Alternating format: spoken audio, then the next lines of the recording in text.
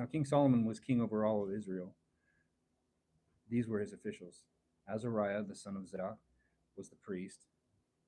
Elihoreph and Ahijah, the sons of Shisha, were scribes. Jehoshaphat, the son of Ahilud, was the secretary. And Benaiah, the son of Jehoiada, was over the army, and Zadok and Abiathar were priests. And Azariah, the son of Nathan, was over the deputies, and Zabud, the son of Nathan, a priest, was the king's confidant. And Ahishar was over the household of Adoniram, the son of Abda, was over, was over the forced labor. Solomon had 12 deputies over all Israel who provided food for the king and his household. Each deputy had to provide food for a month in the year, and these were their names: Ben Hur in the hill country of Ephraim, Ben Dekur in Machaz and Shalbim and Beth Shemesh in Elonbeth Hanan, Ben Hesed and Arubath. Sokah was his and all the land of Hefer. Ben Abinadab in all the hills of Dor. Taphath, the daughter of Solomon, was his wife. Bana, the son of Ahilud, in Tanakh, and Megiddo, and all Beth Sheen, which is beside Zarethan, below Jezreel. From Beth Sheen to Abel-Meholah, as farther as the other side of Jochimim. Ben Jaber in Romath, Gilead, the villages of Jar and son of Manasseh, which are Gilead, were his. The region of Argob, which is in Bashan, 60 great cities with walls and bronze bars were his. Ahinadab, the son of Edo, in Mahanaim, and Ahimaaz in Naphtali. He also married Basemath, the daughter of Solomon. Bana, the son of Hushai, and Asher, and Beloth. Jehoshaphat, the son of Paruah, and Issachar. Shimei, and the son of Elah, and in Benjamin. Geber, the son of Uri, in the land of Gilead, the country of Shihon, king of the Amorites, and of Og, king of Bashan, and he was the only deputy who was in the land. Judah and Israel were as numerous as the sand that is on the seashore. In abundance they were eating, drinking, and rejoicing. Now Solomon was ruling over all the kingdoms from the Euphrates River to the land of the Philistines and to the border of Egypt. They brought tribute and served Solomon all the days of his life. Solomon's provision for one day was 30 cores of fine flour and 60 cores of meal, 10 fat oxen, 20 pasture-fed oxen, and 100 sheep, besides deer, gazelles, roebucks, and the fattened geese. For he was ruling over everything west of the Euphrates River, from Tifsah even to Gaza, over all the kings west of the river, and he had peace on all sides surrounding him. So Judah and Israel lived securely, everyone under his vine and his fig tree, from Dan even to Beersheba, all the days of Solomon. Solomon had 40,000 stalls of horses for his chariots and 12,000 horsemen. And those deputies provided food for King Solomon and all who came to King Solomon's table, each in his month. They allowed nothing to be lacking. They also brought barley and straw for the war horses and baggage horses to the place where it was required, each deputy according to his duty. Now God gave Solomon wisdom and very great discernment and breadth of mind, like the sand that is on the seashore. Solomon's wisdom surpassed the wisdom of all people of the east and all the wisdom of Egypt. For he was wiser than all other people, more than Ethan, the Ezrahite, Heman, Calcol, and Darda, the sons of Mahol, and his fame was known in all the surrounding nations. He also told 3,000 proverbs, and his songs numbered 1,005. He told of trees from the cedar that is in Lebanon, even to the hyssop that grows on the wall. He told also of animals, birds, crawling things, and fish. People came from all the nations to hear his wisdom. To hear the wisdom of Solomon, for all the kings of the earth who had heard of his wisdom. Chapter 5. Now Hiram, king of Tyre, sent his servants to Solomon when he had heard that they had anointed him king in place of his father. For Hiram had always been afraid of David. Then Solomon sent word to Hiram, saying, You know that David my father was unable to build a house for the name of the Lord his God because of the wars which surrounded him, until the Lord put them under the soles of his feet. But now the Lord my God has secured my rest on either every side. There is neither adversary nor misfortune. So behold, I intend to build a house for the name of the Lord my God, just as the Lord spoke to David my father, saying, Your son, whom I will put on your throne in your place, he will build the house for my name. Now then, issue orders that they cut cedars from Lebanon for me, and my servants will be with your servants, and I will give you wages for your servants in accordance with all that you say. For you yourself know that there is no one among us who knows how to cut timber like the Sidonians. When Hiram heard the words of Solomon, he greatly rejoiced, and he said, Blessed be the Lord today, who has given to David a wise son over this great people. So Hiram sent word to Solomon, saying, I have heard the message which you sent me. I will do everything you wish concerning the cedar and juniper timber. My servants will bring the timbers down from Lebanon to the sea, and I will have them made into rafts to go by sea to place where you direct me, and I will have them broken up there, and you will carry them away. Then you shall do what I wish by giving food to my household. So Hiram gave Solomon all that he wished of the cedar and juniper timber. Solomon then gave Hiram 20,000 cores of wheat as food for his household and 20 cores of pure oil. This is what Solomon would give Hiram year by year. And the Lord gave wisdom to Solomon just as he promised him, and there was peace between Hiram and Solomon, and the two of them made a covenant. Now King Solomon conscripted forced laborers from all Israel, and forced laborers numbered 30,000 men. Then he sent them to Lebanon, 10,000 a month in shifts. They were in Lebanon for a month and 2 months at home. And Adoniram was in charge of the forced labor. Now Solomon had 70,000 porters and 80,000 stonemasons in the mountains, besides Solomon's 3,300 chief deputies who were in charge of the project, and all ruled over the people who were doing their work. Then the king issued orders, and they quarried large stones, valuable stones, to lay the foundation of the house with cut stones. So Solomon's builders and Hiram's builders and the Gebalites cut the stones, and they prepared the timbers and the stone to build the house. Now it came about in the 480th year after the sons of Israel came out of the land of Egypt, in the 4th year of Solomon's reign over Israel, in the 8th month of Ziv, that is, the 2nd month, that he began to build the house of the Lord. And the house which King Solomon built for the Lord was 60 cubits in its length and 20 cubits in its width, and its height was 30 cubits. The porch in front of the main room of the house was 70 cubits in length, corresponding to the width of the house, and its width along the front of the house was 10 cubits. Also for the house he made windows with artistic frames. Against the wall of the house he built stories encompassing the walls of the house around both the main room and the inner sanctuary. So he made side chambers all around. The lowest story was 5 cubits wide, the middle was 6 cubits wide, and the third was 7 cubits wide. For on the outside he made offsets in the wall of the house all around, so that the beams would not be inserted into the wall of the house. The house, while it was being built, was built of stone furnished at the quarry, and neither hammer nor axe nor iron tool was heard in the house while it was being built. The doorway for the lowest side chamber was on the right side of the house, and they would go up by a winding staircase to the middle story, and from the middle to the third. So he built the house and finished it, and he covered the house with beams and planks of cedar.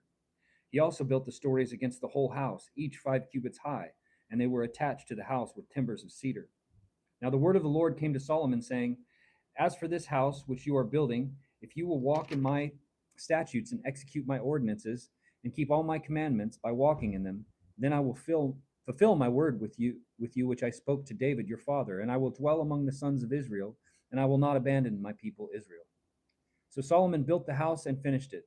He built the walls of the house on the inside with boards of cedar. From the floor of the house to the ceiling, he paneled the walls on the inside with wood, and he paneled the floor of the house with boards of juniper. He also built 20 cubits on the rear part of the house with boards of cedar from the floor to the ceiling. He built them for it on the inside as an inner sanctuary, as the most holy place. The house, that is, the main room in front of the inner sanctuary, was 40 cubits long. There was cedar inside the house, carved in the shape of gourds and open flowers. Everything was cedar. there was no stone visible. Then he prepared an inner sanctuary inside the house in order to place there the ark of the covenant of the Lord. The inner sanctuary was 20 cubits in length, 20 cubits in width, and 20 cubits in height, and he overlaid it with pure gold. He also paneled the altar with cedar. So Solomon overlaid the inside of the house with pure gold and extended chains of gold across the front of the inner sanctuary, and he overlaid it with gold. He overlaid the entire house with gold until all the house was finished. Also, the entire altar, which was by the inner sanctuary, was overlaid with gold. And in the inner sanctuary, he made 2 cherubim of olive wood, each 10 cubits high. The one wing of the first cherub was 5 cubits, and the other wing of the first cherub was 5 cubits. From the end of one wing to the end of the other wing were 10 cubits. The second cherub was 10 cubits. Both of the cherubim were of the same measurement and the same form. The height of the one cherub was 10 cubits, and so was that of the other cherub. He placed the cherubim in the midst of the inner house, and the wings of the cherubim spread out so that the wing of the one was touching the one wall, and the wing of the other cherub was touching the other wall. And their wings were touching end to end in the center of the house. He also overlaid the cherubim with gold. Then he carved all of the surrounding walls of the house with engravings of cherubim, palm trees, and open flowers for the inner and outer sanctuaries. And he overlaid the floor of the house with gold for the inner and outer sanctuaries. And for the entrance of the inner sanctuary, he made doors of olive wood and lintel and 5-sided doorposts. So he made 2 doors of olive wood and carved on them carvings of cherubim, palm trees, and open flowers, and overlaid them with gold. And he overlaid the cherubim and the palm trees with gold. So too he made for the entrance of the main room 4-sided doorposts of olive wood and 2 doors of juniper wood, and 2 leaves of one door turned on pivots, and the 2 leaves of the other door turned on pivots. He carved on it cherubim, palm trees, and open flowers, and overlaid them with gold plated on the carved work. And he built the inner courtyard with 3 rows of cut stone and a row of cedar beams. In the 4th year, the foundation of the house of the Lord was laid in the month of Ziv, and in the 11th year, in the month of Bul, that is, the 8th month, the house was finished in all its parts and in accordance with all its plans. So he was 7 years in building it. Chapter 7. Now Solomon built his own house over the course of 13 years, and he finished all of his house. He built the house of the timber from Lebanon. Its length was 100 cubits, its width 50 cubits, its height 30 cubits, on 4 rows of cedar pillars with cedar beams on the pillars. And it was paneled with cedar above the side chambers, which were on 45 pillars, 15 in each row. There were artistic window frames in all 3 rows, and window was opposite window at 3 intervals. And all the doorways and doorposts had squared artistic frames, and window was opposite window at 3 intervals. Then he made the hall of pillars. Its length was 50 cubits, and its width 30 cubits, and a porch was in front of them, and pillars and a threshold in front of them. And he made the hall of the throne where he was to judge, the hall of judgment, and it was paneled with cedar from floor to floor. And his house was where he was to live. The other courtyard inward from the wall was of this same workmanship. He also made a house like this hall for Pharaoh's daughter, whom Solomon had married. All of these were made of valuable stones, a stone cut according to measure, sawed with saws inside and out, even from the foundation to the coping, and from the outside to the large courtyard. And the foundation was of valuable stones, large stones, stones of 10 cubits and stones of 8 cubits. And above were valuable stones, cut according to measure in cedar. So the large courtyard all around had 3 rows to cut stone, and a row of cedar beams, as well as inner courtyard of the house of the Lord, and the porch of the house. Now King Solomon sent word and had Hiram brought from Tyre. He has a widow's son from the tribe of Naphtali, and his father was a man of Tyre, and an artisan in bronze, and he was filled with wisdom, skill, and knowledge for doing any work in bronze. So he came to King Solomon and performed all his work. He fashioned the 2 pillars of bronze. 18 cubits was the height of each pillar, and a line of 12 cubits measured the circumference of both. He also made 2 capitals of cast bronze to put on the tops of the pillars. The height of the one capital was 5 cubits, and the height of the other capital was 5 cubits. There were lattices of lattice work and wreaths of chain work for the capitals which were on the top of the pillars, 7 for the one capital and 7 for the other capital. So he made the pillars and 2 rows around on the one lattice to cover the capitals which were on the top of the pomegranates. And so he did for the other capital. The capitals which were on the tops of the pillars in the porch were of lily design, 4 cubits. So there were capitals on the 2 pillars, also above and close to the rounded projection which was beside the lattice, and the pomegranates totaled 200 in rows around both capitals. And he set up the pillars at the porch of the main room. He set up the right pillar and named it Jachin, and he set up the left pillar and named it Boaz.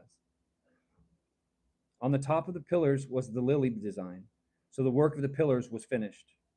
He made the sea of cast metal, 10 cubits from brim to brim, circular in shape, and its height was 5 cubits, and it was 30 cubits in circumference.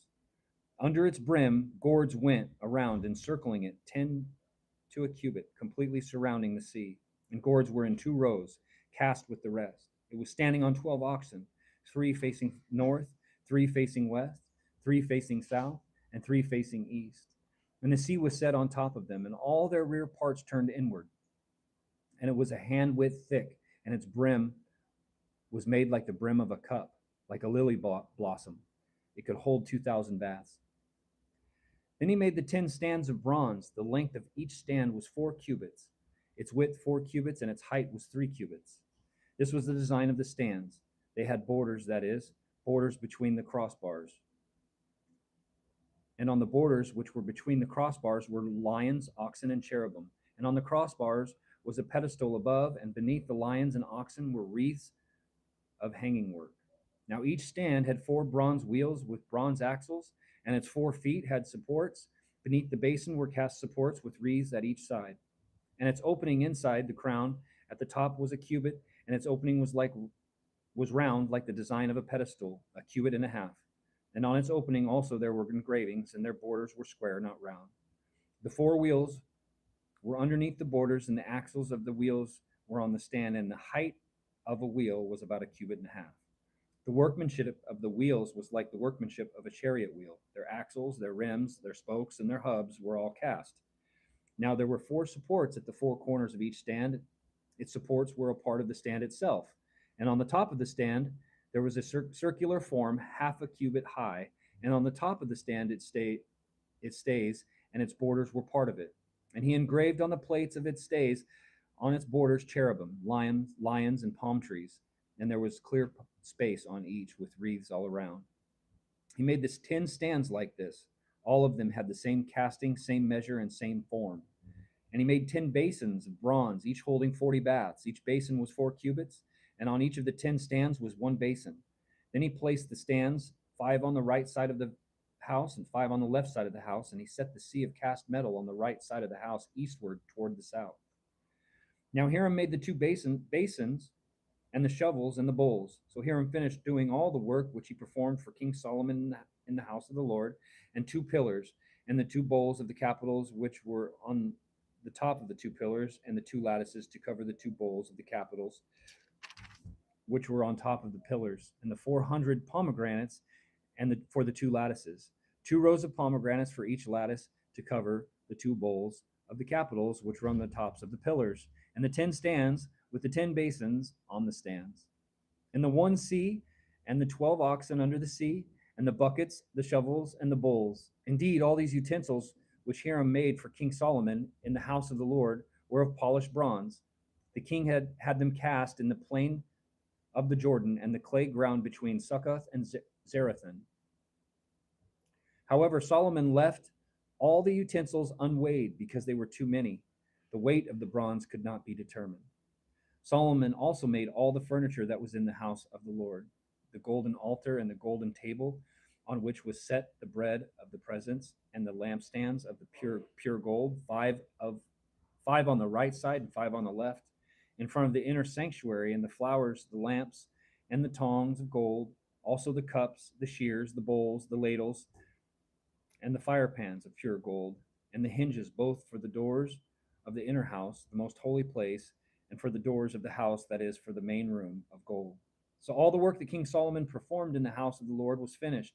And Solomon brought in the offerings vowed by his father David, and the silver and the gold and the utensils, and he put them in the treasuries of the house of the Lord. Chapter 8. Then Solomon assembled the elders of Israel and all the heads of the tribes, the leaders of the fathers' households of the sons of Israel, to King Solomon in Jerusalem, to bring up the ark of the covenant of the Lord from the city of David, that is Zion. So all the men of Israel assembled themselves before King Solomon, and at the feast in the month of Ethanim, that is the 7th month, then all the elders of Israel came, and the priests took up the ark, and they brought up the ark of the Lord, the tent of the meeting, and all the holy utensils which were in the tent. The priests and the Levites brought them up. And King Solomon and all the congregation of Israel who were gathered together to him were with him before the ark, sacrificing so many sheep and oxen that they could not be counted or numbered. Then the priest brought the ark of the covenant of the Lord to its place, into the inner sanctuary of the house, to the most holy place, under the wings of the cherubim. For the cherubim spread their wings over the place of the ark, and the cherubim made a covering over the ark and its carrying poles from above. But the poles were so long that the ends of the poles could be seen from the holy place in front of the inner sanctuary, but they could not be seen outside. They are there to this day. There was nothing in the ark except the 2 tablets of stone which Moses put there at Horeb, where the Lord made a covenant with the sons of Israel when they came out of the land of Egypt. And it happened that when the priests came from the holy place, the cloud filled the house of the Lord, so that the priests could not stand to minister because of the cloud, for the glory of the Lord filled the house of the Lord. Then Solomon said, "The Lord has said that he would dwell in the thick darkness. I've truly built you a lofty house, a place for your dwelling forever." Then the king turned around and blessed all the assembly of Israel. While all the assembly of Israel was standing, he said, "Blessed be the Lord, the God of Israel, who spoke with his mouth to my father David and fulfilled it with his hands, saying, Since the day that I brought my people Israel from Egypt, I did not choose a city out of all the tribes of Israel in which to build a house so that my name would be there, but I chose David to be over my people Israel. Now it was in the heart of my father David to build a house for the name of the Lord, the God of Israel. But the Lord said to my father David, Because it is in your heart to build a house for my name, you did well that it was in your heart. Nevertheless, you shall not build the house, but your son who will be born to you, he will build the house for my name. Now the Lord has fulfilled his word which he spoke, for I have risen in place of my father David, and I sit on the throne of Israel, just as the Lord promised, and I have built the house for the name of the Lord, the God of Israel. And there I have set a place for the ark, in which is the covenant of the Lord, which he made with our fathers when he brought them out of the land of Egypt. Then Solomon stood before the altar of the Lord in the presence of all the assembly of Israel, and he spread out his hands toward heaven, and he said, Lord God of Israel, there is no God like you in heaven above, on, or beneath, keeping the covenant and showing faithfulness to your servants who walk before you with all their heart. You have kept with your servant my father David that which you promised him. You have spoken with your mouth and have fulfilled it with your hand, as it is this day. Now then, Lord, God of Israel, keep with your servant David, my father, that which you have promised him, saying, You shall not be deprived of a man to sit on the throne of Israel. If only your sons are careful about their way, to walk before me as you have walked. Now then, God of Israel, let your words please be confirmed, which you have spoken to your servant, my father David. But will God indeed dwell on the earth?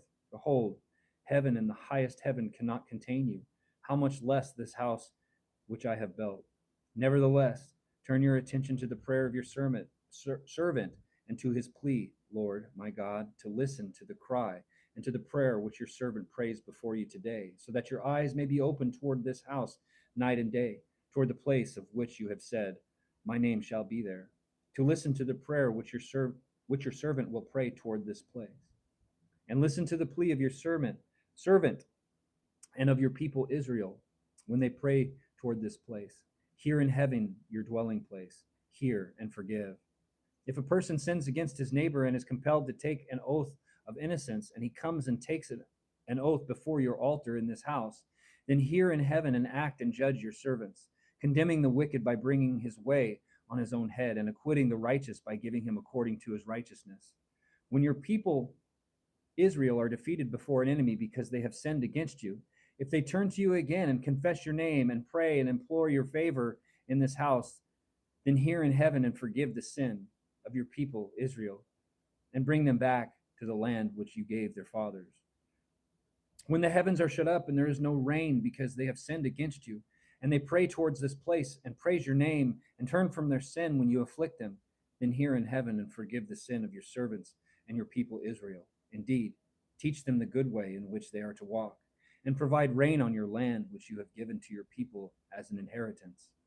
If there is a famine in the land, if there is a plague, if there is a blight or mildew, locust or grasshopper, if their enemy harasses them in the land of their cities, whatever plague, whatever sickness there is, whatever prayer or plea is offered by any person or by all your people Israel, each knowing the affliction of his own heart and spreading his hands towards this house, then hear in heaven, your dwelling place, and forgive and act and give to each in accordance with all his ways, whose heart you know, for you alone know the hearts of all mankind, so that they will fear you all the days that they live on the land which you have given to our fathers. Also, regarding the foreigner who is not of your people Israel, when he comes from a far country on account of your name, for they will hear your great name and your mighty hand and your outstretched arm. When he comes and prays towards this house, hear in heaven your dwelling place, and act in accordance with all for which the foreigner calls to you, in order that all the peoples of the earth may know your name, to fear you, as do your people Israel, and that they may know that this house which I have built is called by your name. When your people go out to battle against your enemy, by whatever way you send them, and they pray to the Lord toward the city which you have chosen and the house which I have built for your name, then hear in heaven their prayer and their pleading and maintain their cause. When they sin against you, for there is no person who does not sin, and you are angry with them and turn them over to an enemy, so that they take them away captive to the land of the enemy, distant or near. If they take it to heart in the land where they have been taken captive, and repent and implore your favor in the land of those who have taken them captive, saying, we have sinned and done wrong, we have acted wickedly, if they return to you with all their heart and with all their soul in the land of their enemies who have taken them captive, and pray to you toward their land which you have given to their fathers, the city which you have chosen, and the house which I have built for your name, then hear their prayer and their pleading in heaven, your dwelling place, and maintain their cause, and forgive your people who have sinned against you, and all their wrongdoings which they have committed against you, and make them objects of compassion for those who have taken them captive, so that they will have compassion on them, for they are your people and your inheritance, which you have brought out of Egypt from the midst of the iron furnace, so that your eyes may be open to the pleading of your servant and to the pleading of your people Israel, to listen to them whenever they call to you. For you have singled them out of all the peoples of the earth as your inheritance, just as you spoke through Moses your servant, when you brought our fathers out of Egypt, Lord God. When Solomon had finished praying this entire prayer and plea to the Lord, he stood up from the altar of the Lord, from kneeling on his knees with his hands spread toward heaven. And he stood and blessed all the assembly of Israel with a loud voice, saying, Blessed be the Lord, who has given rest to his people Israel in accordance with everything that he promised. Not one word has failed of all his good promise, which he promised through Moses his servant. May the Lord our God be with us as he was with our fathers. May he not leave us nor forsake us, so that he may guide our hearts toward himself, to walk in all his ways, and to keep his commandments, his statutes, and his ordinances, which he commanded our fathers. And may these words of mine, with which I have implored the favor of the Lord, be near to the Lord our God day and night, so that he will maintain the cause of his servant and the cause of his people Israel, as each day requires, so that all the peoples of the earth may know that the Lord is God, that there is no one else. Your hearts, therefore, shall be wholly devoted to the Lord our God, to walk in his statutes and to keep his commandments, as at this day. Then the king and all Israel with him offered sacrifice before the Lord. And Solomon offered for the sacrifice of peace offerings, which he offered to the Lord, 22,000 oxen and 120,000 sheep. So the king and all the sons of Israel dedicated the house of the Lord. On the same day, the king consecrated the middle of the courtyard that was in front of the house of the Lord, because there he offered the burnt offering, the grain offering, and the fat of the peace offering. For the bronze altar that was before the Lord was too small to hold the burnt offering, the grain offering, and the fat of the peace offering. So Solomon held the feast at that time, and all Israel with him, a great assembly from the entrance of Hamath to the brook of Egypt, before the Lord our God for 7 days and 7 more days, that is, 14 days. On the 8th day, he dismissed the people, and they blessed the king. Then they went to their tents joyful and with happy hearts for all the goodness that the Lord had shown to David his servant and to Israel his people. Chapter 9. Now it came about when Solomon had finished building the house of the Lord and the king's house, and all that Solomon desired to do, that the Lord appeared to Solomon a second time, as he appeared to him at Gibeon. And the Lord said to him, I have heard your prayer and your plea which you have offered before me. I have consecrated this house which you have built, by putting my name there forever, and my eyes and my heart will be there always. As for you, if you walk before me as your father David walked, in integrity of heart and honesty, acting in accordance with everything I have commanded you, and if you keep my statutes and my ordinances, then I will establish the throne of your kingdom over Israel forever, just as I promised your father David, saying, you shall not be deprived of a man on the throne of Israel. But if you or your sons indeed turn away from following me, and do not keep my commandments and my statutes, which I have placed before you, but you go and serve other gods and worship them, then I will cut Israel off from the land which I have given them, and the house which I have consecrated for my name. I will expel from my sight,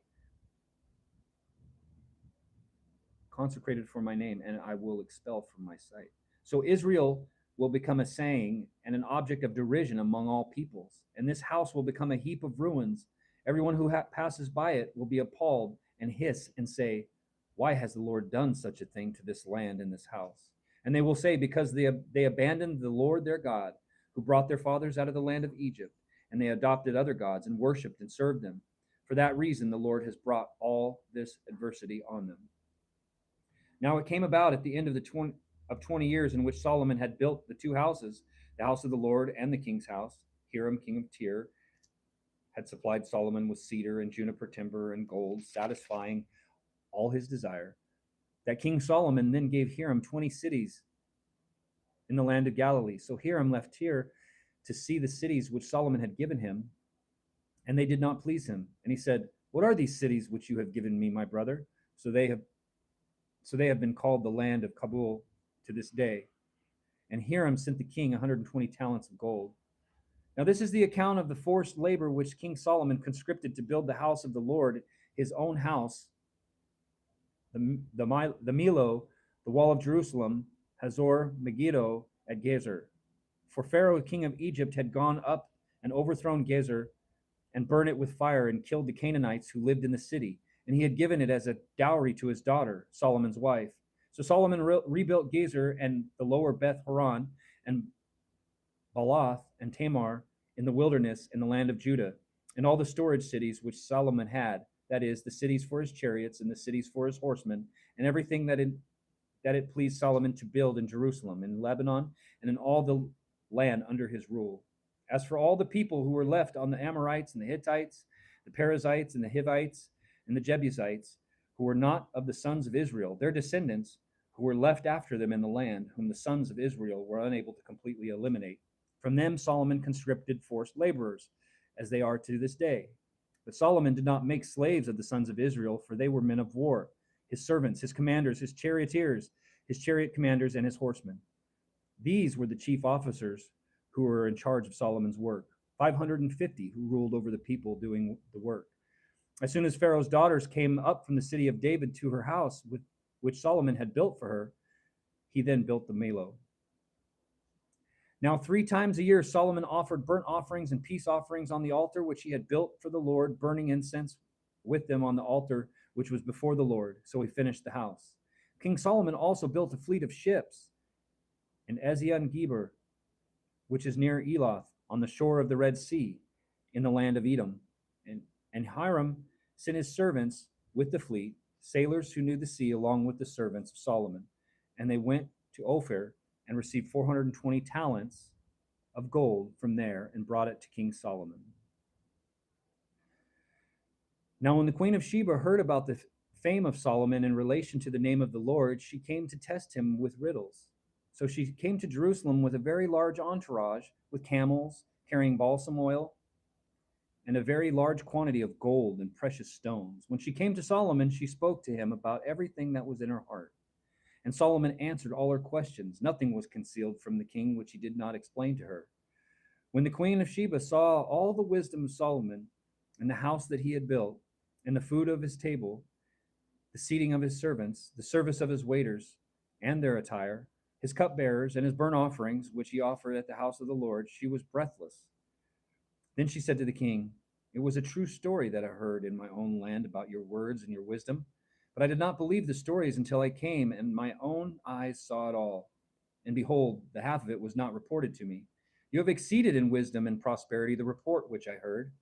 Blessed are your men, and blessed are these servants of yours who stand before you continually and hear your wisdom.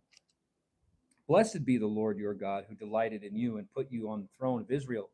Because the Lord loves Israel forever, he made you king, to do justice and righteousness." Then she gave the king 120 talents of gold and a very large amount of balsam oil and precious stones. Never again did such a large quantity of balsam oil come in as that which the queen of Sheba gave King Solomon. And the ships of Hiram as well, which brought gold from Ophir, brought in from Ophir a very great number of almond trees and precious stones. The king made from the almond trees supports for the house of the Lord and for the king's house, and lyres and harps for the singers. Such almond trees had not come in again, nor have been seen to this day. And King Solomon granted the queen of Sheba everything she desired, whatever she requested, besides what he gave her in proportion to his royal bounty. Then she departed and went to her own land together with her servants. Now the weight of gold that came to Solomon in 1 year was 666 talents of gold, beside that from the traders and the wars of the merchants and all the kings of the Arabs and the governors of the country. King Solomon made 200 large shields of beaten gold, using 600 shekels of gold on each large shield. And he made 300 small shields of beaten gold, using 3 minas of gold on each shield. And the king put them in the house of the timber of Lebanon. Moreover, the king made a large throne of ivory and overlaid it with fine gold.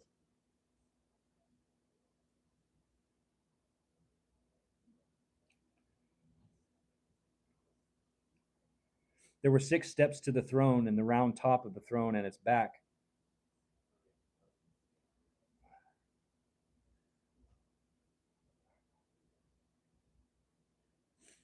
And armrests on each side of the seat, and 2 lions standing beside the armrests. 12 lions were standing there on the 6 steps, and on one side and on the other. Nothing like it was made for any other kingdom. Now all King Solomon's drinking utensils were of gold, and all the utensils of the house of the timber of Lebanon were of pure gold. None was of silver. It was not considered as amounting to anything in the days of Solomon. For the king had the ships of Tarshish at sea, and Hiram's ships. Once every 3 years, the ships of Tarshish would come carrying gold and silver, ivory, monkeys, and peacocks. So King Solomon became greater than all the kings of the earth in wealth and wisdom, and all the earth was seeking the attention of Solomon to hear his wisdom, which God had put in his heart. And they were bringing everyone a gift, articles of silver and gold, garments, weapons, balsam oil, horses, and mules, so much year by year. Now Solomon gathered chariots and horsemen, and he had 1,400 chariots and 12,000 horsemen, and he stationed them in the chariot cities and with the king in Jerusalem. And the king made silver as common as stones in Jerusalem, and he made cedars as plentiful as sycamore trees that are in the lowland. And Solomon's import of horses from Egypt and Kue, and the king's merchants acquired them from Kue for a price. A chariot was imported from Egypt for 600 shekels of silver, and a horse for 150. And by the same means they exported them to all the kings and Hittites and to the kings of the Arameans. Chapter 11.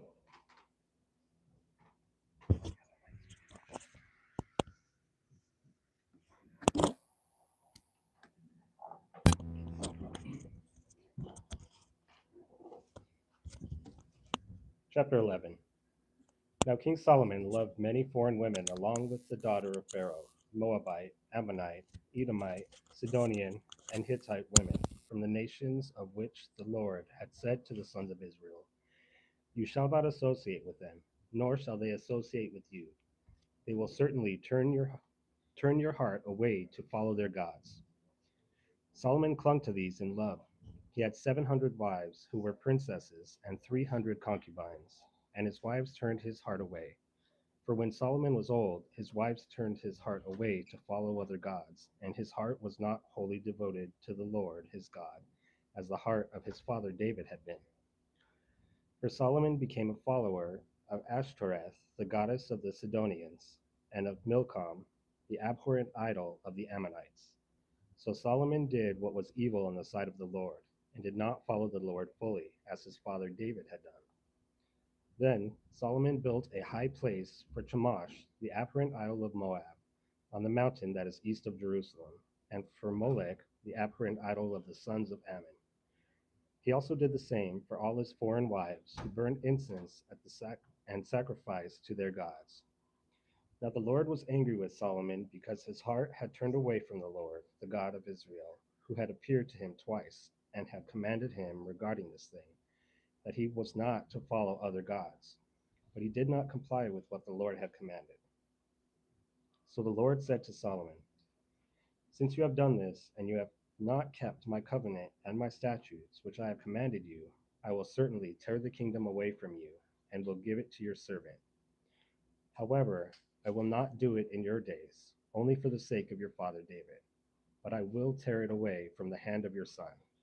Yet I will not tear away all the kingdom, but I will give one tribe to your son for the sake of my servant David, and for the sake of Jerusalem, which I have chosen." Then the Lord raised up an adversary against Solomon, Hadad the Edomite. He was of the royal line in Edom. For it came about, when David was in Edom, and Joab, the commander of the army, had gone up to bury those killed in the battle, and had struck and killed every male in Edom. For Joab and all Israel stayed there for 6 months, until he had eliminated every male in Edom. That Hadad fled to Egypt, he and certain Edomites of his father's servants with him, while Hadad was a young boy.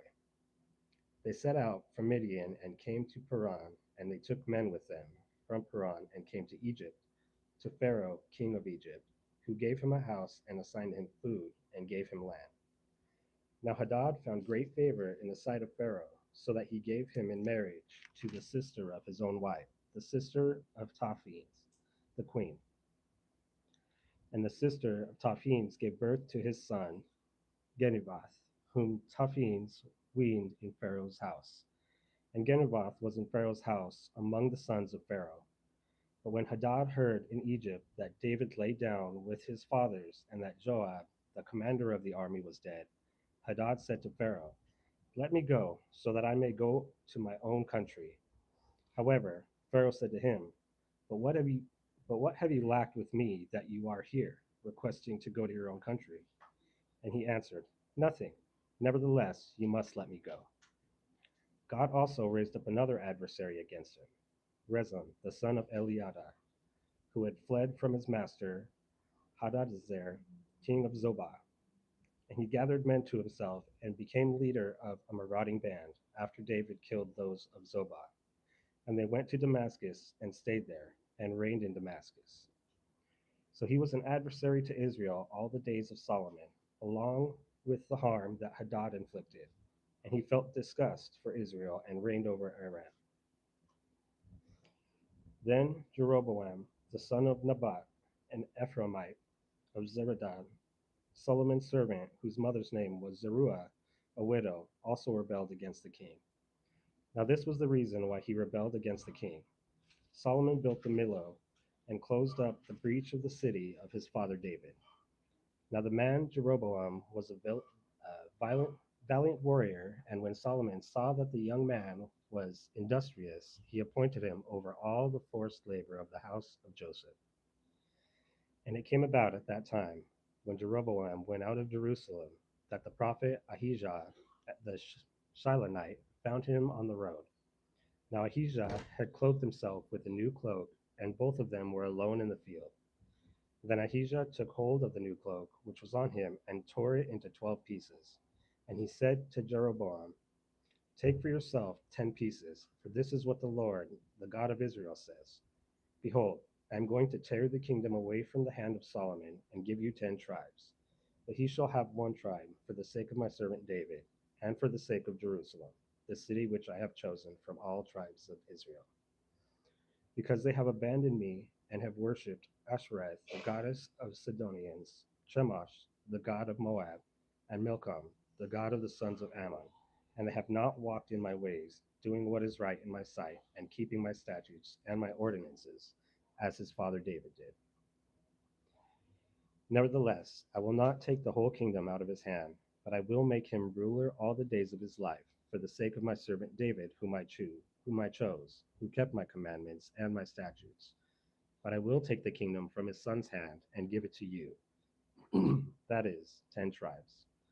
But to his son I will give one tribe, so that my servant David may always have a lamp before me in Jerusalem, the city where I have chosen for myself to put my name. However, I will take you, and you shall reign over all that you desire, and you shall be king over Israel. Then it shall be that if you listen to all that I command you, and walk in my ways, and do what is right in my sight by keeping my statutes and my commandments, as my servant David did, then I will be with you, and build you an enduring house, as I built for David, and I will give Israel to you. So I oppressed the descendants of David for this, but not always.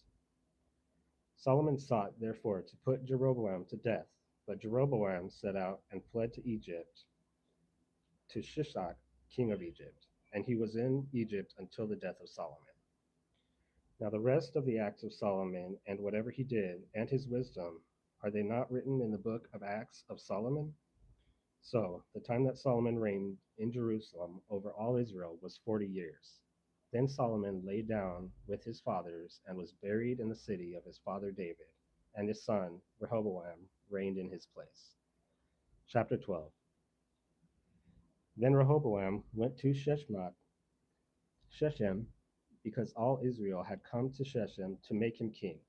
Now when Jeroboam, the son of Nebat, heard about this, he was living in Egypt, for he was still in Egypt, where he had fled from the presence of King Solomon. Then they sent word and summoned him, and Jeroboam and all the assembly of Israel came and spoke to Rehoboam, saying, Your father made our yoke hard, but now lighten the hard labor imposed by your father and his heavy yoke which he put on us, and we will serve you. Then he said to them, Depart for 3 days, then return to me. So the people departed. And King Rehoboam consulted with the elders who had served his father Solomon while he was still alive, saying, How do you advise me to answer this people? Then they spoke to him, saying, If you will be a servant to this people today, and will serve them, and grant them their request, and speak pleasant words to them, then they will be your servants always. But he ignored the advice of the elders which they had given him, and consulted with the young men who had grown up with him and served him. He said to them, What advice do you give, so that we may answer this people who have spoken to me, saying, Lighten the yoke which your father put on us? And the young men who had grown up with him spoke to him, saying, This is what you should say to this people who spoke to you, saying, Your father made our yoke heavy. Now you make it lighter for us. You shall speak this way to them. My little finger is thicker than my father's waist. Now then, my father loaded you with a heavy yoke, yet I will add to your yoke. My father disciplined you with whips, but I will discipline you with scorpions. Then Jeroboam and all the people came to Rehoboam on the 3rd day, just as the king had directed, saying, Return to me on the 3rd day. And the king answered the people harshly, for he ignored the advice of the elders which they had given him, and he spoke to them according to the advice of the young men, saying, My father made your yoke heavy, but I will add to your yoke. My father disciplined you with whips, but I will discipline you with scorpions. So the king did not listen to the people, because it was a turn of events from the Lord, in order to establish his word which the Lord spoke through Ahijah the Shilonite to Jeroboam the son of Nebat. When all Israel saw that the king had not listened to them, the people replied to the king, saying, What share do we have in David? We have no inheritance in the son of Jesse. To your tents, Israel. Now, look after your own house, David." So Israel went away to their tents. But as for the sons of Israel who lived in the cities of Judah, Rehoboam reigned over them. The king Rehoboam sent Adoram, who was in charge of the forced labor, and all Israel stoned him to death.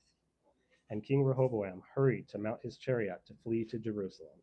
So Israel has broken with the house of David to this day. And it came about, when all Israel heard that Jeroboam had returned, that they sent word and called him to the assembly, and made him king over all Israel. None except the tribe of Judah alone followed the house of David. Now when Rehoboam had come to Jerusalem, he assembled all the house of Judah and the tribe of Benjamin, 180,000 chosen warriors, to fight against the house of Israel, to restore the kingdom to Rehoboam the son of Solomon. But the word of God came to Shemaiah the man of God, saying, "Tell Rehoboam the son of Solomon, king of Judah, and all the house of Judah and Benjamin, and the rest of the people, saying, This is what the Lord says: You shall not go up nor fight against your relatives, the sons of Israel. Return, every man to his house, for this thing has come from me." So they listened to the word of the Lord and returned to go their way in accordance with the word of the Lord. Then Jeroboam built Shechem in the hill country of Ephraim and lived there. And he went out from there and built Penuel. And Jeroboam said in his heart, "Now the kingdom will return to the house of David. If this people go up to offer sacrifices in the house of the Lord in Jerusalem, then the heart of this people will return to their Lord, to Rehoboam, king of Judah, and they will kill me and return to Rehoboam, king of Judah." So the king consulted, and he made 2 golden calves, and he said to the people, "It is too much for you to go up to Jerusalem. Behold, your gods, Israel, that brought you up from the land of Egypt." And he set up one in Bethel, and the other he put in Dan. Now this thing became a sin, for the people went to worship before the one as far as Dan. And he made houses on high places, and appointed priests from all the people who were not of the sons of Levi. Jeroboam also instituted a feast in the 8th month on the 15th day of the month, like the feast that is in Judah, and he went up to the altar. So he did in Bethel, sacrificing to the calves which he had made. And he stationed in Bethel the priests of the high places where he had made. Then he went up to the altar which he had made in Bethel on the 15th day in the 8th month, the month that he had devised in his own heart. And he instituted a feast for the sons of Israel, and went up to the altar to burn incense. Chapter 13. Now behold, a man of God came from Judah to Bethel by the word of the Lord, while Jeroboam was standing at the altar to burn incense. And he cried out against the altar by the word of the Lord, and said, "Altar, altar, this is what the Lord says. Behold, a son shall be born to the house of David, Josiah by name, and on you he shall sacrifice the priests of the high places who burn incense on you, and human bones shall burn on you." Then he gave a sign on the same day, saying, "This is the sign which the Lord has spoken. Behold, the altar shall be torn to pieces, and the ashes which are on it shall be poured out." Now when the king heard the statement of the man of God, which he cried out against the altar in Bethel, Jeroboam stretched out his hand from the altar, saying, "Seize him." But his hand, which he had stretched out toward him, dried up, and he could not draw it back to himself. The altar also was torn to pieces, and the ashes were poured out from the altar, in accordance with the sign which the man of God had given by the word of the Lord. And the king responded and said to the man, "Please appease the Lord your God and pray for me, so that my hand may be restored to me." So the man of God appeased the Lord, and the king's hand was restored to him, and it became as it was before. Then the king said to the man of God, "Come home with me and refresh yourself, and I will give you a gift." But the man of God said to the king, "If you were to give me half your house, I would not go with you, nor would I eat bread or drink water in this place. For so it was commanded me by the word of the Lord, saying, You shall not eat bread nor drink water, nor return by the way that you came." So he went another way and did not return by the way that he had come to Bethel. Now an old prophet was living in Bethel, and his sons came and told him all the deeds which the man of God had done that day in Bethel. The words which he had spoken to the king, these also they reported to their father. And their father said to them, "Which way did he go?" Now his sons had seen the way that the man of God who came from Judah had gone. Then he said to his sons, saddle the donkey for me. So they saddled the donkey for him, and he rode away on it. So he went after the man of God and found him sitting under an oak, and he said to him, Are you the man of God who came from Judah? And he said, I am. Then he said to him, Come home with me and eat bread. But he said, I cannot return with you, nor come with you, nor will I eat bread or drink water with you in this place. For a command came to me by the word of the Lord: You shall not eat bread, nor drink water there. Do not return by going the way that you came. Then he said to him, I too am a prophet like you, and an angel spoke to me by the word of the Lord, saying, Bring him back with you to your house, so that he may eat bread and drink water. But he lied to him. So he went back with him and ate bread in his house and drank water.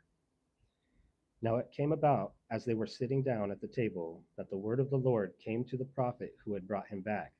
And he cried out to the man of God who came from Judah, saying, This is what the Lord says: Because you have disobeyed the command of the Lord, and have not kept the commandment which the Lord your God commanded you, but have returned and eaten bread and drunk water in the place of which he said to you, You are not to eat bread nor drink water, your dead body will not come to the grave of your fathers. It came about, after he had eaten bread and after he had drunk, that he saddled the donkey for him, for the prophet whom he had brought back. Now when he had gone, a lion met him on the way and killed him, and his body was thrown on the road, with the donkey standing beside it. The lion also was standing beside the body.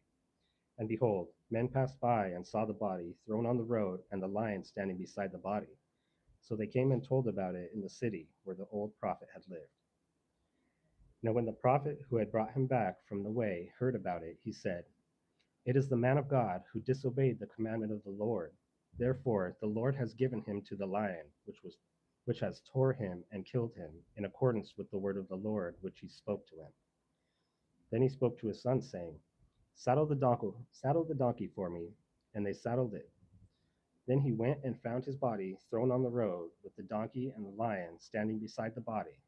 The lion had not eaten the body, nor harmed the donkey.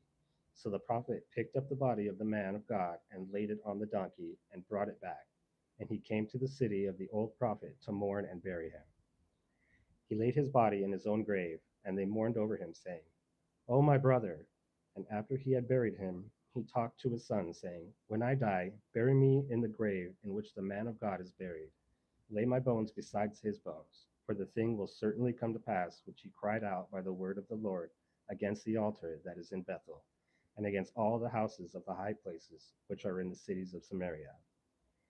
After this event, Jeroboam did not abandon his evil way, but he again appointed priests of the high places from all the people. Anyone who wanted, he ordained. And he became one of the priests of the high places. This event also became a sin of the house of Jeroboam, even to wipe it out and eliminate it from the face of the earth. Chapter 14. At that time, Abijah, the son of Jeroboam, became sick, and Jeroboam said to his wife, Now arise and disguise yourself, so that they will not know that you are the wife of Jeroboam, and go to Shiloh. Behold, Abijah the prophet is there, who said regarding me that I would be king over this people. Take 10 loaves with you, some pastries, and a jar of honey, and go to him. He will tell you what will happen to the boy. And Jeroboam's wife did so, and set out and went to Shiloh, and came to the house of Ahijah. Now Ahijah could not see because his eyes were glossy from his old age. Now the Lord had said to Ahijah, Behold, the wife of Jeroboam is coming to inquire of you about her son, because he is sick. You shall say such and such to her, for it will be when she arrives that she is going to make herself unrecognizable. So when Ahijah heard the sound of her feet coming in the doorway, he said, Come in, wife of Jeroboam. Why do you make yourself unrecognizable? Nevertheless, I am sent to you with a harsh message. Go say to Jeroboam, This is what the Lord, the God of Israel, says. Because I exalted you from among the people and made you leader over my people Israel, and tore the kingdom away from the house of David and gave it to you, yet you had not been like my servant David, who kept my commandments and followed me with all his heart, to do only that which was right in my sight. You also have done more evil than all who were before you, And you have gone and made for yourself other gods and cast metal images to provoke me to anger, and have thrown me behind your back. Therefore, behold, I am bringing disaster on the house of Jeroboam, and I will eliminate from Jeroboam every male person, both bond and free, in Israel.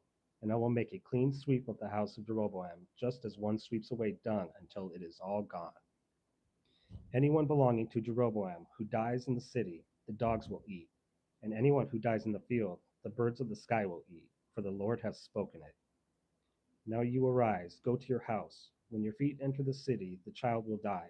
Then all Israel will mourn for him and bury him, for he alone of Jeroboam's family will come to the grave. Because in him something good was found towards the Lord God of Israel in the house of Jeroboam. Moreover, the Lord will raise up for himself a king over Israel who will eliminate the house of Jeroboam this day and from now on. For the Lord will strike Israel just as a reed sways in the water, and he will uproot Israel from this good land which he gave to their fathers, and will scatter them beyond the Euphrates River, because they have made their Asherim, provoking the Lord to anger. He will give up Israel because of the sins of Jeroboam, which he committed, and with which he misled Israel into sin. Then Jeroboam's wife arose and departed, and came to Tirzah. As she was entering the threshold of the house, the child died. Then all Israel buried him and mourned for him, in accordance with the word of the Lord, which he had spoken through his servant Ahijah the prophet. Now as for the rest of the acts of Jeroboam, how he made war and how he reigned, behold, they are written in the book of the Chronicles of the kings of Israel. And the time that Jeroboam reigned was 22 years, and he lay down with his fathers, and his son Nadab reigned in his place. Now Rehoboam, the son of Solomon, reigned in Judah.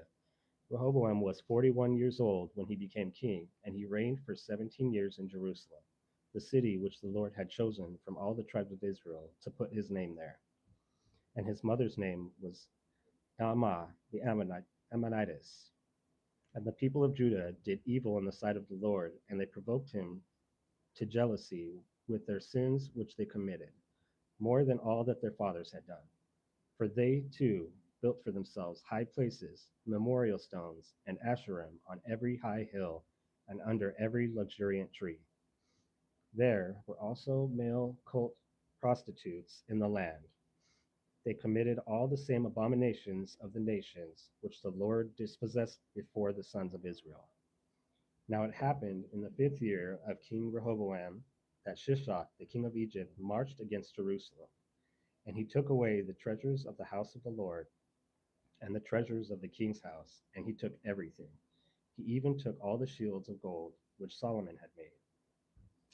So King Rehoboam made shields of bronze in their place, and entrusted them to the care of the commanders of the guard who guarded the doorway of the king's house. And it happened as often as the king entered the house of the Lord that the guards would carry them and would bring them back into the guard's room. Now as for the rest of the acts of Rehoboam, and all that he did, are they not written in the book of Chronicles of Kings of Judah? And there was war between Rehoboam and Jeroboam continually. And Rehoboam lay down with his fathers, and was buried with his fathers in the city of David. And his mother's name was Naamah the Ammonitess, and his son Abijam became king in his place. Chapter 15.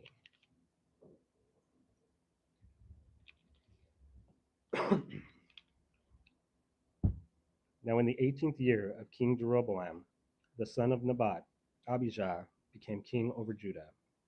He reigned for 3 years in Jerusalem, and his mother's name was Maacah, the daughter of Abishalom. He walked in all the sins of his father, which he had committed before him, and his heart was not wholly devoted to the Lord his God, like the heart of his father David. But for David's sake, the Lord his God gave him a lamp in Jerusalem to raise up his son after him and to establish Jerusalem, because David did what was right in the sight of the Lord, and did not deviate from anything that he commanded him all the days of his life, except in the case of Uriah the Hittite. And there was war between Rehoboam and Jeroboam all the days of his life. Now as for the rest of the acts of Abijah and all that he did, are they not written in the book of Chronicles of the kings of Judah? And there was war between Abijam and Jeroboam. And Abijam lay down with his fathers, and they buried him in the city of David, and his son Asa became king in his place. So in the 20th year of Jeroboam, the king of Israel, Asa began to reign as king of Judah. He reigned for 41 years in Jerusalem, and his mother's name was Maacah, the daughter of Abishalom. Now Asa did what was right in the sight of the Lord, like his father David. He also removed the male cult prostitutes from the land, and removed all the idols which his fathers had made. And even his mother, Maacah, he also removed her from the position of queen mother, because she had made an abominable image as an Asherah. And Asa cut down her abominable image and burned it at the brook Kidron.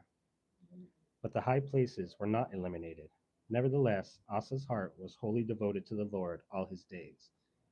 And he brought into the house of the Lord the holy gifts of his father and his own holy gifts, silver, gold, and valuable utensils. Now there was war between Asa and Baasha, king of Israel, all their days. Baasha, king of Israel, marched against Judah and fortified Ramah in order to prevent anyone from going out or coming in to Asa, king of Judah. Then Asa took all the silver and the gold that was left in the treasuries of the house of the Lord and the treasuries of the king's house, and handed it over to his servants. And King Asa sent them to Benhadad, the son of Tabermon, the son of Hezion, king of Aram, who lived in Damascus, saying, "Let's make a treaty between you and me, as there was between my father and your father. Behold, I have sent you a gift of silver and gold.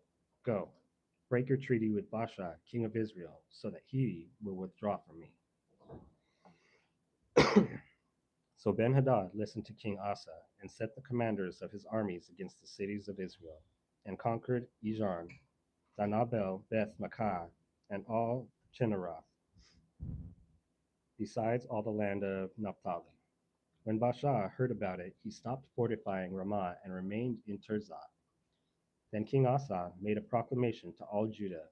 No one was exempt, and they carried away the stones of Ramah and its timber with which Baasha had built fortifications. And King Asa built with them Geba, Benjamin, and Mizpah. Now as for the rest of all the acts of Asa, and all his might, and all that he did, and the cities which he built, are they not written in the book of Chronicles of Kings of Judah? But in the time of his old age he was diseased in his feet. And Asa lay down with his fathers, and was buried with his fathers in the city of his father David, and his son Jehoshaphat reigned in his place. Now Nadab, the son of Jeroboam, became king over Israel in the 2nd year of Asa, king of Judah, and he reigned over Israel for 2 years. He did evil in the sight of the Lord, and walked in the way of his father, and his sin into which he misled Israel. Then Baasha, the son of Ahijah, of the house of Issachar, conspired against him, and Baasha struck and killed him at Gibbethon, which belonged to the Philistines, while Nadab and all Israel were laying siege to Gibbethon. So Baasha killed him in the 3rd year of Asa, king of Judah, and reigned in his place. And as soon as he was king, he struck and killed all the household of Jeroboam. He did not leave Jeroboam any persons alive, but kept killing until he had eliminated them, in accordance with the word of the Lord, which he spoke by his servant Ahijah the Shilonite, and because of the sins of Jeroboam, which he committed, and into which he misled Israel, because of his provocation with which he provoked the Lord God of Israel to anger. Now as for the rest of the acts of Nadab and all that he did, are they not written in the book of Chronicles of the kings of Israel? And there was war between Asa and Baasha, king of Israel, all their days. In the 3rd year of Asa, king of Judah, Baasha, the son of Ahijah, became king over all Israel at Tirzah, and he reigned for 24 years. And he did evil in the sight of the Lord, and walked in the way of Jeroboam, and in his sin into which he misled Israel. Chapter 16.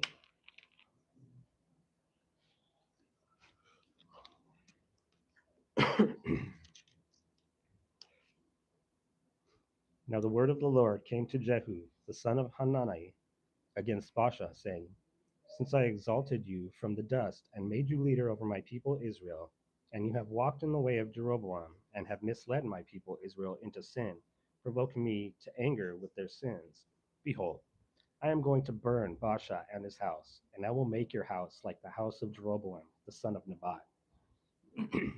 Anyone belonging to Baasha who dies in the city, the dogs will eat, and anyone belonging to him who dies in the field, the birds of the sky will eat. Now, as for the rest of the acts of Baasha and what he did and his might, are they not written in the book of the Chronicles of Kings of Israel?" And Baasha lay down with his fathers and was buried in Tirzah, and his son Elah became king in his place. Moreover, the word of the Lord through the prophet Jehu, the son of Hanani, came against Baasha and his household, both because of all the evil that he did in the sight of the Lord, provoking him to anger with the work of his hands, by being like the house of Jeroboam, and because he struck it.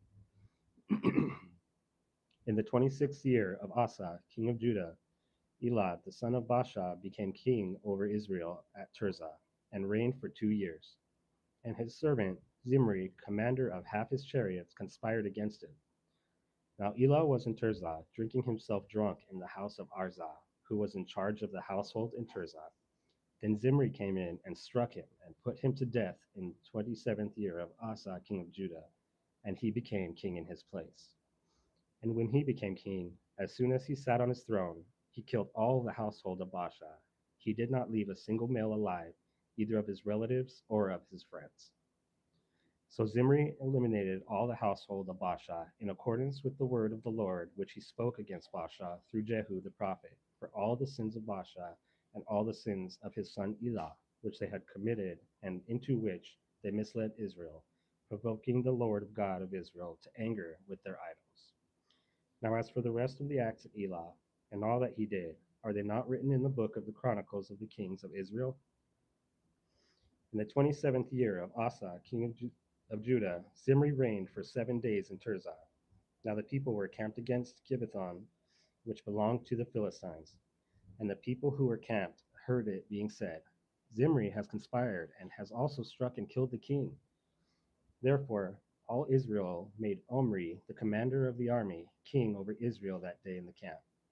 Then Omri and all Israel with him went up from Gibbethon and besieged Tirzah. When Zimri saw that the city was taken, he went into the citadel of the king's house and burned the king's house over himself with fire and died, because of his sins which he had committed, doing evil in the sight of the Lord, walking in the way of Jeroboam, and in his sin which he committed, misleading Israel into sin. Now as for the rest of the acts of Zimri and his conspiracy which he carried out, are they not written in the book of the Chronicles of the Kings of Israel? Then the people of Israel were divided into two parts. Half of the people followed Tibni, the son of Ginath, to make him king. The other half followed Omri. But the people who followed Omri prevailed over the people who followed Tibni, the son of Ginath. And Tibni died, and Omri became king. In the 31st year of Asa, king of Judah, Omri became king over Israel and reigned for 12 years. He reigned for 6 years at Tirzah. And he purchased the hill Samaria from Shemer for 2 talents, for 2 talents of silver. And he built on the hill and named the city which he built Samaria, after the name of Shemer, the owner of the hill. Now Omri did evil in the sight of the Lord, and acted more wickedly than all who were before him. For he walked entirely in the way of Jeroboam, the son of Nebat, and in his sins into which he misled Israel, provoking the Lord God of Israel to anger with their idols. Now as for the rest of the acts of Omri, which he did, and his might which he displayed, are they not written in the book of the Chronicles of the Kings of Israel? And Omri lay down with his fathers, and was buried in Samaria, and his son Ahab became king in his place. Now Ahab, the son of Omri, became king over Israel in the 38th year of Asa, king of Judah. And Ahab, the son of Omri, reigned over Israel and Samaria for 22 years. Ahab, the son of Omri, did evil in the sight of the Lord, more than all who were before him. And as though it had been a trivial thing for him to walk in the sins of Jeroboam, the son of Nebat, he married Jezebel, the daughter of Ethbaal, king of the Sidonians. and went and served Baal and worshipped him. So he erected an altar for Baal at the house of Baal, which he built in Samaria. Ahab also made the Asherah. So Ahab did more to provoke the Lord, God of Israel, to anger than all the kings of Israel who were before him. In his days, Hiel the Bethelite rebuilt Jericho.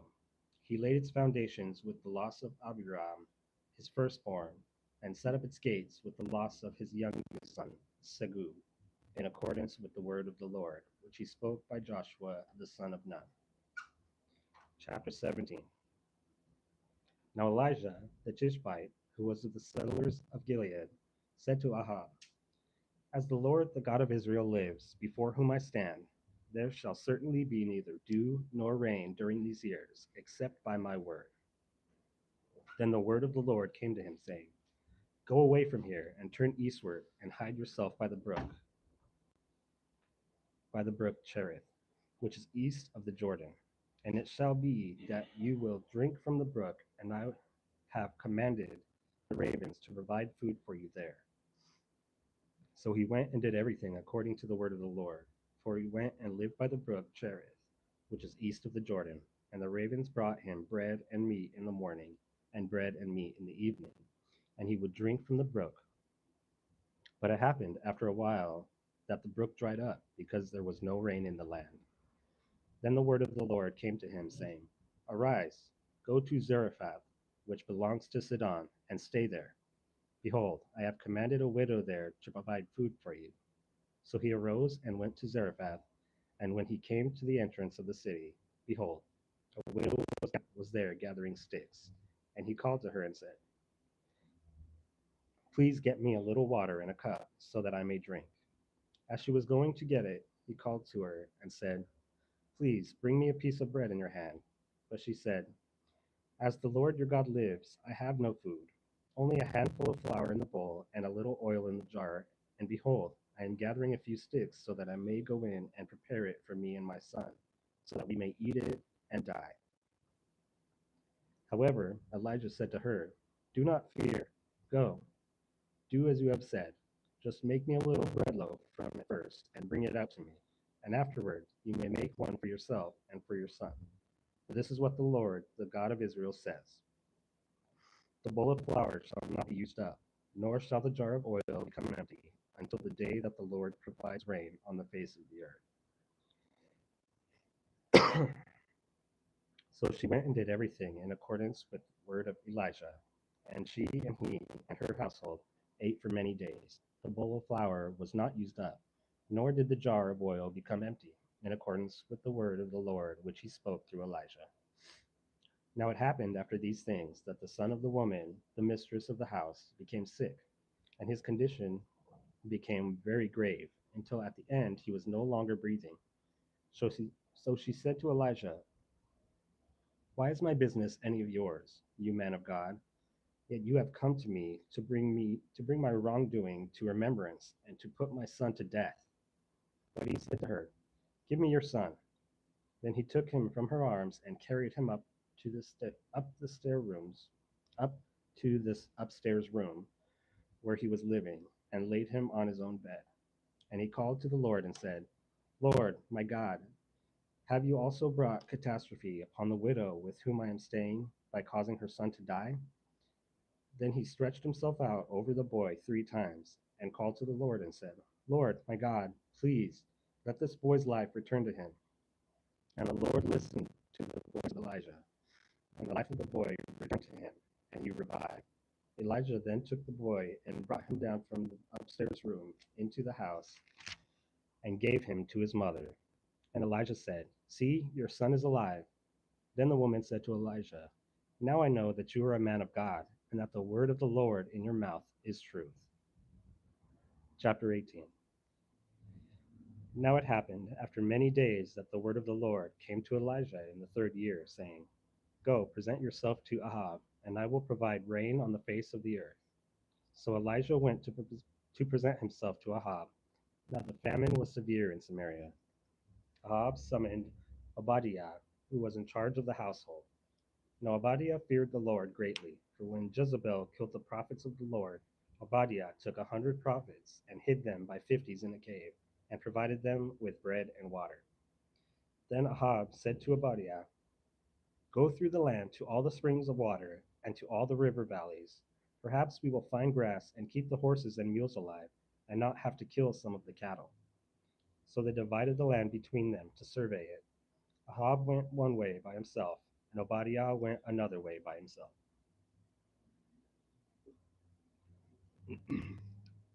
Now, as Obadiah was on the way, behold, Elijah met him, and he recognized him and fell on his face and said, "Is it you, Elijah, my master?" And he said to him, "It is I. Go, say to your master, Behold, Elijah is here." But he said, "What sin have I committed that you are handing your servant over to Ahab to put me to death? As surely as the Lord your God lives, there is no nation or kingdom to which my master has not sent word to search for you. And whenever they say, 'He is not here,' he makes the kingdom or nation swear that they could not find you. Yet now you are saying, 'Go, say to your master, Behold, Elijah is here.' And it will come about when I leave you that the Spirit of the Lord will carry you to where I do not know. So when I come and inform Ahab, and he cannot find you, he will kill me, though I, your servant, have feared the Lord from my youth. Has it not been reported to my master what I did when Jezebel killed the prophets of the Lord, that I hid 100 prophets of the Lord by fifties in a cave, and provided them with bread and water? Yet now you are saying, 'Go say to your master, Behold, Elijah is here.' He will then kill me." Then Elijah said, "As surely as the Lord of armies lives, before whom I stand, I will certainly present myself to him today." So Obadiah went to meet Ahab and informed him. Then Ahab went to meet Elijah. When Ahab saw Elijah, Ahab said to him, "Is this you, the cause of disaster to Israel?" He said, "I have not brought disaster to Israel, but you and your father's house have, because you have abandoned the commandments of the Lord, and you have followed the Baals. Now then, send orders and gather to me all Israel at Mount Carmel, together with 450 prophets of Baal and 400 prophets of the Asherah who eat at Jezebel's table."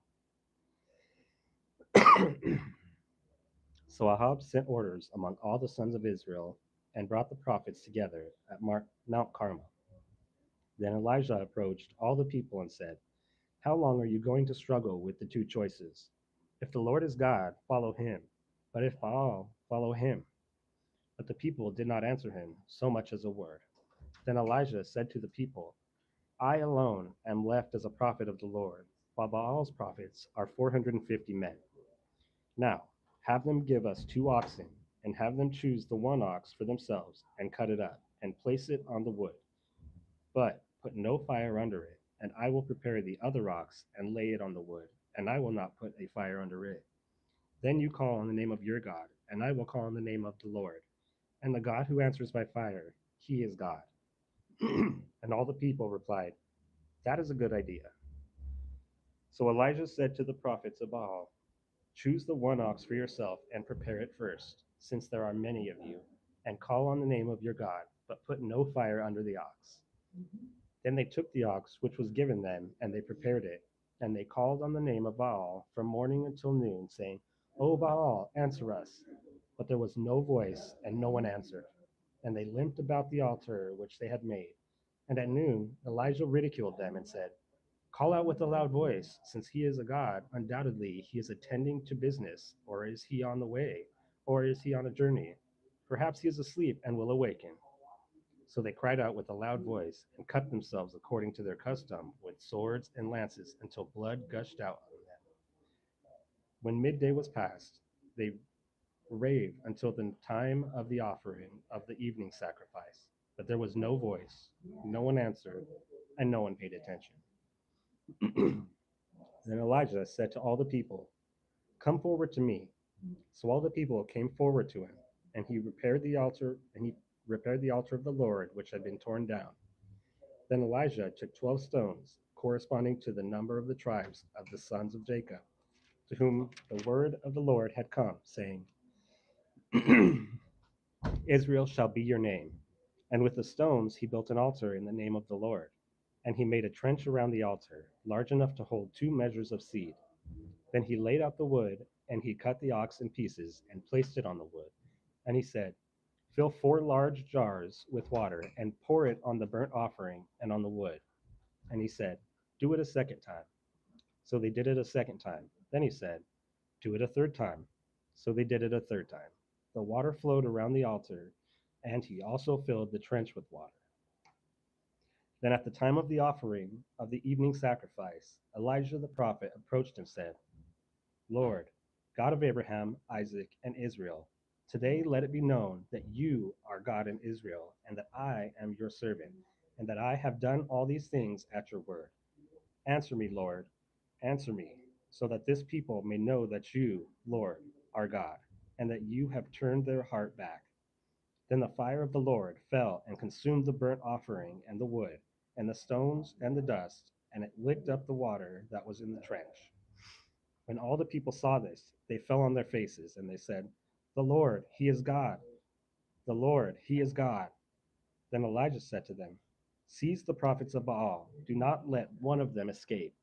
So they seized them, and Elijah brought them down to the brook Kishon and slaughtered them there.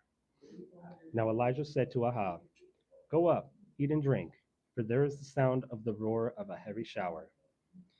So Ahab went up to eat and drink, but Elijah went up to the top of Carmel, and he bent down to the earth and put his face between his knees.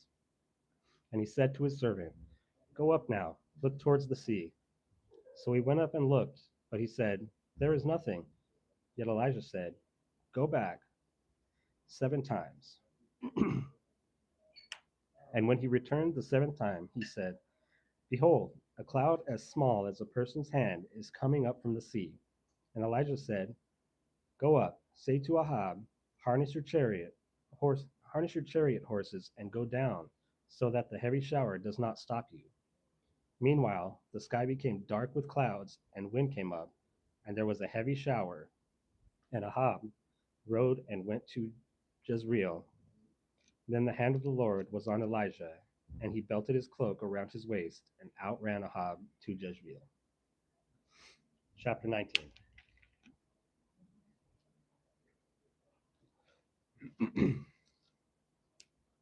Now Ahab told Jezebel everything that Elijah had done, and how he had killed all the prophets with the sword. Then Jezebel sent a messenger to Elijah, saying, so may the gods do to me, and more so, if by about this time tomorrow I do not make your life like the life of one of them. And he was afraid, and he got up and ran for his life, and came to Beersheba, which belongs to Judah, and he left his servant there. But he himself went a day's journey into the wilderness, and came and sat down under a broom tree. And he asked for himself to die, and said, enough, now, Lord, take my life, for I am no better than my fathers. Then he lay down and fell asleep under a broom tree. But behold, there was an angel touching him, and he said to him, arise, eat. And he looked, and behold, there was at his head a round loaf of bread baked on hot coals, and a pitcher of water. So he ate and drank and lay down again. But the angel of the Lord came back a second time and touched him and said, arise, eat, because the journey is too long for you. So he arose and ate and drank, and he journeyed in the strength of that food for 40 days and 40 nights to Horeb, the mountain of God. Then he came there to a cave and spent the night there, and behold, the word of the Lord came to him, and he said to him, what are you doing here, Elijah? And he said, I have been very zealous for the Lord, the God of armies, for the sons of Israel have abandoned your covenant, torn down your altars, and killed your prophets with the sword.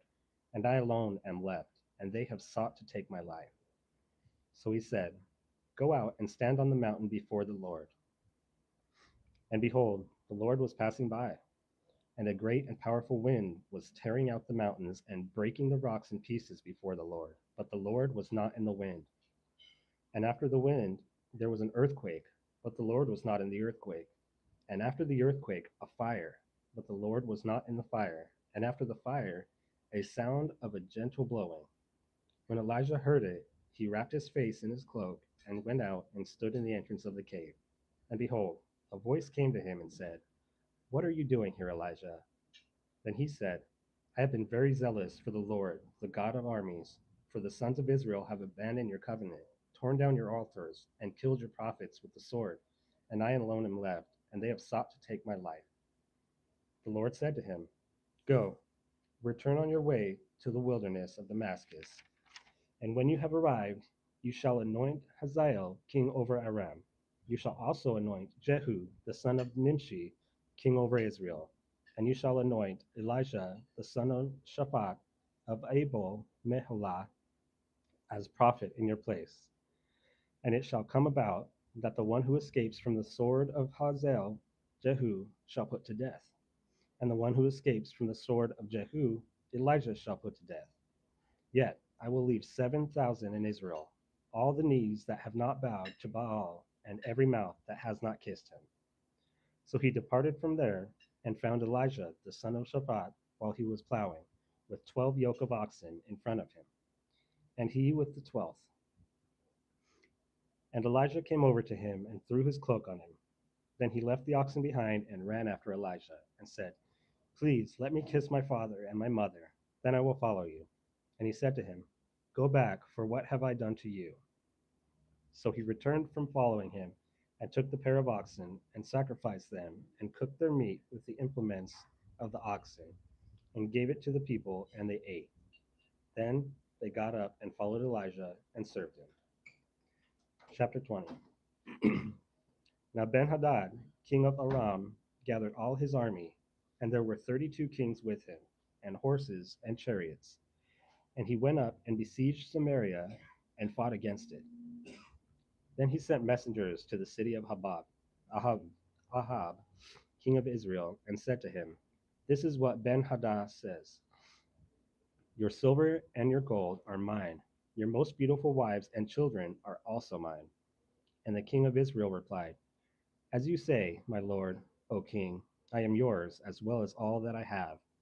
Then the messengers returned and said, Ben-Hadad says this, I did indeed send word to you, saying, You shall give me your silver, your gold, your wives, and your children.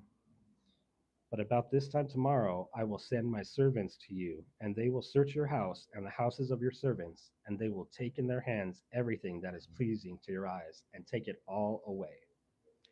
Then the king of Israel summoned all the elders of the land and said, Please be aware and see that this man is looking for trouble, for he sent me his demand for my wives, my children, my silver, and my gold, and I did not refuse him. Then all the elders and all the people said to him, Do not listen nor consent. So he said to the messengers of Ben-Hadad, Tell my lord the king, everything that you sent as a demand to your servant at the first I will do, but this thing I cannot do.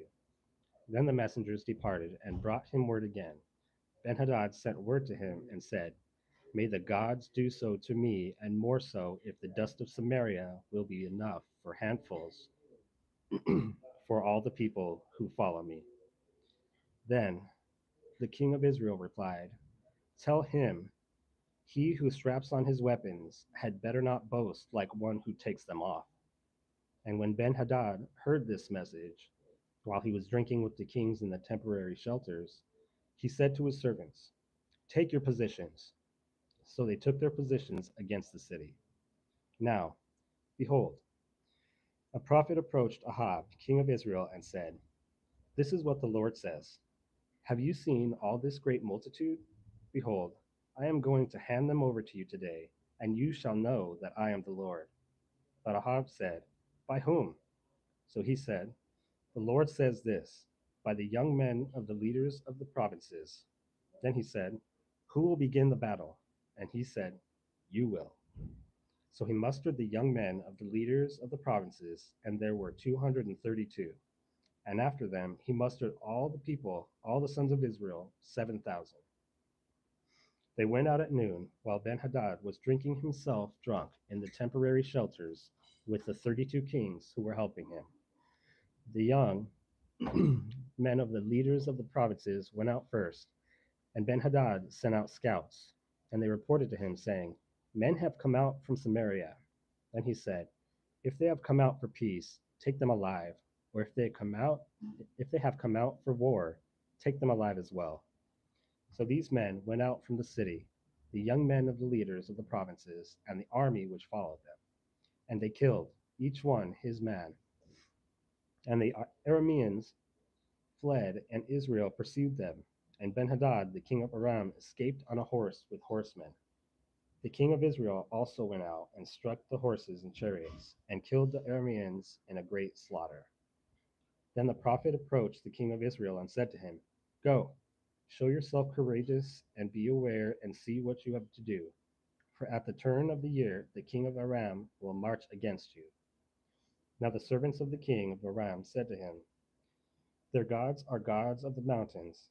For that reason they were stronger than we. But let us fight them in the plain, and we will certainly be stronger than they. Carry out this plan. Remove the kings, each from his place, and put governors in their place, and muster an army like the army that you have lost, horse for horse, and chariot for chariot.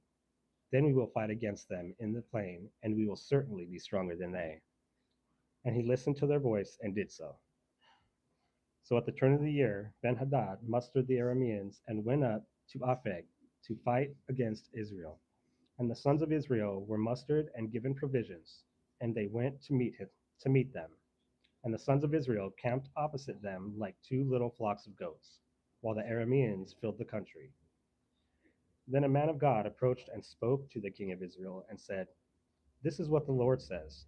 Since the Arameans have said, The Lord is a God of mountains, but he is not a God of valleys. Therefore, I will hand over to you all this great multitude, and you shall know that I am the Lord. So they camped, one opposite the other, for 7 days. And on the seventh day the battle was joined, and the sons of Israel killed of the Arameans 100,000 foot soldiers in a single day. But the rest fled to Aphek into the city, and the wall fell on 27,000 men who were left. And Ben-Hadad fled and came into the city, going from one inner room to another. But his servants said to him, Behold now, we have heard that the kings of the house of Israel are merciful kings. Please, let's put sackcloth around our waists and ropes on our heads, and go out to the king of Israel. Perhaps he will let you live. So they put sackcloth around their waists and ropes on their heads, and came to the king of Israel and said, Your servant Ben-Hadad says, Please let me live. And Ahab said, Is he still alive? He is my brother.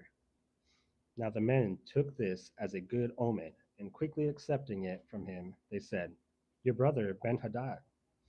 Then he said, Go, bring him. Then Ben-Hadad came out to him, and he had him mount the chariot. And Ben-Hadad said to him, The cities which my father took from you took from your father, I will restore, and you can make streets for yourself in Damascus, as my father made in Samaria. Ahab said, And I will let you go with this covenant. So he made a covenant with him and let him go. Now a man from the sons of the prophets said to another by the word of the Lord, Please strike me. But the man refused to strike him. Then he said to him, Because you have not listened to the voice of the Lord, behold, as soon as you leave me, a lion will kill you. And as soon as he left him, a lion found him and killed him. Then he found another man and said, Please strike me. And the man struck him, injuring him. So the prophet departed and waited for the king by the road, and disguised himself with a bandage over his eyes.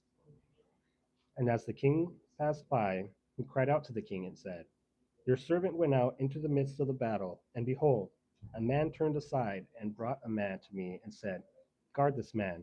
If for any reason he goes missing, then your life shall be forfeited in place of his, in place of his life, or else you shall pay a talent of silver. Now while your servant was busy here and there, he disappeared. And the king of Israel said to him, So shall your judgment be. You yourself determined it. Then he quickly took the bandage away from his eyes, and the king of Israel recognized him, that he was one of the prophets. And the prophet said to him, This is what the Lord says. Since you have let go from your hand the man I had designated for destruction, your life shall be forfeited in place of his, and your people in place of his people. So the king of Israel went to his house sullen and furious, and came to Samaria. Chapter 21. Now it came about after these things that Naboth, the Jezreelite, had a vineyard which was in Jezreel beside the palace of Ahab, the king of Samaria. And Ahab spoke to Naboth, saying, Give me your vineyard, so that I may have it for a vegetable garden, because it is close beside my house, and I will give you a better vineyard in place of it. If you prefer, I will give you what it is worth in money. But Naboth said to Ahab, The Lord forbid me that I would give you the inheritance of my fathers. So Ahab entered his house, sullen and furious, because of the answer that Naboth, the Jezreelite, had given to him, since he said, I will not give you the inheritance of my fathers. And he lay down on his bed and turned his face away, and ate no food. But Jezebel his wife came to him and said, How is it that your spirit is so sullen, that you are not eating food? So he said to her, It is because I was speaking to Naboth the Jezreelite, and saying to him, Give me your vineyard for money, or else, if it pleases you, I will give you a vineyard in place of it. But he said, I will not give you my vineyard. Jezebel his wife said to him, Do you now reign over Israel? Arise, eat bread, and let your heart be joyful. I will give you the vineyard of Naboth the Jezreelite. So she wrote letters in Ahab's name and sealed them with his seal, and sent letters to the elders and to the nobles who were living with Naboth in his city. Now she had written in the letters, saying, Proclaim a fast, and seat Naboth at the head of the people, and seat two worthless men opposite him, and have them testify against him, saying, You cursed God and the king. Then take him out and stone him to death. So the men of his city, the elders, and the nobles who lived in his city, did just as Jezebel had sent word to them, just as it is written in the letters which she had sent them.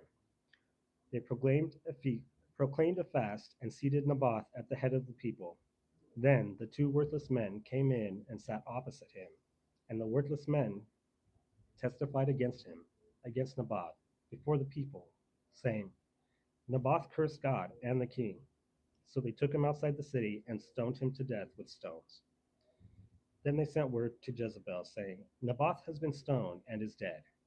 And when Jezebel heard that Naboth had been stoned and was dead, Jezebel said to Ahab, Arise, take possession of the vineyard of Naboth, the Jezreelite, which he refused to give you for money, for Naboth is not alive, but dead.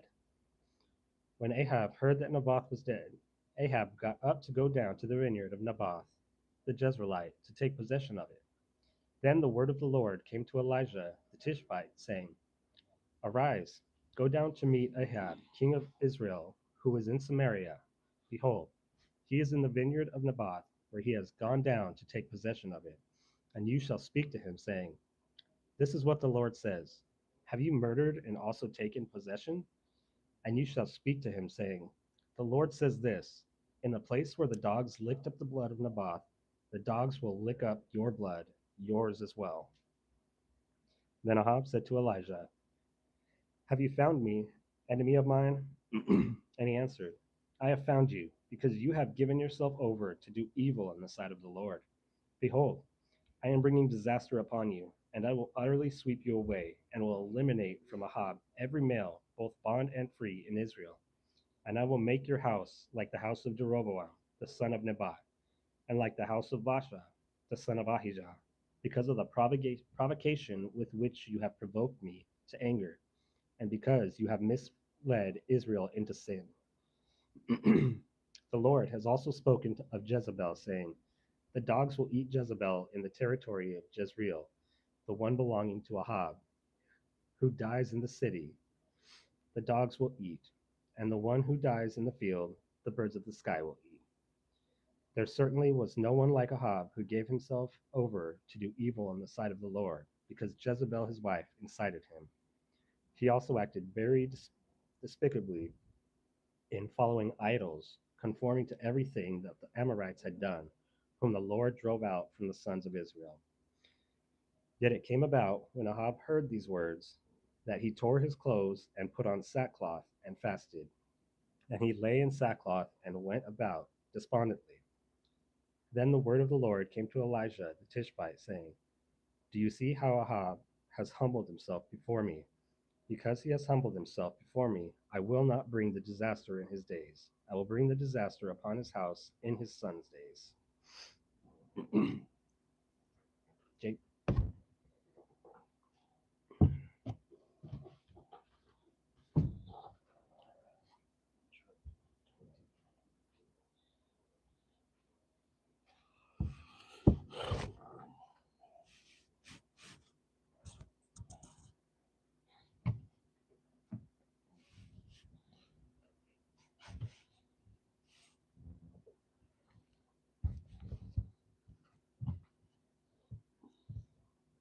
Chapter 22. Now 3 years has passed. 3 years passed without war between Aram and Israel. In the third year, Jehoshaphat, the king of Judea, came down to the king of Israel. Now the king of Israel said to his servants, Are you aware that Ramoth Gilgad belongs to us? Yet we are hesitant to take it out of the hand of the king of Aram. So he said to Jehoshaphat, Will you go to battle with me at Ramoth Gilgad? And Jehoshaphat said to the king of Israel, Consider me yours, my people's yours, and my horses yours. However, Jehoshaphat said to the king of Israel, Please request the word of the Lord first. So the king of Israel assembled the prophets, about 400 men, and said to them, Should I go to battle against Ramoth Gilgad, and should I refrain? And they said, Go up, for the Lord will hand it over to the king. But Jehoshaphat said, Is there no longer a prophet in the Lord here, that we may inquire of him? And the king of Israel said to Jehoshaphat, There is still one man by whom we may inquire of the Lord, but I hate him, because he does not prophesy anything good regarding me, but only bad. He is Micah, the son of Elad.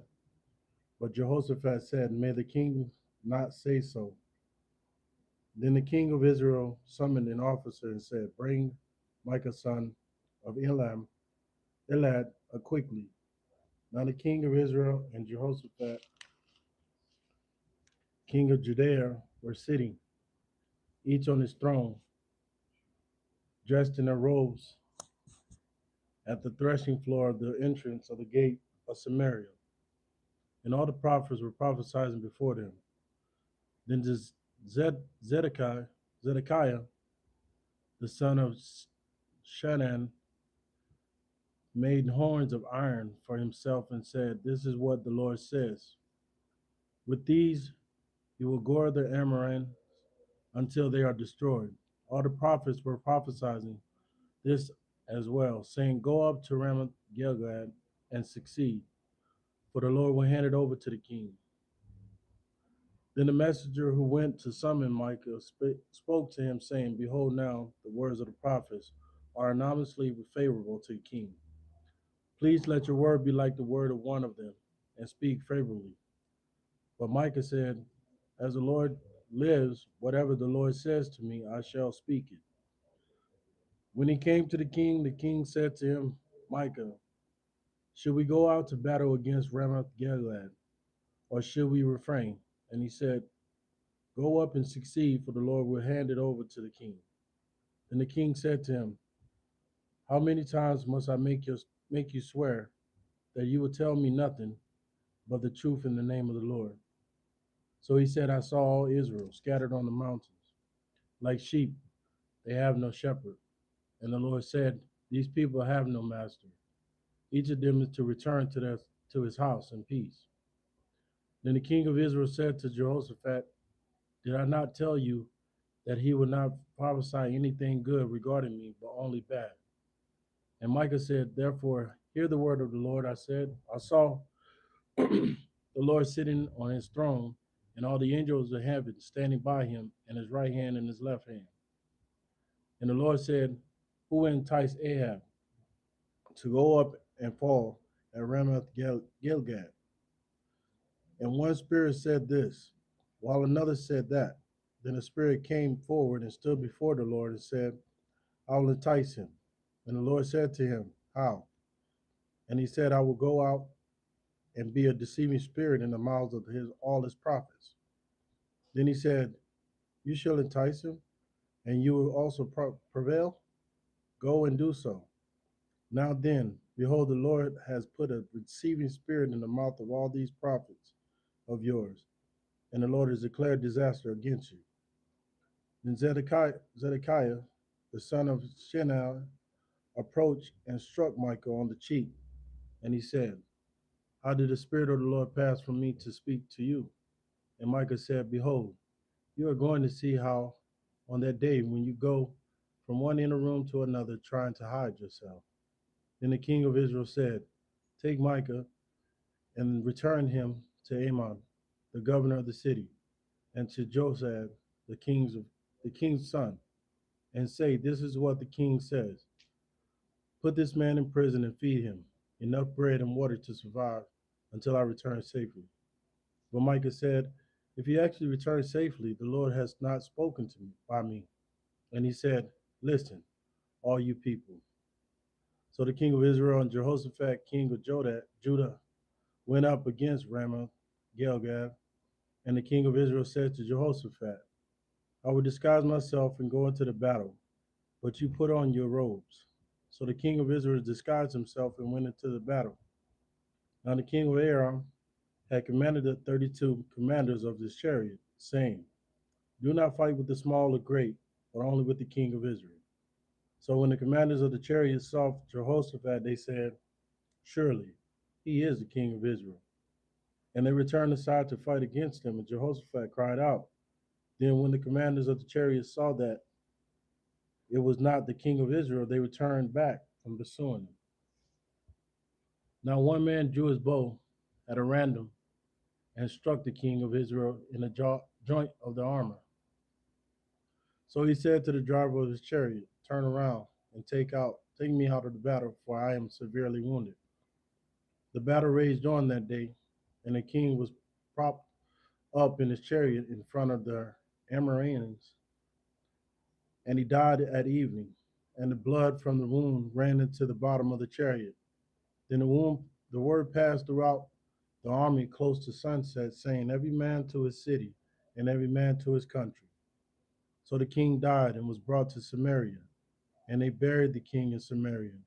They washed out the chariot by the pool of Samaria, and the dogs licked up his blood. It was there that the prostitutes bathed themselves, in accordance with the word of the Lord which he had spoken. Now as for the rest of the acts of Ahab and everything that he did, the ivory house which he built and all the cities which he built, are they not written in the book of Chronicles of the kings of Israel? So Ahab laying down with his fathers, and his son Ahaziah became king in his place. Now Jehoshaphat the son of Asa became king over Judea. In the 4th year, Ahab king of Israel. Jehoshaphat was 35 years old when he became king, and he reigned for 25 years in Jerusalem. And his mother's name was Azubah, the daughter of Shilha.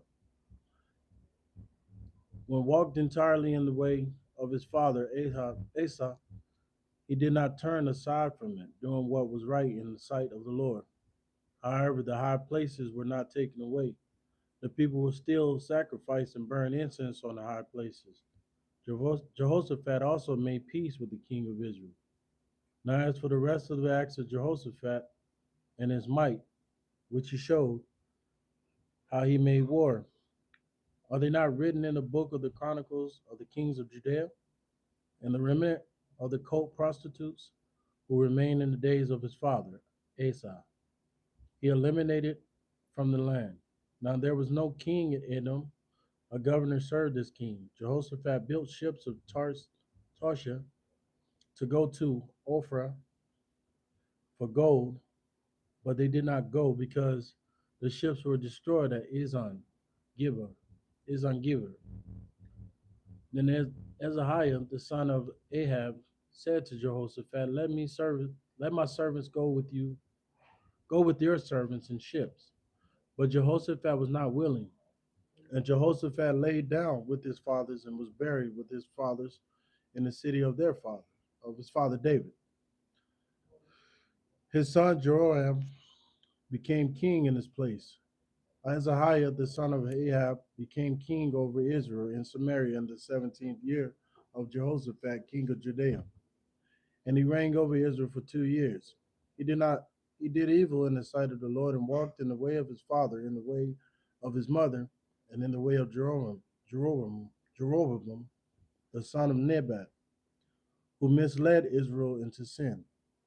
So he served Baal and worshipped him and provoked the Lord, the God of Israel, into anger, according to all that his fathers had done. 2 Kings chapter 1. Now the Moab broke with Israel after the death of Ahab, and Ahaziah fell through the window lattice in his upper chamber, which was in Samaria, and became ill. So he sent messengers and said to them, Go inquire of Baal Zebub, the god of Ekron, whether I will recover from this sickness. But the angel of the Lord said to Elijah, the Tishbite, Arise, go up to meet the messenger of the king of Samaria, and say to them, It is because there is no God in Israel that you are going to inquire of Baal Zebub, the god of Ekron. Now therefore, this is what the Lord says. You will not get down from the bed upon which you have lain, but you shall certainly die. Then Elijah departed. When the messenger returned to Ahaziah, he said to him, Why have you returned? They said to him, A man came up to meet us and said to us, Go return to the king who sent you, and said to him, This is what the Lord says. It is because there is no God in Israel that you are sending messengers to inquire of Baal Zebub, the god of Ekron. Therefore you will not get down from the bed upon which you have lain, but you shall certainly die. Then he said to them, What did the man look like? Who came up to meet you and spoke these words to you? And they said to him, He was a hairy man with a leather belt wound around his waist. And he said, It is Elijah the Tishbite. Then the king sent to him a captain of 50 and his 50 men, with his 50 men. And he went up to him, and behold, he was sitting on the top of the hill, and said to him, You man of God, the king says, Come down. But Elijah replied to the captain of 50, I am a man of God. May fire come down from heaven and consume you and your 50. Then fire came down from heaven and consumed him and his 50 men. So the king again sent to him another captain of 50 with his 50 men. And he said to him, You, man of God, this is what the king says. Come down quickly. But Elijah replied to him, If I am a man of God, may fire come down from heaven and consume you and your 50. Then the fire of God came down from heaven and consumed him and his 50 men. So the king again sent the captain of the third 50 with his 50 men. When the captain of 50 went up, he came and bowed down on his knees before Elijah and begged him and said to him, You, man of God, please let my life and, and the lives of these 50 servants of yours be precious in your sight. Behold, fire came down from heaven and consumed the first two captains of 50 with their 50s. But now let my life be precious in your sight. And the angel of the Lord said to Elijah, Go down with him, do not be afraid of him. So he got up and went down with him to the king. Then he said to him, This is what the Lord says. Since you have sent messenger to inquire of Baal Zebub, the god of Ekron, is it because there is no God in Israel to inquire his word? Therefore you will not get down from the bed upon which you have lain, but you shall certainly die. So Hezekiah, Ahaziah died in accordance with the word of the Lord which Elijah had spoken. And since he had no son, Jehoram became king in his place in the 2nd year of Jehoram, the son of Jehoshaphat, king of Judea. As for the rest of the acts of Hezekiah, which he did, are they not written in the book of the Chronicles of the Kings of Israel? Chapter 2. Now it came about when the Lord was about to bring Elijah up by a whirlwind to heaven, that Elijah left Gilgal with Elisha.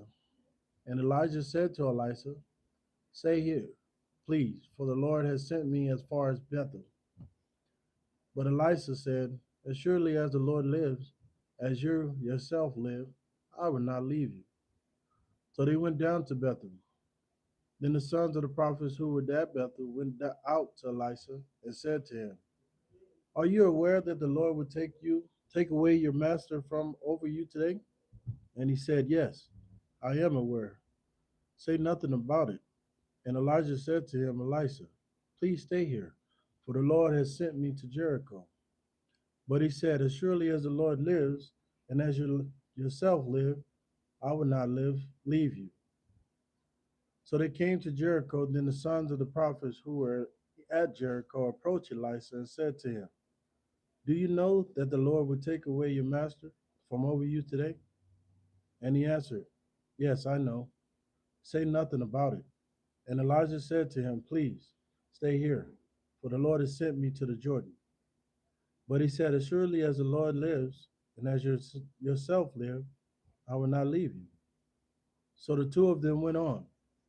Now 50 men of the sons of the prophets went and stood opposite them at a distance, while the two of them stood by the Jordan.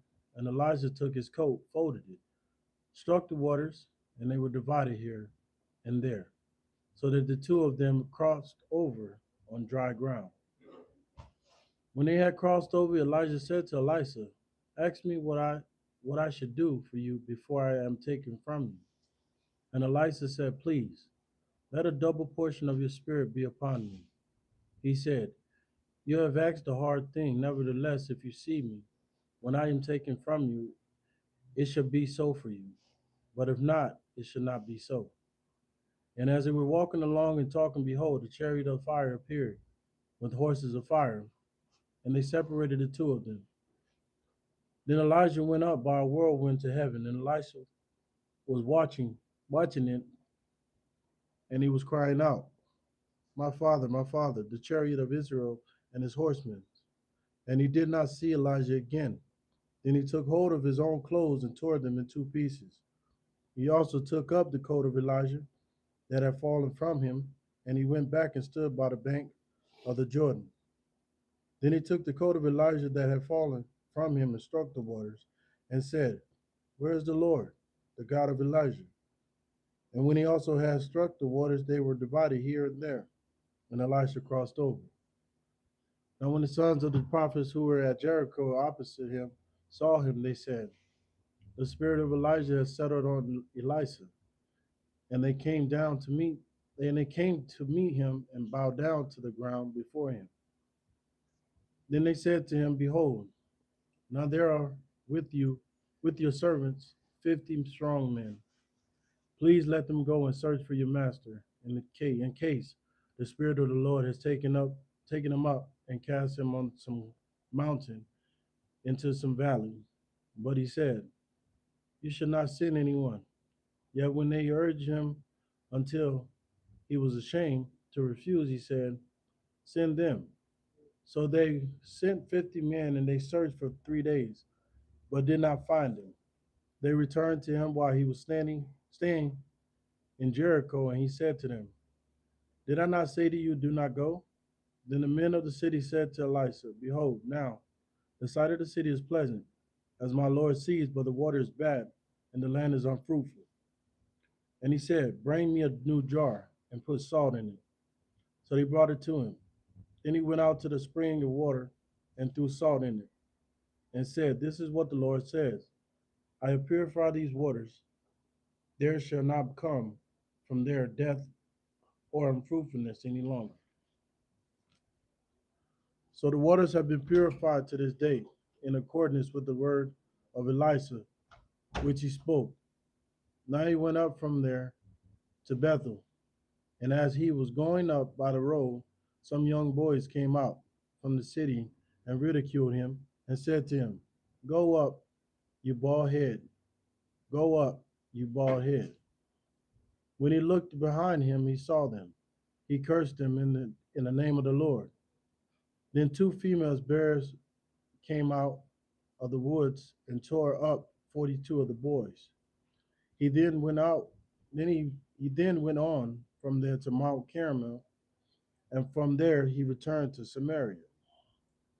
Now Jehoram, Jehoram, the son of Ahab, became king over Israel at Samaria, in the 18th year of Jehoshaphat, king of Judea, and he reigned for 12 years.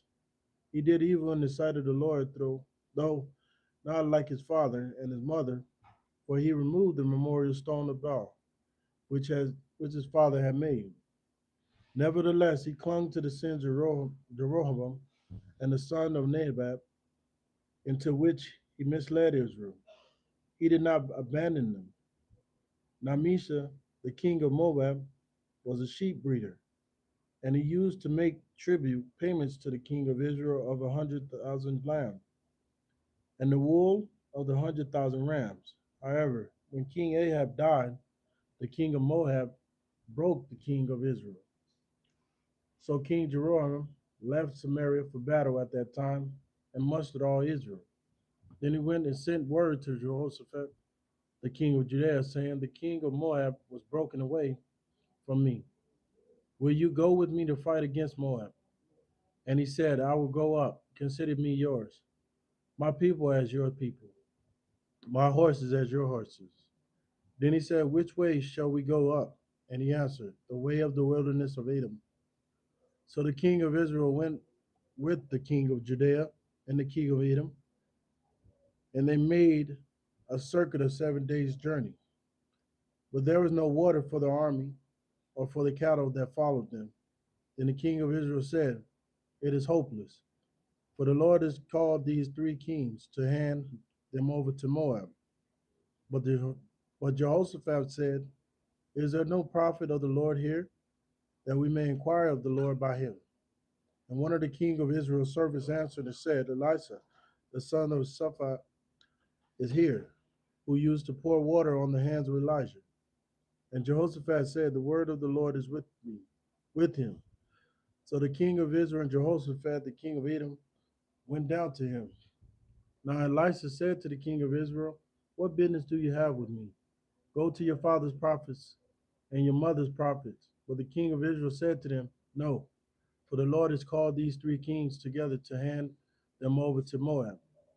Elisha said, "As surely as the Lord of armies lives, before whom I stand, if I did not respect Jehoshaphat, the king of Judea, I would not look at you nor see you. But now bring me a musician." And it came about, when the musician played, that the hand of the Lord came upon him. And he said, "This is what the Lord says: Make this valley full of trenches. For the Lord says this: You will not see wind, nor will you see rain.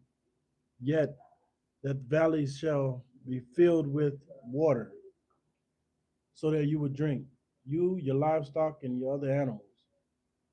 And this is an insignificant thing in the sight of the Lord. He will also give the Moabites into your hands. Then you shall strike every 45 city and every choice city, cut down every good tree, and stop up all the springs of water, spoil every good plot of the land and stones."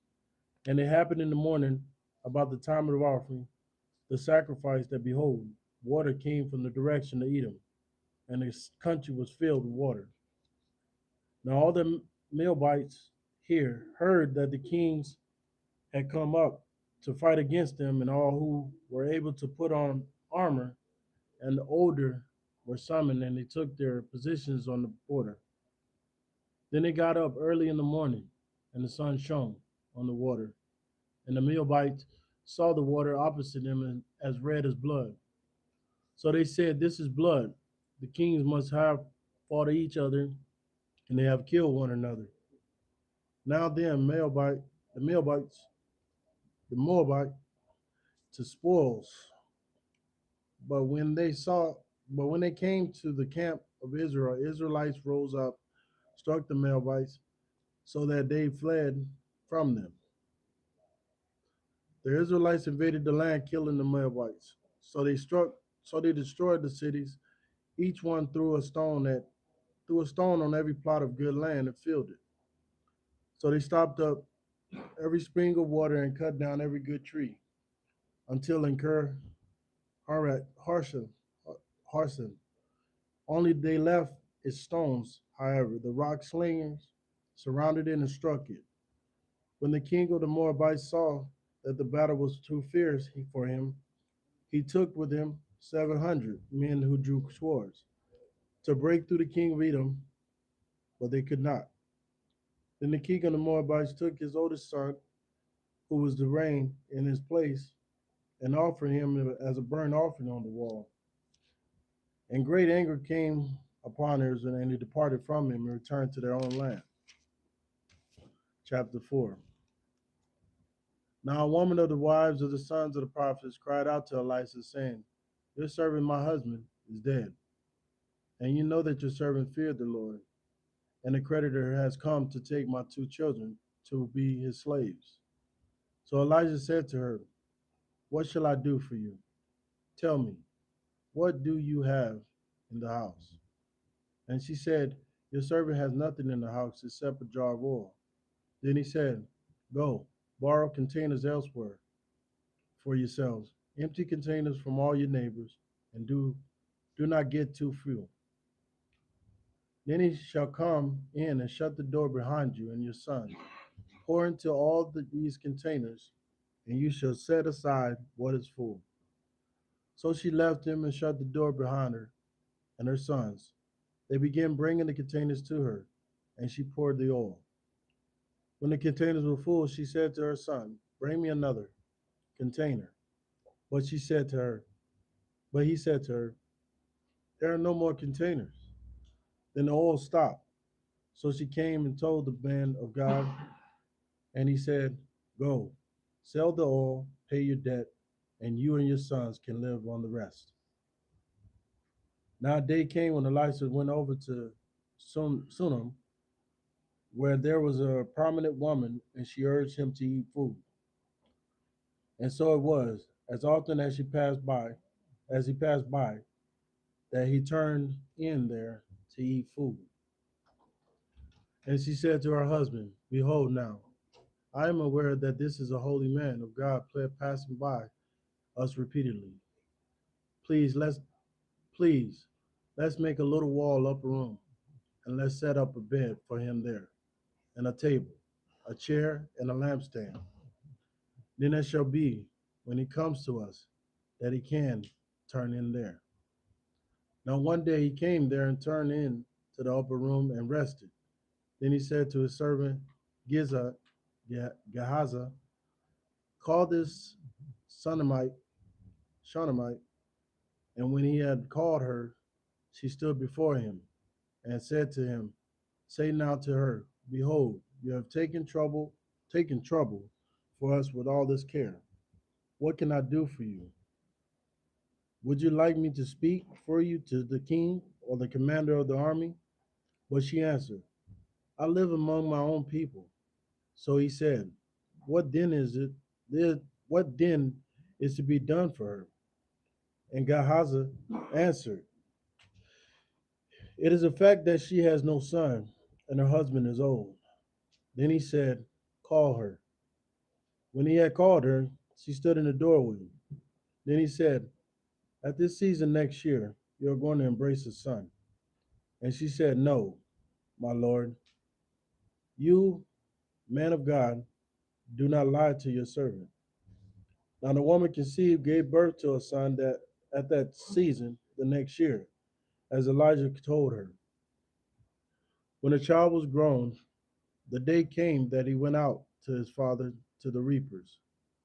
And he said to his father, my head, my head. And his father said to his servant, carry him to his mother. When he had carried him and brought him to his mother, he sat on her lap. until noon. He sat on her lap until noon, and then he died. And she went up and laid him on the bed of the man of God, and shut the door behind him and left. Then she called to her husband and said, please send me one of the servants, one of the donkeys, so that I may run to the man of God and return. But he said, why are you going to him today? It is neither new moon, nor Sabbath. So she just said, it would be fine. Then she settled the donkey and said to her servant, drive the donkey and go on. Do not slow down the pace for me unless I tell you.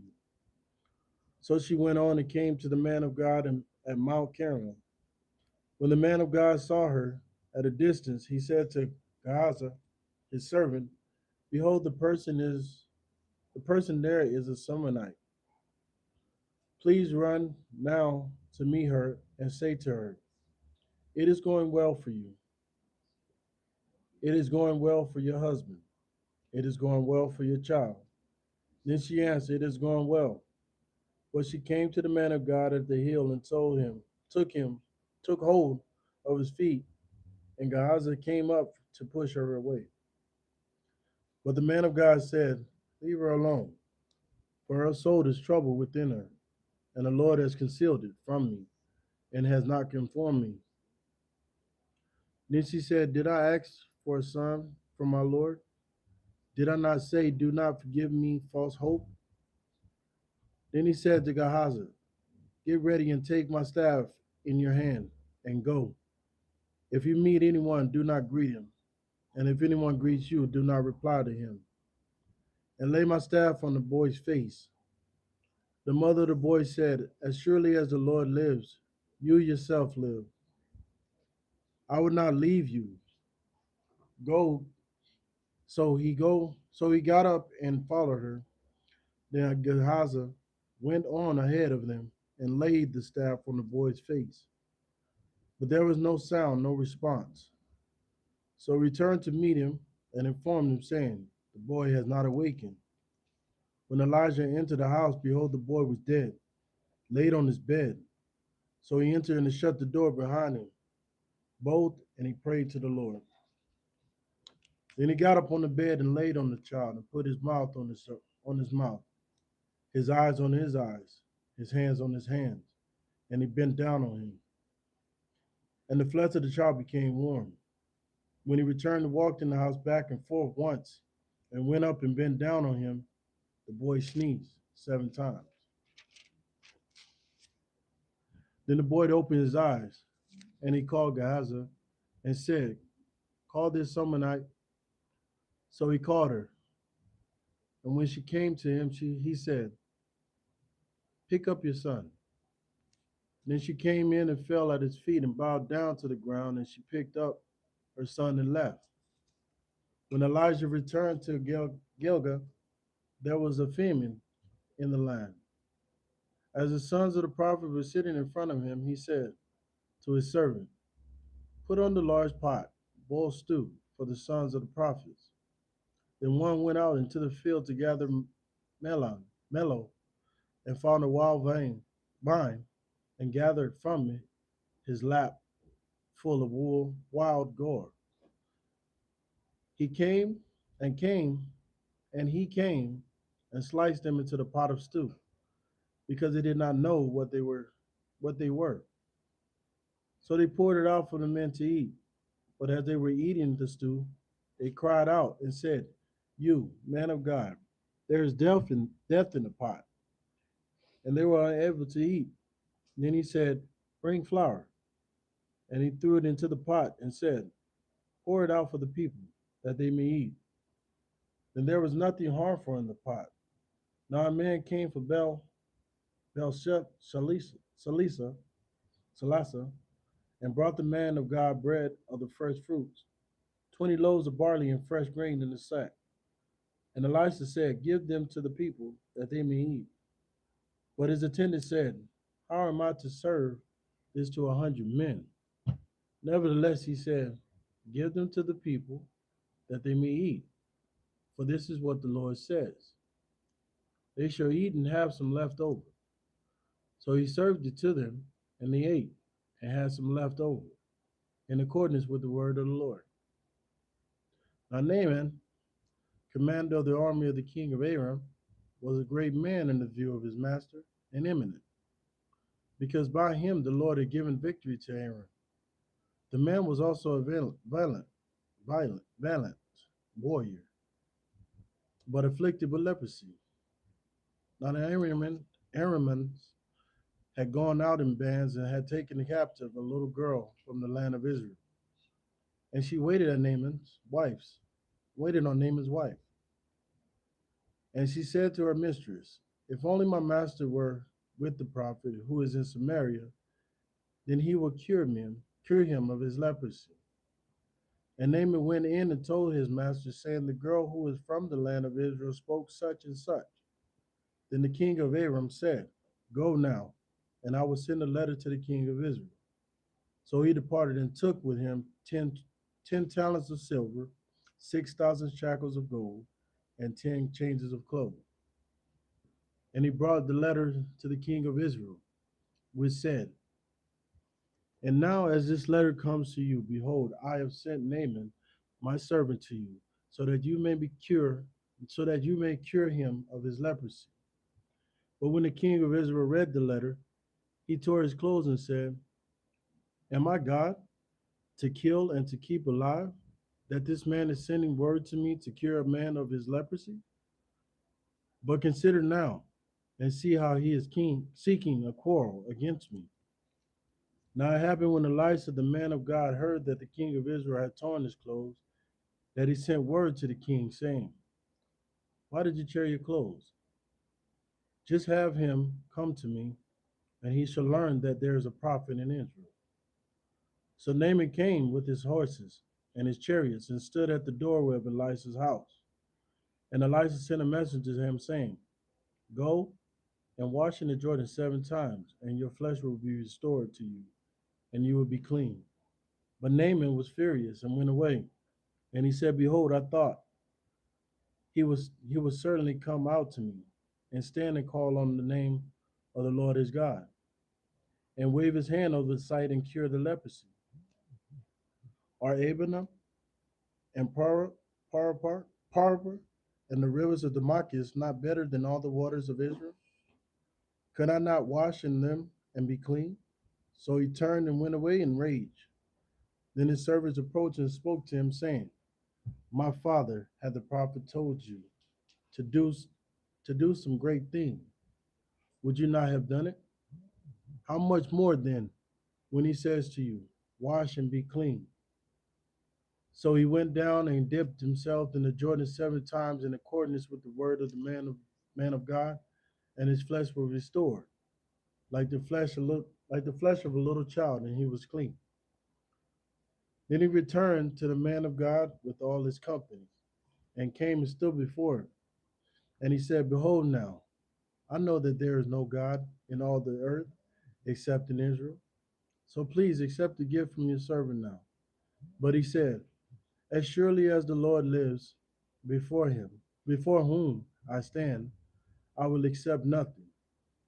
And he urged him to accept it, but he refused.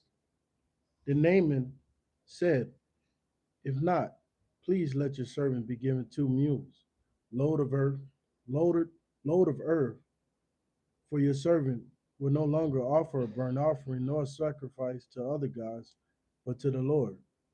Regarding this matter, may the Lord forgive your servant. When my master goes into the house of Rimmon to worship there, and he leans on my hand, and I bow down in the house of Rimmon, when I bow down in the house of Rimmon, may the Lord please forgive your servant in this matter. He said to him, go in peace. So he went some distance from him. But Gehazi, the servant of Elisha, the man of God, thought, behold, my master has spared this Naaman, the Aramim, by not accepting from his hand what he brought. As the Lord lives, I will run after him and take something from him. So Gehazi pursued Naaman When Naaman saw someone running after him, he came down from the chariot to meet him and said, Is everything well? And he said, Everything is well. My master has sent me, saying, Behold, just now 2 young men of the sons of the prophets have come to me from the hill country of Ephraim. Please give them a talent of silver and 2 changes of clothes. Naaman said, Be sure to take 2 talents. And he urged him, and tied up 2 talents of silver in 2 bags with 2 changes of clothes, and gave them to 2 of his servants. And they carried them before him. When he came to the hill, he took them from their hand and deposited them in the house. And he sent the men away, and they departed. But he went in and stood before his master. And Elisha said to him, Where have you been, Gehazi? And he said, Your servant went nowhere. Then he said to him, Did my heart not go with you when the man turned from his chariots to meet you? Is it a time to accept money and to accept clothes, olive groves, vineyards, sheep, oxen, and male and female slaves? Therefore the leprosy of the name of Naaman shall cleanse to you and to your descendants forever. So he went out from his presence after afflicted with leprosy as white as snow.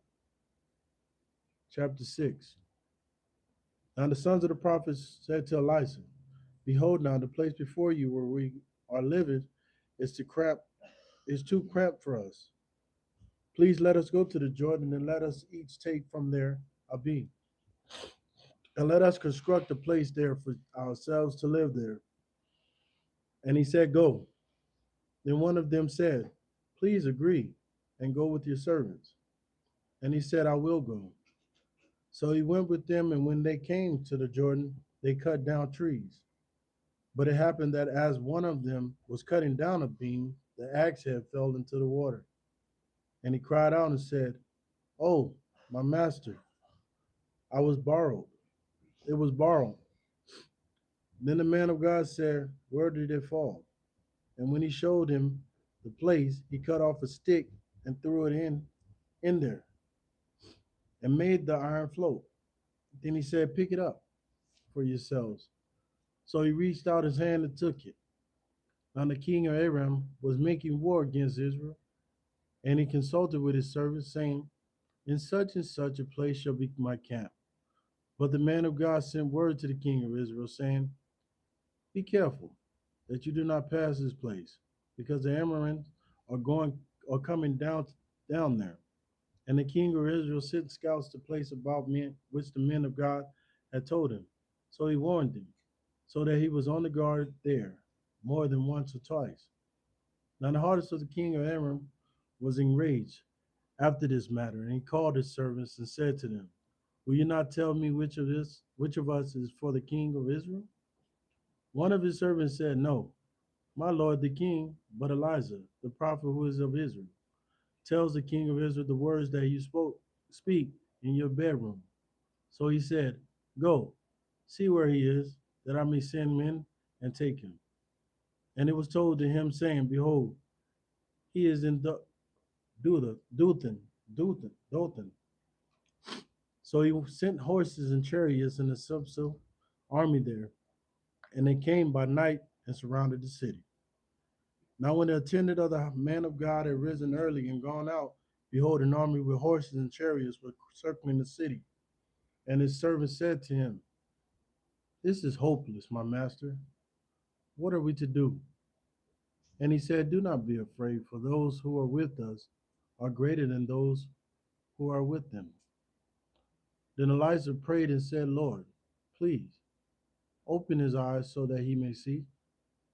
And the Lord opened the servant's eyes, and he saw. And behold, the mountain was full of horses and chariots of fire all around Elijah. And when they came down to him, Elijah prayed to the Lord and said, Please strike these people with blindness. So he struck them with blindness in accordance with the word of Elijah.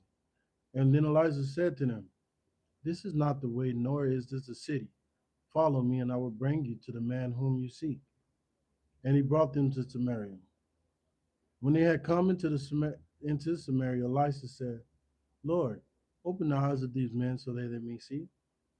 So the Lord opened their eyes and saw, and behold, They were in the midst of Samaria. Then the king of Israel, when he saw them, said to Elisha, my father, shall I kill them? Shall I kill them? But he answered, you shall not kill them. Would you kill those whom you have taken captive with your sword and your bow? Set bread and water before them, so that they may eat and drink and go to their master. So he provided a large feast for them, and when they had eaten and drunk, he sent them away, and they went to their master. And Meriden bands of Amorites did not come again into the land of Israel. Now it came about after this, that Ben-Hadad, the king of Aram, gathered all his army and went up and besieged Samaria. So there was a severe famine in Samaria, and behold, they kept besieging, in until a donkey's head was sold for 80 shekels of silver, and a fourth of cam of dove dung for 5 shekels of silver. And as the king of Israel was passing by the wall, a woman cried out to him, saying, help, my lord, the king. But he said, if the Lord does not help you, from where am I to help you? From the thrashing floor or from the winepress? Then the king said to her, what is on your mind? And she said, this woman said to me, give your son so that we may eat him today, and we will eat my son tomorrow. So we cooked my son and ate him. And I said to her on the next day, give me your son so that we may eat him. But she had hidden her son. When the king heard the woman's words, he tore his clothes, and he was passing by on the wall.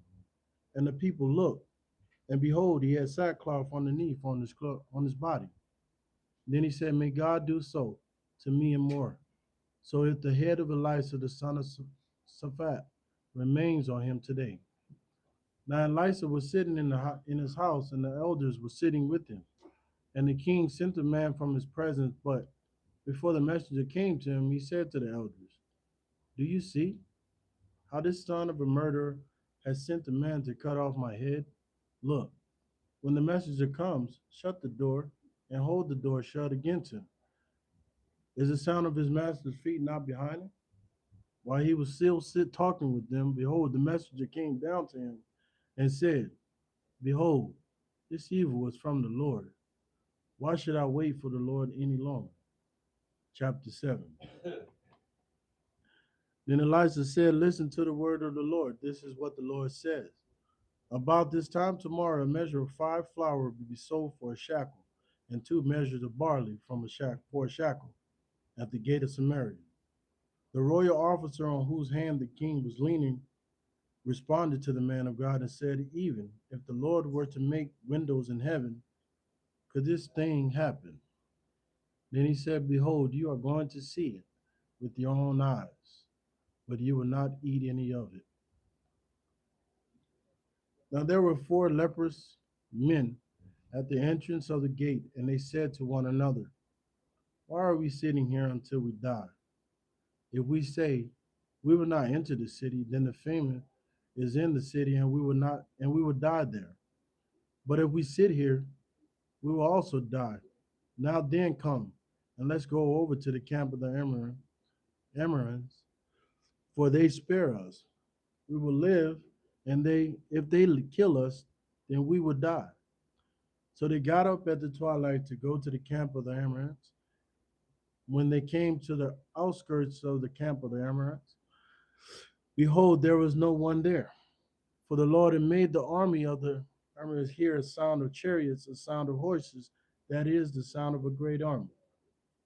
And they said to one another, behold, the king of Israel has hired the kings of the Hittites and the kings of the Egyptians against us to attack us. So they got up and fled at twilight and abandoned their tents, their horses and their donkeys, indeed the camp itself, just as it was. And they fled for their lives. When these men with leprosy came to the outskirts of the camp, they entered one tent and ate and drank and carried from their silver, gold clothes and went and they went and hid them. Then they returned and entered another tent, carried valuables from there also, and went and hid them. Then they said to one another, why are you not doing the right thing? This day is a day of good news, but we are keeping silent about it. And if we wait until the morning light, punishment will overtake us. Now then, come, let's go and inform the king's household. So they came and called to the king gatekeepers of the city and told them, saying, we came to the camp of the Amorites, and behold, there was no one there, nor a human voice, only the horses tied and the donkeys tied, and the tents just as they were. And the gatekeepers called and announced it inside the king's house. Then the king got up in the night and said to his servants, I will not tell you what the Amorites have done to us. They know that we are hungry, so they have left the camp to hide themselves in the field, saying, when they come out of the city, we will capture them alive and get into the city. One of his servants responded and said, please, have some men take 5 of the horses that remain, which are left in the city. Behold, they will be in any case like all the multitudes of Israel who are left in it. Behold, they will be like all the multitude of Israel who have already perished. So let us send them and see. Therefore they took 2 chariots and horses, and the king sent them after the army of Aaron, and saying, go see. They went after them to the Jordan, and behold, all the way was full of clothes and equipment, which the armaments had thrown away when they fled in a hurry. Then the messenger returned and informed the king. So the people went out and plundered the camp of the Ammonites. Then a measure of the fine flour was sold for a shekel, and 2 measures of barley for a shekel, in accordance with the word of the Lord. Now the king appointed the royal officer on whose hand he leaned to be in charge of the gate. But the people trampled on him at the gate, and he died. Just as the man of God had said, who spoke when the king came down to him. So it happened just as the man of God had spoken to the king, saying, 2 measures of barley for a shekel, and a measure of fine flour for a shekel will be sold about this time tomorrow at the gate of Samaria. At that time, the royal officer responded to the man of God and said, now, even if the Lord were to make windows in heaven, could such a thing as this happen? And he has said, behold, you are going to see it with your own eyes, but you will not eat any of it. And this is what happened to him, for the people trampled on him at the gate, and he died. Now Elisha spoke to the woman whose son he has restored to life, saying, arise and go with your household and live wherever you can live. For the Lord has called for a famine, and it will indeed come to the land for 7 years. So the woman arose and acted in accordance with the word of the man of God. She went with her household and resided in the land of the Philistines for 7 years. Then at the end of 7 years, the woman returned from the land of the Philistines, and she went to appeal to the king of her household and for her field. Now the king was speaking with Gehazi, the servant of the man of God, saying, please report to me all the great things that Elijah has done. And as he retorted to the king, he said, he had restored to life the one who was dead. Behold, a woman whose son he had restored to life appealed to the king for her household and her field. And Gehazi said, my lord the king, this is the woman, this is her son, whom Elijah restored to life. When the king asked the woman, she told everything to him. So the king appointed an officer for her, saying, restore all that was hers and all the produce of the field from the day she left the land even until now. And then Elijah came to Damascus. Now Ben-Hadad, the king of Aram, was sick, and it was told to him, saying, the man of God has come here. And the king said to Hazael, take a gift in your hand and go to meet the man of God and inquire of the Lord by him, saying, Will I recover from this sickness? So Hazael went to meet him and took a gift in his hand, even every kind of good thing of Damascus, 40 camels, loads, and he came and stood before him and said, Your son Ben-Hadad, king of Aram, has sent me to you, saying, Will I recover from his sickness? Then Elisha said to him, Go, tell him, you will certainly recover, but the Lord has shown me that he will certainly die, that he will certainly die. And he stared steadily at him until Hazael was embarrassed. And then the man of God wept. And Hazael said, Why is my Lord weeping? And he answered, Because I know that evil that you will do to the sons of Israel. You will set their fortified cities on fire. You will kill their young men with the sword. Their little ones you will smash to pieces, and you will rip up their pregnant women.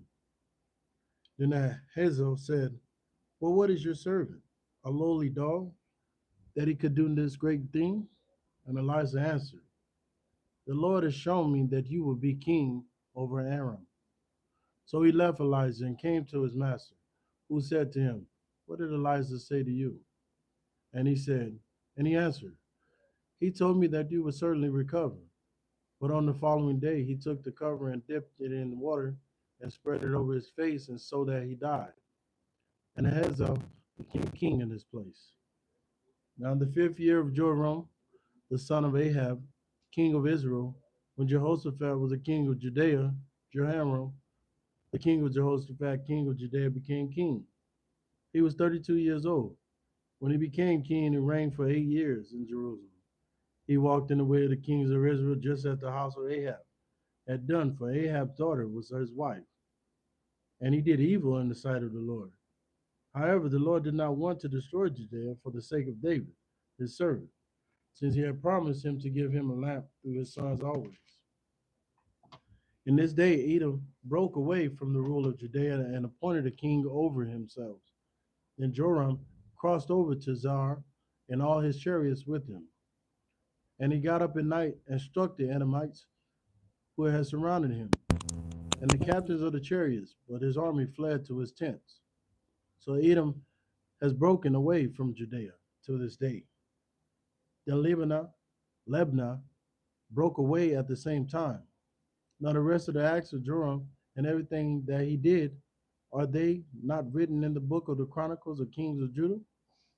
So Joram lay down with his fathers and was buried with his fathers in the city of David. And the sons of Azahiah became king in his place. In the 12th year of Joram, the son of Ahab, king of Israel, Azahiah, son of Joram, king of Judea, became to reign. And Ahaziah was 22 years old when he became king, and he reigned for 1 year in Jerusalem. And his mother's name was Athaliah, the granddaughter of Omri, king of Israel. He walked in the way of the house of Ahab and did evil in the sight of the Lord, like the house of Ahab, because he was the son-in-law of the house of Ahab. Then he went with Joram, the son of Ahab, to war against Hazael, the king of Aram, at Rethmagilgal. And Aram wounded Joram. So King Joram returned to have himself healed in Jezreel of the wounds which the Arameans had inflicted on him at Ramah. When he fought against Ahaziah, king of Aram, then Hazael, the son of Jehoram, king of Judea, went down to see Joram, the son of Ahab, in Jezreel, because he was sick. Now Elisha the prophet summoned one of the sons of the prophets. It's chapter 9. Now Elisha the prophet summoned one of the sons of the prophets and said to him, Get ready and take this flask of oil in your hand and go to Ramah Gilgal. When you arrive there, then look there for Jehu, the son of Jehoshaphat, the son of Nimshi, and go in and have him get up from among his brothers, and bring him to an inner room. Then take the flask of oil and pour it on his head, and say, This is what the Lord says: I have anointed you king over Israel. Then open the door and flee, and do not wait. So the young man, the servant of the prophet, went to Ramoth Gilgad. When he arrived, behold, the commanders of the army were sitting. And he said, I have a word for you, commander. And Jehu said, for which one of us? And he said, for you, commander. Then he got up and went into the house, and the prophet's servant poured the oil on his head and said to him, this is what the Lord, the God of Israel, says: I have anointed you the king over the people of the Lord of Israel, and you shall strike the house of Ahab your master, so that I may have avenged the blood of my servants the prophets, and the blood of all the servants of the Lord at the hand of Jezebel. For the entire house of Ahab shall perish, and I will eliminate from Ahab every male person, both slaves and free in Israel. I will make the house of Ahab like the house of Jeroboam, the son of Nebat, and like the house of Baasha, the son of Ahijah. The dogs will eat Jezebel in the territory of Jezreel, and no one will bury her. Then he opened the door and fled. Then Jehu went out to the servants of his masters. One said to him, is everything well? Why did this crazy fellow come to you? And he said to them, you know very well the man and his talk. And they said, it is a lie. Tell us now.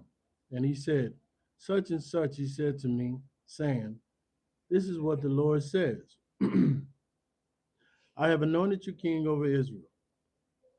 Then they hurried, and each man took his garment and put it under him on the bare steps, and blew the trumpet, saying, Jehu is king.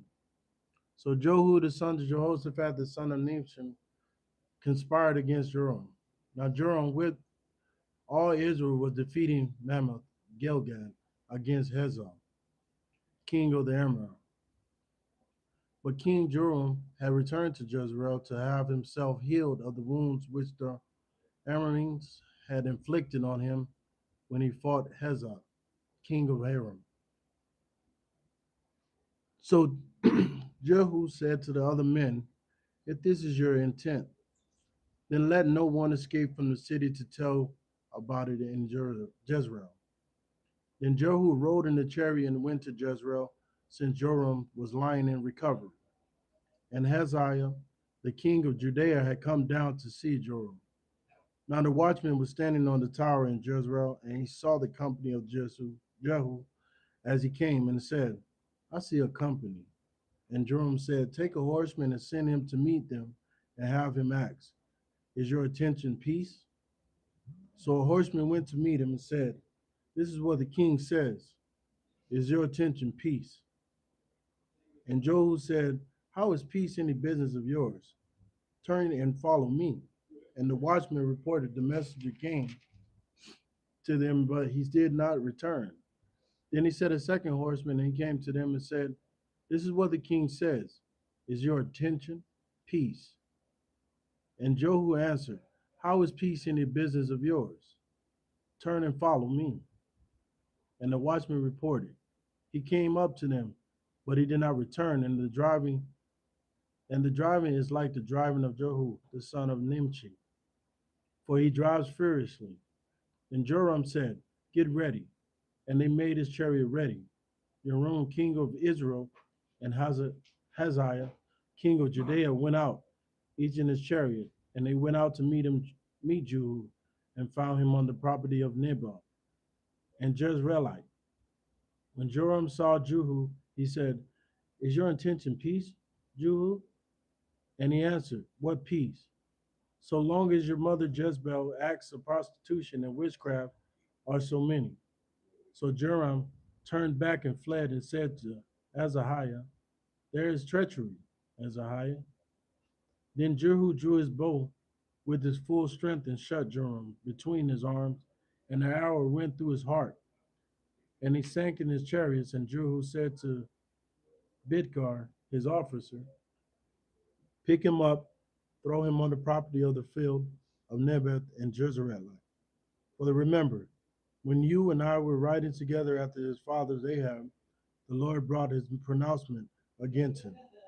I have certainly seen yesterday the blood of Naboth and the blood of his sons, declares the Lord, and I will repay you on the property, declares the Lord. Now then, pick him up and throw him on the property in accordance with the word of the Lord. When Ahaziah, the king of Judea, saw this, he fled by way of a garden house. But Jehu pursued him and said, "Shoot him too in the chariot." So they shot him at the accent of Gor, which is at the Eblem, and he fled to Megiddo and died there. Then his servants carried him in a chariot to Jerusalem and buried him in his grave with his father in the city of David. Now in the 11th year of Joram, the son of Ahab, Hezekiah became king of Judea. When Jehu came to Jezreel, Jezebel heard about it, and she put the makeup on her eyes and adored her. The daughter hid, looked down through the window. As Jehu entered the gate, she said, "Is your intention peace, Zimri?" His master's murderer. Then he raised his face towards the window and said, "Who is with me? Who?" And two or three officials looked down at him. Then he said, "Throw her down." So they threw her down, and some of her blood splattered on the wall and on the horses, and he trampled her underfoot. When he came in, he ate and drank and said, "See now, to this cursed woman and bury her, for she is a king's daughter." So they went to bury her, but they found nothing of her except the skull, the feet, the palms, and her hands. Therefore they returned and informed him. And he said, "This is the word of the Lord, which he spoke by his servant Elijah, the Tishbite, saying, On the property of Jezreel the dogs shall eat the flesh of Jezebel, and the corpse of Jezebel will be like dung on the face of the field of the property of Jezreel, so that they cannot say, This is Jezebel." Here you go, David. What is so funny, dude?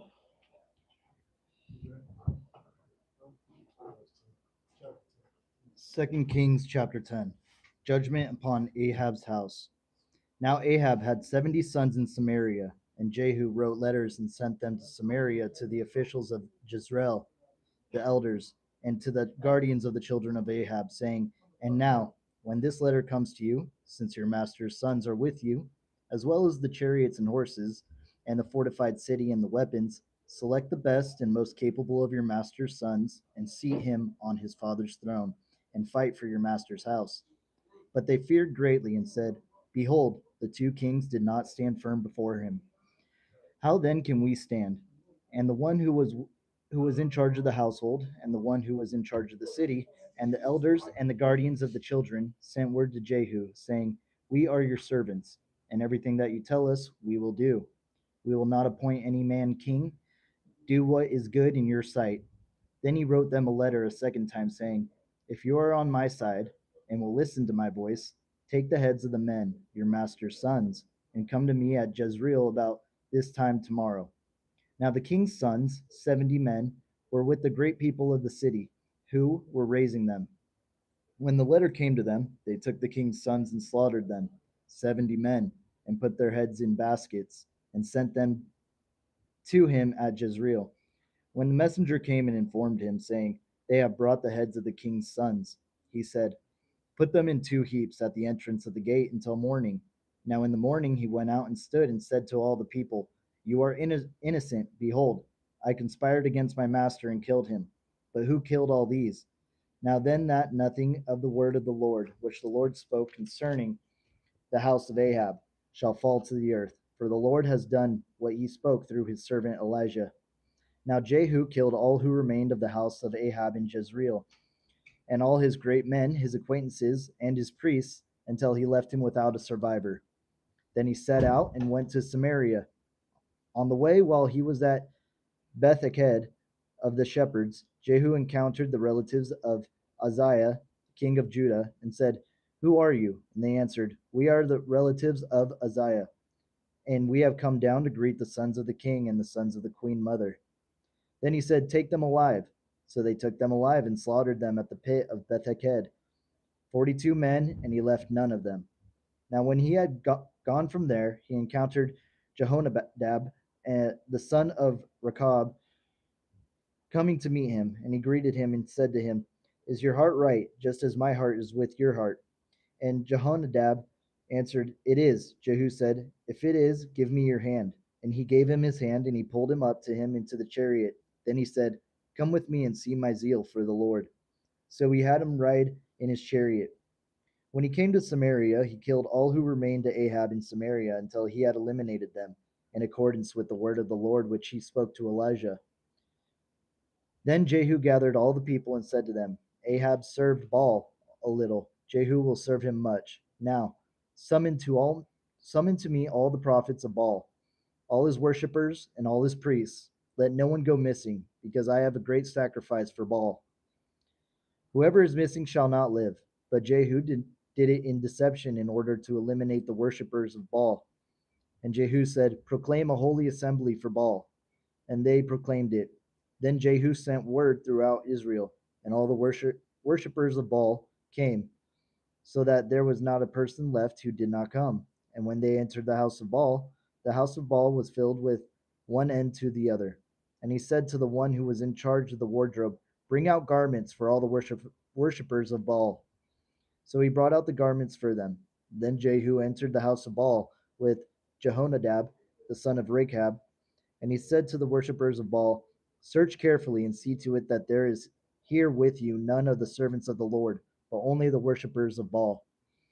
Then they entered to offer sacrifices and burnt offerings. Now Jehu had stationed for himself 80 men outside, and he had said, "The one who allows any of the men whom I bring into your hands to escape shall give up his life in exchange." Then it came about, as soon as he had finished offering the burnt offering, that Jehu said to the guard and to the royal officers, "Go in, kill them, let none come out." So they killed them with the edge of the sword, and the guard and the royal officers threw them out, and went to the sanctuary of the house of Baal. They brought out the memorial stones of the house of Baal and burned them. They also tore down the memorial stone of Baal and tore down the house of Baal, and made it a latrine as it is to this day. So Jehu eradicated Baal from Israel. However, as for the sins of Jeroboam, the son of Nebat, into which he misled Israel, from these Jehu did not desist, including the golden calves that were at Bethel and at Dan. Yet the Lord said to Jehu, "Because you have done well in performing what is right in my eyes, and you have done to the house of Ahab in accordance with everything that was in my heart, your sons to the fourth generation shall sit on the throne of Israel." But Jehu was not careful to walk in the law of the Lord, the God of Israel, with all his heart. He did not desist from the sins of Jeroboam, into which he misled Israel. In those days, the Lord began to cut off pieces from Israel, and Hazael defeated them throughout the territory of Israel, from the Jordan eastward, all the land of Gilead, the Gadites, the Rebenites, and the Manzites, from Eror, which is by the valley of Arnon, that is Gilead and Bashan. Now, as for the rest of the acts of Jehu and everything that he did in all his might, are they not written in the book of the Chronicles of the Kings of Israel? And Jehu lay down with his fathers, and they buried him in Samaria. And his son Jehoaz became king in his place. So the time which Jehu reigned over Israel and Samaria was 28 years. 2 Kings chapter 11. When Athaliah, the mother of Aziah, saw that her son was dead, she arose and eliminated all the royal children. But Jehosheba, the daughter of the king Joram, sister of Ahaziah, took the Joash, the son of Ahaziah, and abducted him from among the king's sons who were being put to death, and put him and his nurse in the bedroom. So they hid him from Athaliah, and he was not put to death. So he kept hidden with her in the house of the Lord for 6 years, while Athaliah was reigning over the land. Now in the 7th year, Jehoiada sent orders and brought the captains of hundreds of the Kerites and of the guards, and brought them to himself at the house of the Lord. Then he made a covenant with them and put them under oath at the house of the Lord and showed them the king's son. And he commanded them, saying, This is the thing that you shall do. A third of you who come in on the Sabbath and keep watch over the king's house, a third also shall be at the gate, sir, and a third at the gate behind the guards, shall keep watch over the house for defense. And 2 parts of you, all who go out on the Sabbath, shall also keep watch over the house of the Lord for the king. Then you shall surround the king, each with his weapons in his hand, and whoever comes within the ranks shall be put to death. And you are to be with the kings when he goes out, when he comes in, and when he comes in. So the captains of hundreds acted in accordance with everything that Jehoiada the priest commanded, and each one of them took his men who were to come in on the Sabbath, along with those who were to go out on the Sabbath. And they came to Jehoiada the priest. Then the priest gave the captains of the hundreds the spears and shields that had been King David's, which were in the house of the Lord. The guards stood, each with his weapons in his hand, from the right side of the house to the left side of the house, by the altar and by the house around the king. Then he brought the king's son out and put the crown on him and gave him the testimony. And they made him king and anointed him. And they clapped their hands and said, Long live the king. When Athaliah heard the noise of the guards and of the people, she came to the people at the house of the Lord. And she looked, and behold, the king was standing by the pillar according to the custom, with the captains and the trumpeters beside the king. And all the people of the land were joyful and were blowing trumpets. Then Athaliah tore her clothes and cried out, Conspiracy, conspiracy. And Jehoiada the priest commanded the captains of hundreds who were appointed over the army and said to them, Bring her out between the ranks, and whoever follows her, put to death with the sword. For the priest said, She is not to be put to death at the house of the Lord. So they seized her, and when they brought her to the horses' entrance of the king's house, she was put to death there. When Jehoiada made a covenant between the Lord, the king, and the people, that they would be the Lord's people, and between the king and the people. And all the people of the land came to the house of Baal and tore it down. They thoroughly smashed his altars and his images in pieces, and they killed Matan, the priest of Baal, before the altars. Then the priest appointed sentries over the house of the Lord, and he took the captains of hundreds, and the Karites, and the guards of all the people of the land, and they brought the king down from the house of the Lord, and came by way of the gate of the guards to the king's house. And he sat on the throne of the king. So all the people of the land rejoiced, and the city was peaceful. For they had put Athaliah to death with the sword at the king's house. Jehoash was 7 years old when he became king. Chapter 12, 2 Kings. In the 7th year of Jehu, Jehoash became king, and he reigned for 40 years in Jerusalem, and his mother's name was Zibiah of Beersheba. Jehoash did what was right in the sight of the Lord all his days, that Jehoiada the priest instructed him. Only the high places did not end. The people still sacrificed and burned incense on the high places. Then Jehoash said to the priests, All the money of the sacred offerings, which is brought into the house of the Lord, is current money, both the money in each man's assessment and all the money which anyone's heart prompts him to bring into the house of the Lord. The priests are to take it for themselves, each from his acquaintance, and they shall repair damage to the house, wherever any damage is found. But it came about that in the 23rd year of King Jehoash, the priest had not repaired any damage to the house. So King Jehoash summoned Jehoiada, the priest, and the other priests, and said to them, Why do you not repair damage to the house? Now then, you are not to take any more money from your acquaintances, but give it up for the damage to the house. The priests then agreed that they would not take any more money from the people, nor would they repair damage to the house. Instead, Jehoiada the priest took a chest and drilled a hole in its lid and put it inside the altar on the right side as one comes into the house of the Lord, and the priests who guarded the threshold put in it all the money that was brought into the house of the Lord. When they saw that there was a great amount of money in the chest, the king's scribe and the high priest went up and tied it up in bags and counted the money that was found in the house of the Lord. And they handed the money which was assessed over to those who did the work, who had the oversight of the house of the Lord, and they put it out to the carpenters and the builders who worked on the house of the Lord, and to the masons and the stone cutters, and for buying timber and cut stone to repair the damage to the house of the Lord, and for everything that was laid out for the house to repair it. However, there was not made for the house of the Lord silver cups, shears, bowls, trumpets, any receptacles of gold, or receptacles of silver from the money which was brought into the house of the Lord. For they gave that to those who did the work, and with it they repaired the house of the Lord. Moreover, they did not require any accounting from the men into whose hands they gave the money to pay to those who did the work, because they acted faithfully. The money from the guilt offerings and the money from the sin offerings was not brought into the house of the Lord, it belonged to the priests. Then Hazael, the king of Aram, went up and fought against Gath and captured it. And Hazael was intent on going up against Jerusalem.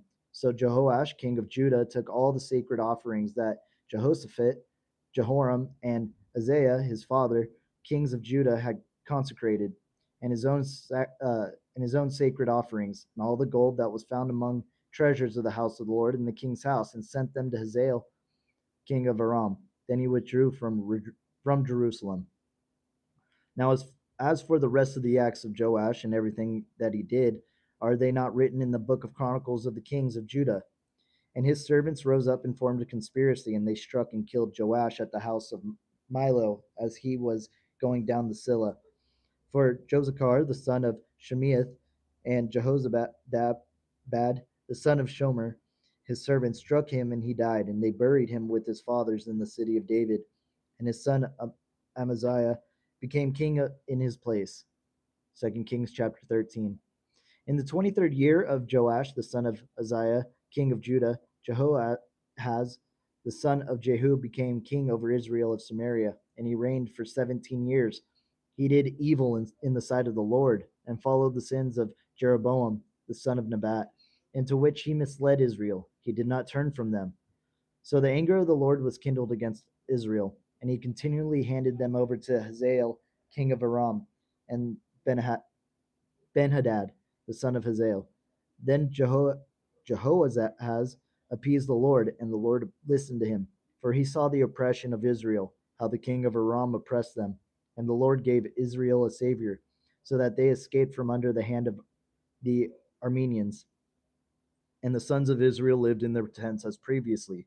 Nevertheless, they did not abandon the sins of the house of Jeroboam, into which he misled Israel. Rather, they walked in them, and the Asherah also remained standing in Samaria. For he left to Jehoahaz no more of the army than 50 horsemen, 10 chariots, and 10,000 infantry, because the king of Aram had eliminated them and made them like the dust at threshing.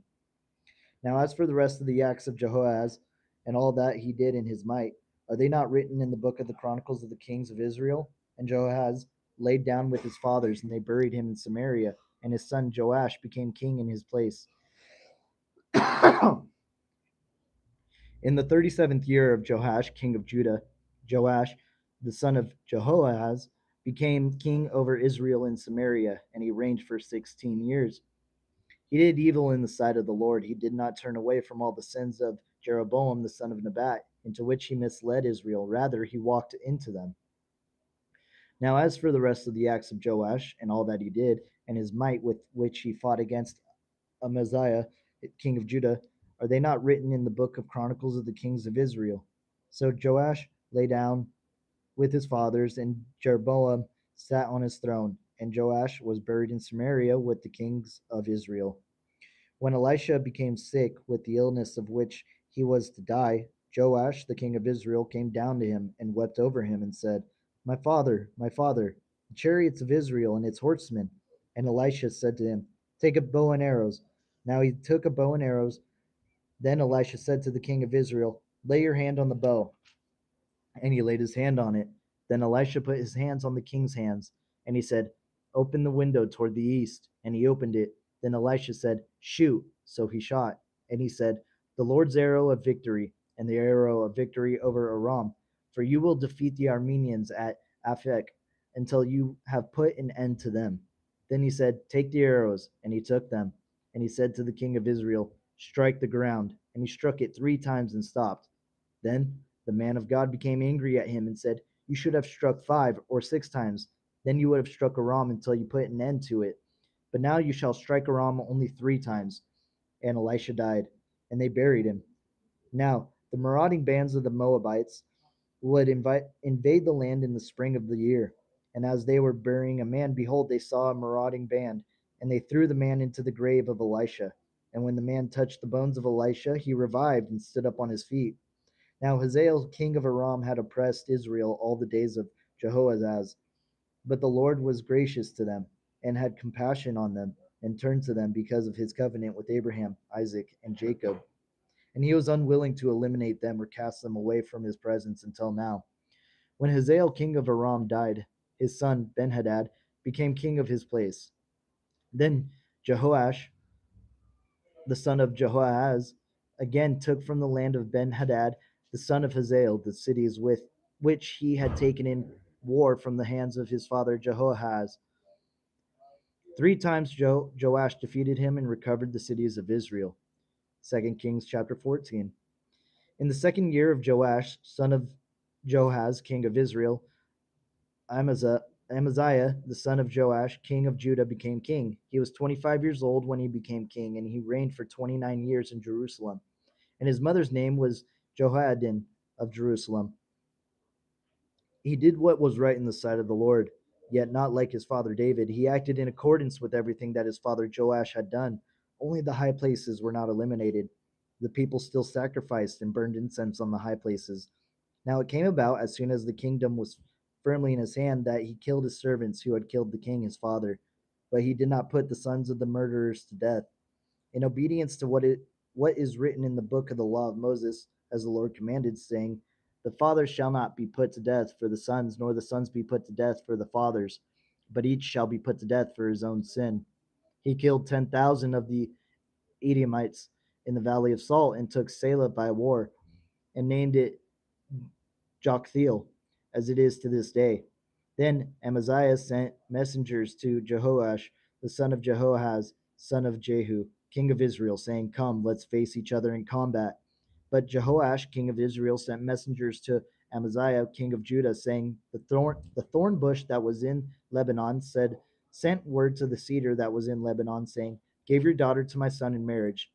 But a wild animal that was in Lebanon passed by and trampled the thorn bush.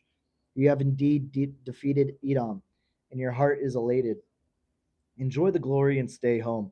For why should you get involved in trouble so that you would fall, you and Judah with you? But Amaziah would not listen. So Jehoash, king of Israel, went up, and they faced each other, he and Amaziah, king of Judah, at Beth Shemesh, which belongs to Judah. And Judah was defeated by Israel, and they fled, every man to his tent.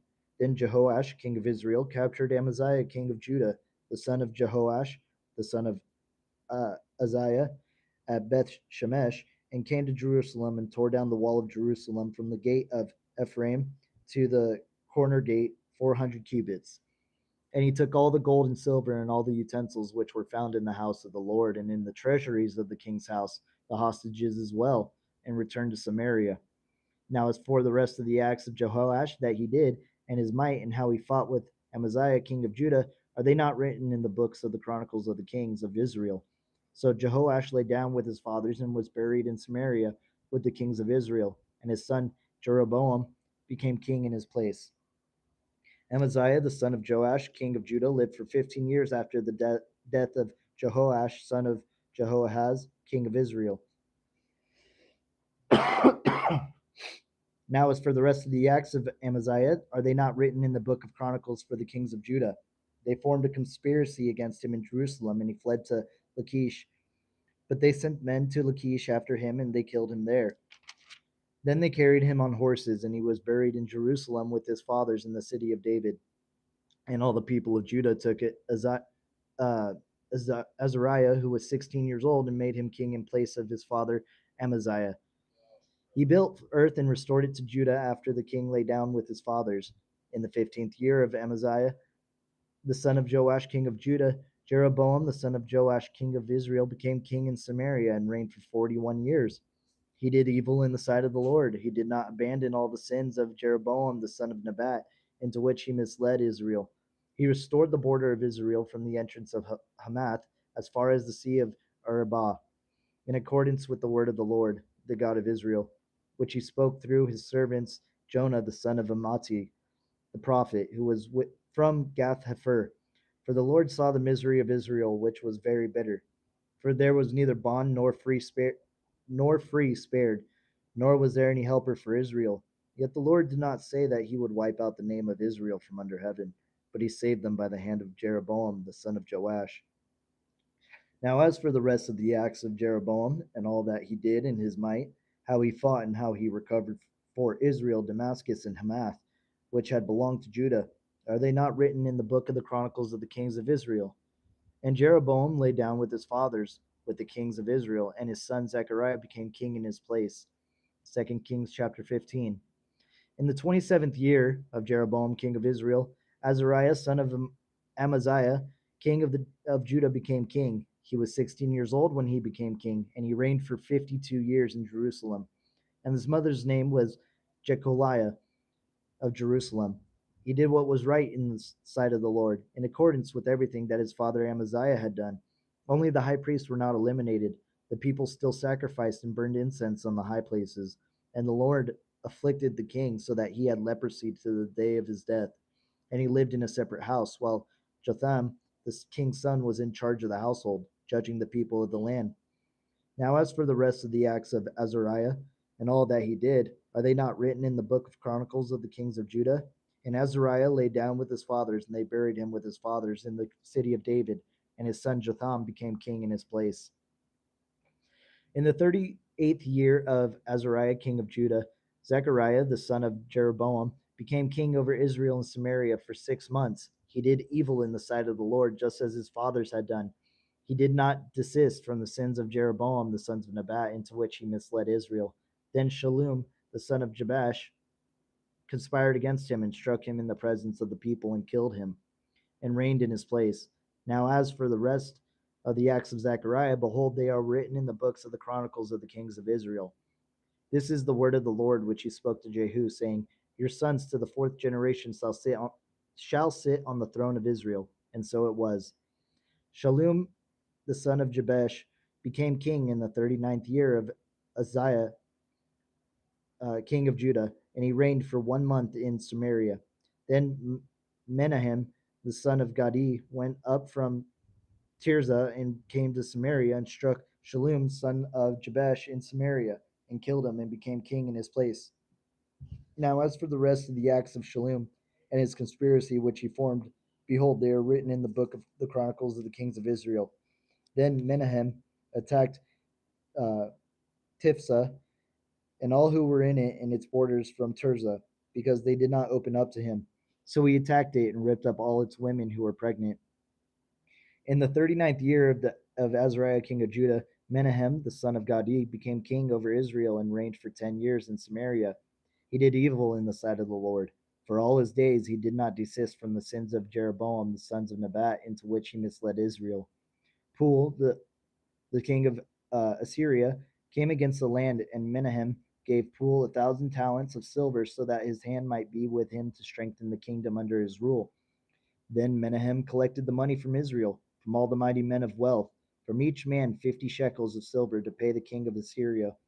So the king of Assyria returned and did not stay there in the land. Now, as for the rest of the acts of Menahem and all that he did, are they not written in the books of Chronicles of the kings of Israel? And Menahem lay down with his fathers, and his sons Pekahiah became king in his place. In the 15th year of Azariah, king of Judah, Pekahiah, the son of Menahem, became king over Israel and Samaria and reigned for 2 years.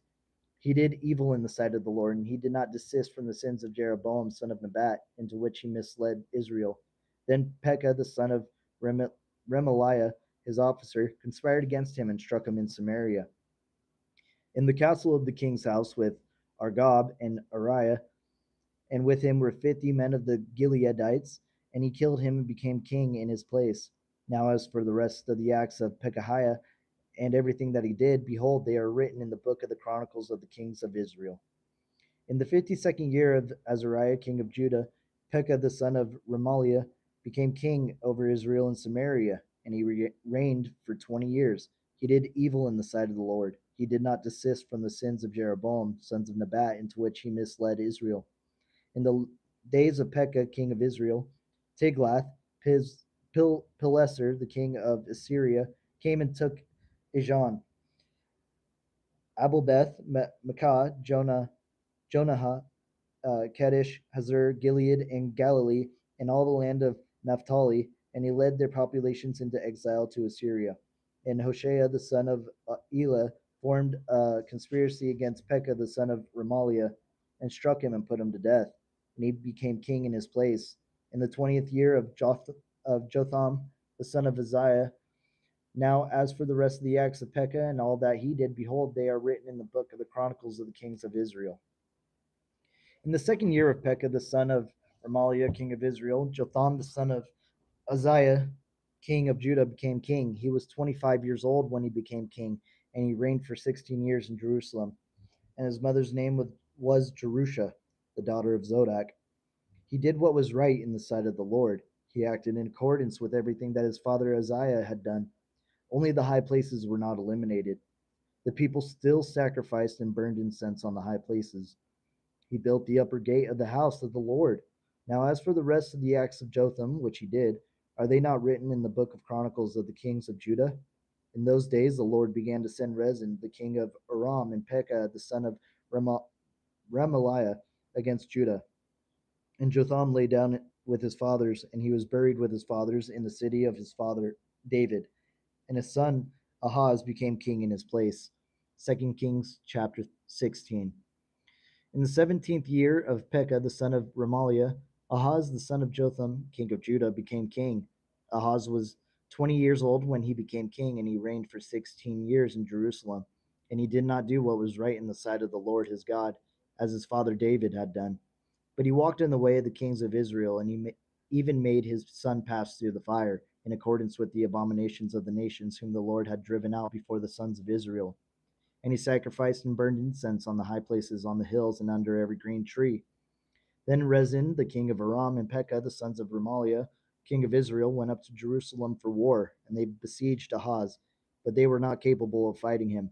At that time, Rezin, king of Aram, restored Elath to Aram and drove the Judeans away from Elath, and the Arameans came to Elath and have lived there to this day. So Ahaz sent messengers to Tiglath-Pileser, king of Assyria, saying, I am your servant and your son. Come up and save me from the land of the king of Aram and from the hand of the king of Israel, who are rising up against me. And Ahaz took the silver and gold that was found in the house of the Lord and in the treasuries of the king's house and sent a gift to the king of Assyria. So the king of Assyria listened to him, and the king of Assyria went up against Damascus and captured it, and led the people of it into exile to Kir and put Rezin to death. Now King Ahaz went to Damascus to meet Tiglath-Pileser, king of Assyria, and he saw the altar which was at Damascus. And King Ahaz sent to Arujah, the priest, the pattern of the altar and its model, according to all its workmanship. So Arujah, the priest, built an altar according to everything that King Ahaz had sent from Damascus, in the way Arujah the priest made it before the coming of King Ahaz from Damascus. And when the king came from Damascus, the king saw the altar. Then the king approached the altar and went up to it, and burned his burnt offerings and his meal offering, and poured out his drink offering, and sprinkled the blood of his peace offerings on the altar. And the bronze altar, which was before the Lord, he brought from the front of the house, from between his altar and the house of the Lord, and he put it on the north side of his altar.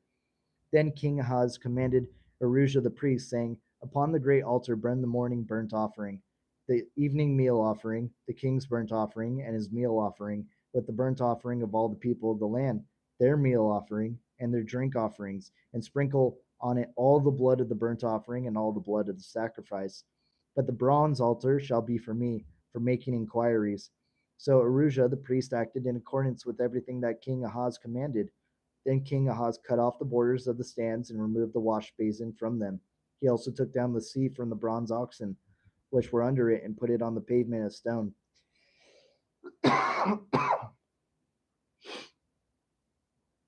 Oh man.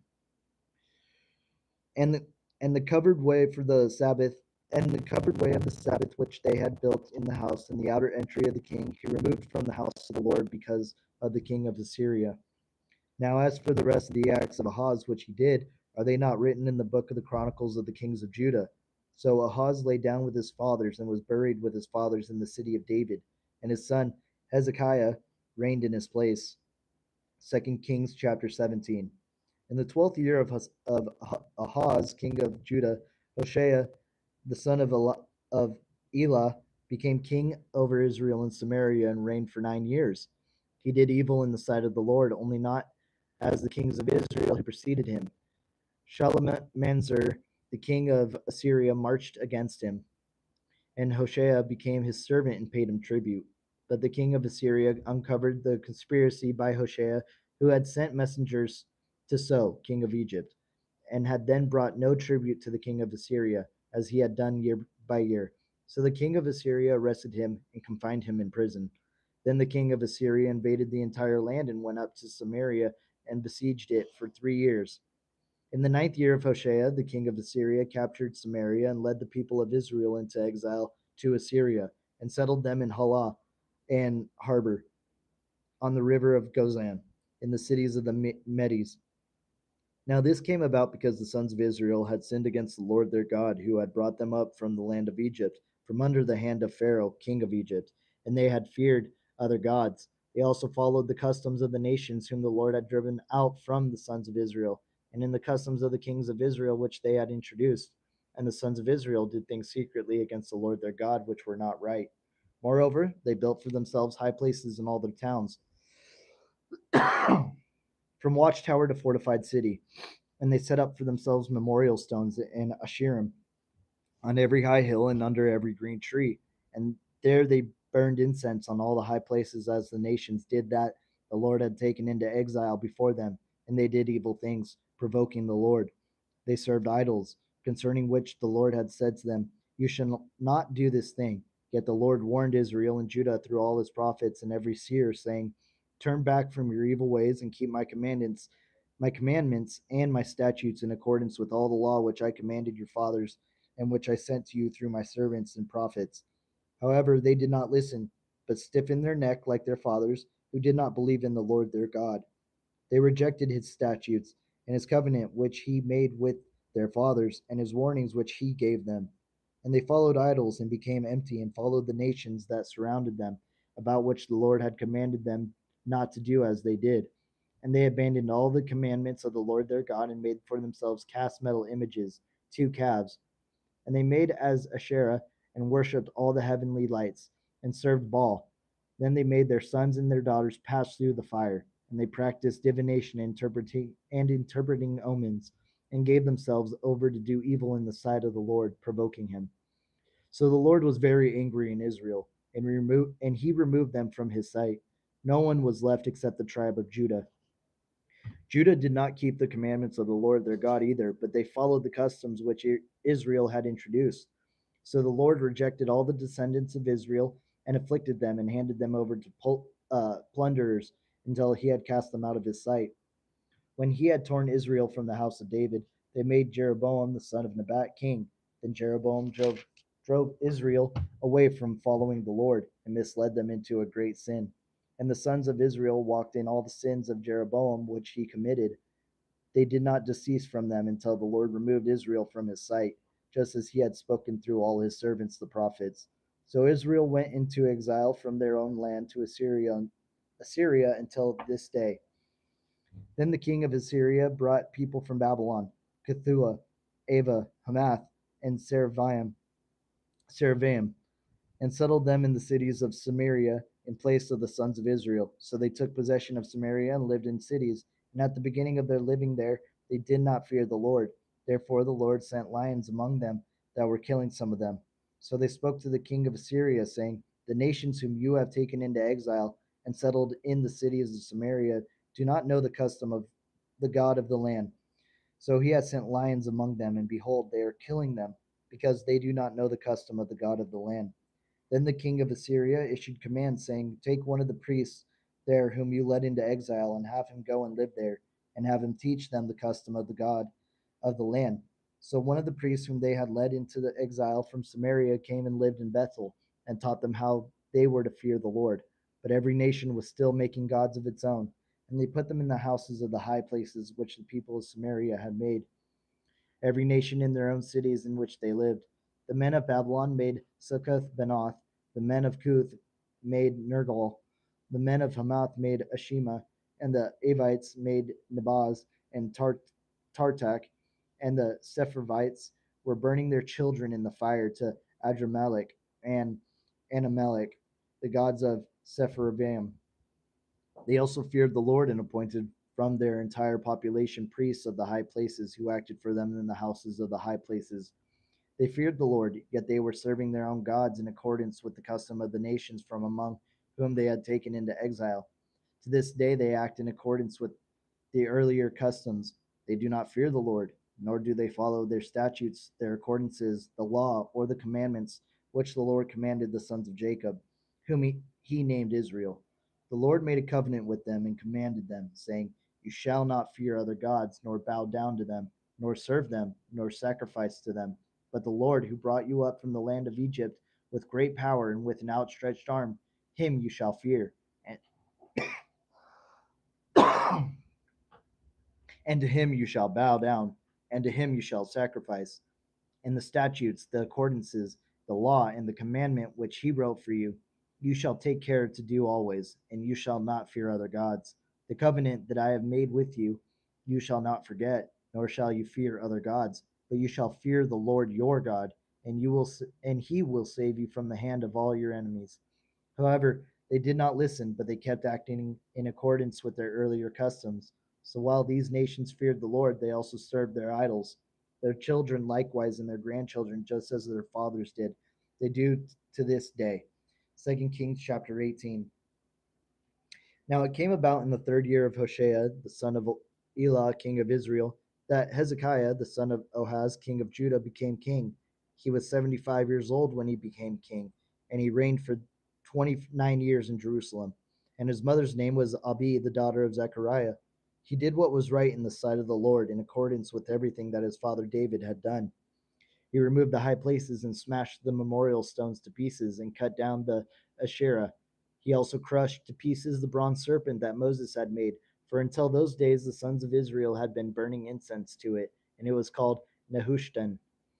He trusted in the Lord, the God of Israel, and after him there was no one like him among all the kings of Judah, nor among those who came before him. For he clung to the Lord. He did not desist from following him, but kept his commandments which the Lord had commanded Moses. And the Lord was with him. Wherever he went, he was successful, and he revolted against the king of Assyria and did not serve him. He defeated the Philistines as far as Gaza and its territory, from watchtower to fortified city. Now in the 4th year of King Hezekiah, which was the 7th year of Hoshea, son of Elah, king of Israel, Shalmaneser, king of Assyria, marched against Samaria and besieged it. And at the end of 3 years they captured it. In the 6th year of Hezekiah, which was the 9th year of Hoshea, king of Israel, Samaria was captured. Then the king of Assyria led Israel into exile to Assyria and put them in Halah and on the harbor, the river of Gozan, and in the cities of the Medes. This happened because they did not obey the voice of the Lord their God, but violated his covenant, all that Moses, the servant of the Lord, had commanded. They would neither listen nor do it. Now in the 14th year of King Hezekiah, Sennacherib, king of Assyria, marched against all the fortified cities of Judah and seized them. Then Hezekiah, king of Judah, sent messengers to the king of Assyria at Lachish, saying, I have done wrong. Withdraw from me. Whatever you impose on me, I will endure. So the king of Assyria imposed on Hezekiah, king of Judah, the payment of 300 talents of silver and 30 talents of gold. Hezekiah then gave him all the silver that was found in the house of the Lord and in the treasuries of the king's house. At that time, Hezekiah cut off the gold from the doors of the temple of the Lord and from the doorposts, which Hezekiah, king of Judah, had overlaid, and he gave it to the king of Assyria. Then the king of Assyria sent Tartan, Rabsaris, and Rabshakeh from Lachish to King Hezekiah with a large army to Jerusalem.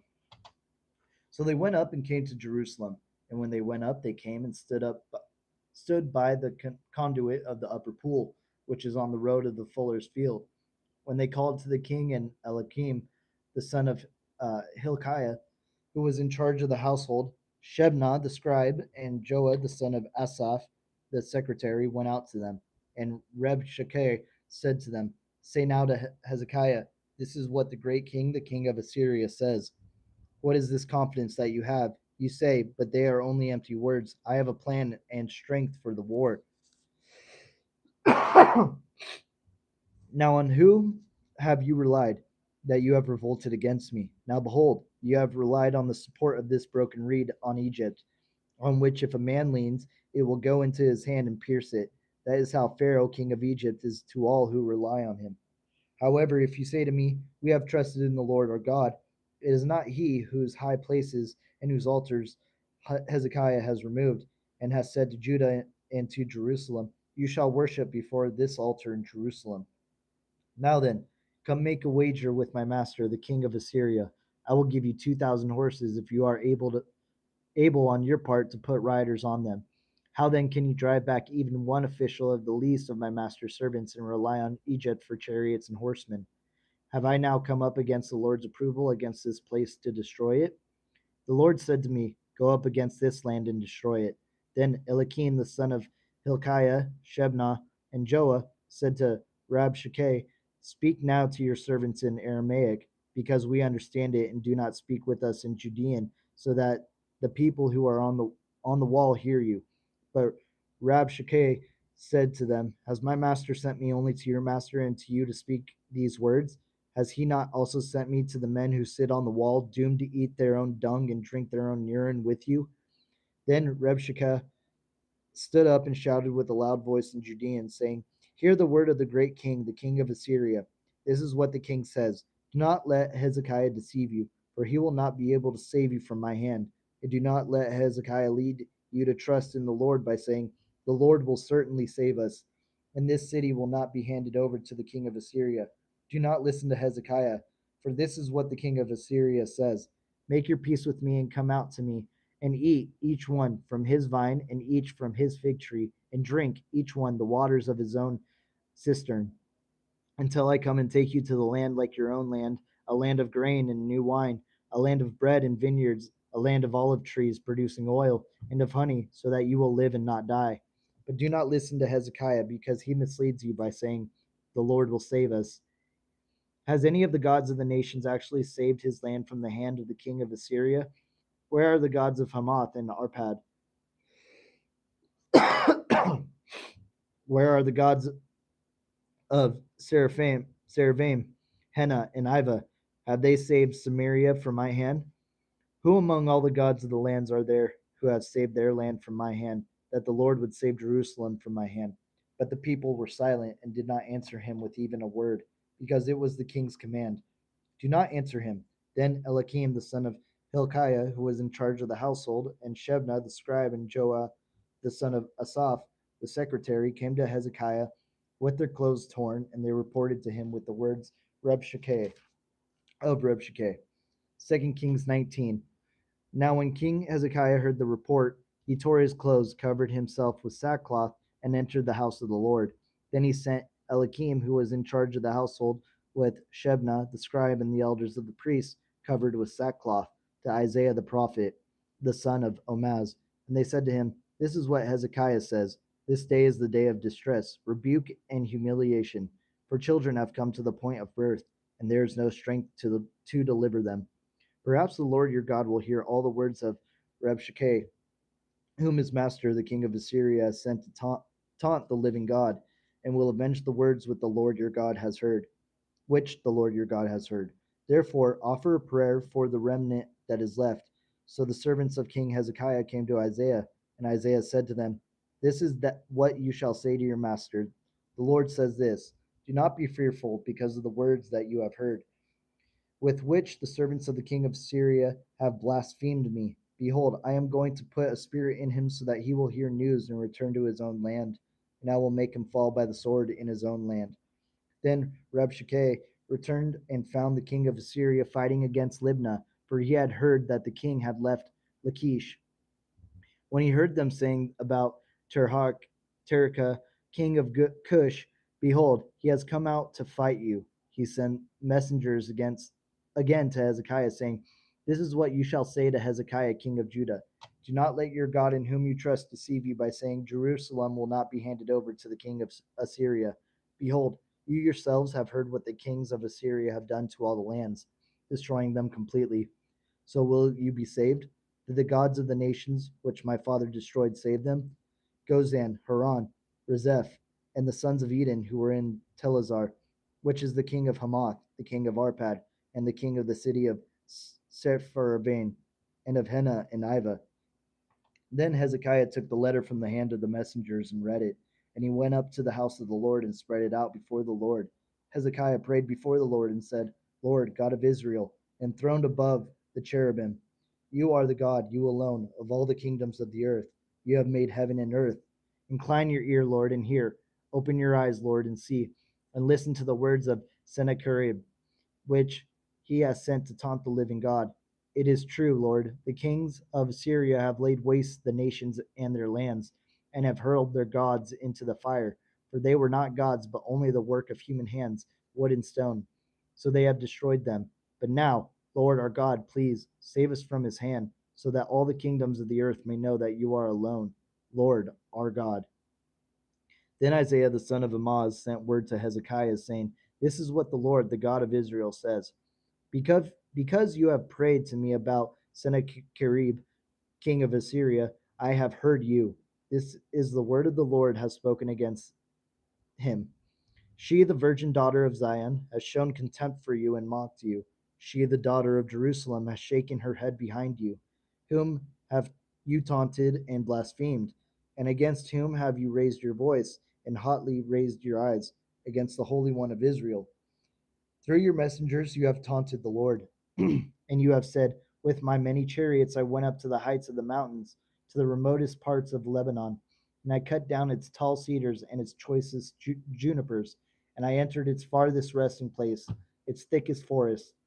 I dug wells and drank foreign waters, and with the soles of my feet I dried up all the streams of Egypt. Have you not heard? Long ago I did it. From ancient times I planned it. Now I have brought it about, that you would turn fortified cities into ruined heaps. Therefore their inhabitants were powerless. They were shattered and put to shame. They were like the vegetation of the field and the green grass, like grass on the housetops that is scorched before it has grown. But I know you're sitting down, you're going out, you're coming in, and you're raging against me. Because of your raging against me, and because your complacency has come up to my ears, and I will put my hook in your nose, and my bridle in your lips, and I will turn you back by the by the way by which you came. Then this shall be the sign for you. You will eat this year what grows of itself. In the second year, what grows by itself, and in the third year, sow, harvest, plant vineyards, and eat their fruit. The survivors that are left of the house of Judah will again take root downward and bear fruit upward. For out of Jerusalem will go a remnant, and survivors out of Mount Zion. The zeal of the Lord will perform this. Therefore, this is what the Lord says about the king of Assyria. He will not come to this city nor shoot an arrow there, and he will not come before it with a shield nor heap up any assault ramp against it. By the way that he came, by the way he will return, and he shall not come to this city, declares the Lord.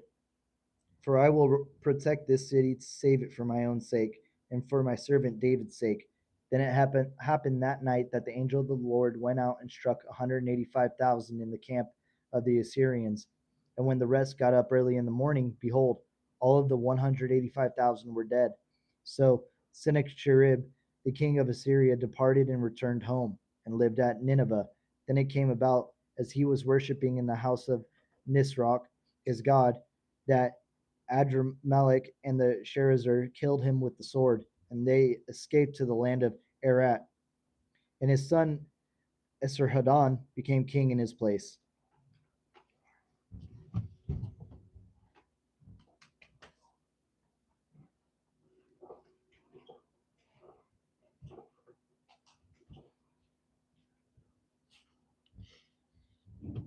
Second Kings chapter 20. Hezekiah's illness and recovery. In those days, Hezekiah became mortally ill, and Isaiah the prophet, the son of Amos, came to him and said to him, This is what the Lord says. Set your house in order, for you are going to die and not live. Then he turned his face to the wall and prayed to the Lord, saying, Please, Lord, just remember how I have walked before you wholeheartedly and in the truth, and have done what is good in your sight. And Ezekiel wept profusely, and even before Isaiah had left the middle courtyard, the word of the Lord came to him, saying, Return and say to Ezekiel, the leader of my people, this is what the Lord, the God of your father David says. I have heard your prayer. I have seen your tears. Behold, I am going to heal you. On the third day you shall go up to the house of the Lord, and I will add 15 years to your life, and I will save you and this city from the hand of the king of Assyria. And I will protect this city for my own sake and for my servant David's sake. Then Isaiah said, Take a cake of figs. And they took it and placed it on the inflamed spot, and he recovered. Now Ezekiel said to Isaiah, What will be the sign that the Lord will heal me, and that I will go up to the house of the Lord on the third day? Isaiah said, This shall be the sign to you from the Lord, that the Lord will perform the word that he has spoken. Shall the shadow go forward 10 steps or go back 10 steps? Said Ezekiel said. So Ezekiel said, It is easy for the shadow to decline 10 steps. No, but have the shadow turn backwards 10 steps. Then Isaiah the prophet called out to the Lord and said, He brought the shadow on the stairway back 10 steps, by which it has gone down on the stairway of Ahaz. Sent letters and a gift to Hezekiah, because he heard that Hezekiah had been sick, and Hezekiah listened to them and showed them all this treasure house, the silver, the gold, the balsam oil, the scented oil, the house of his armor, and everything that was found in his treasuries. There was nothing in his house, nor all his realm, that Ezekiel did not show them. Then Isaiah the prophet came to King Ezekiel and said to him, What do these men say? And from whom where have they come to you? And Ezekiel said, They have come from a far country, from Babylon. Isaiah said, What have they seen in your house? So Ezekiel answered, They have seen everything that is in my house. There is nothing among my treasuries that I have not shown them. Then Isaiah said to Ezekiel, Hear the word of the Lord. Behold, the days are coming when everything that is in your house and what your fathers have stored up to this day will be carried to Babylon. Nothing will be left, says the Lord. And some of your sons who will come from you, whom you will father, will be taken away, and they will become officials in the palace of the king of Babylon. Then Ezekiel said to Isaiah, The word of the Lord which you have spoken is good, for he thought, It is not good if there will be peace and security in my days. Now, the rest of the acts of Ezekiel and all of his might, and how he constructed the pool and the conduit and brought water into the city, are they not written in the book of the Chronicles of the kings of Judah? So Ezekiel lay down with his fathers, and his son Manasseh became king in his place. Manasseh succeeds Hezekiah. 2 Kings 21. Manasseh was 12 years old when he became king, and he reigned for 55 years in Jerusalem. And his mother's name was Hephzibah. He did evil in the sight of the Lord, in, in accordance with the abominations of the nations whom the Lord disposed before the sons of Israel, for he rebuilt the high places which his father Ezekiel had destroyed, and he erected altars from Baal, and made Asherah, just as Ahab king of Israel had done. And he worshipped all the heavenly lights and served them. And he built altars in the house of the Lord, of which the Lord had said, In Jerusalem I will put my name. He built altars for all the heavenly lights in the two courtyards of the house of the Lord.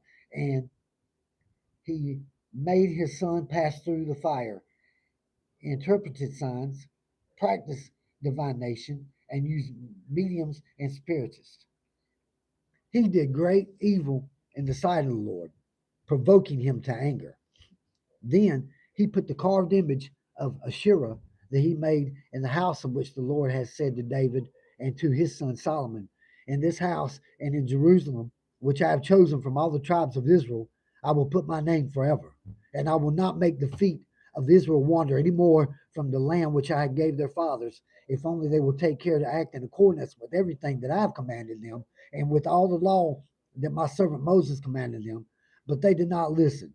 And Manasseh encouraged them to do evil more than the nations whom the Lord eliminated from the presence of the sons of Israel.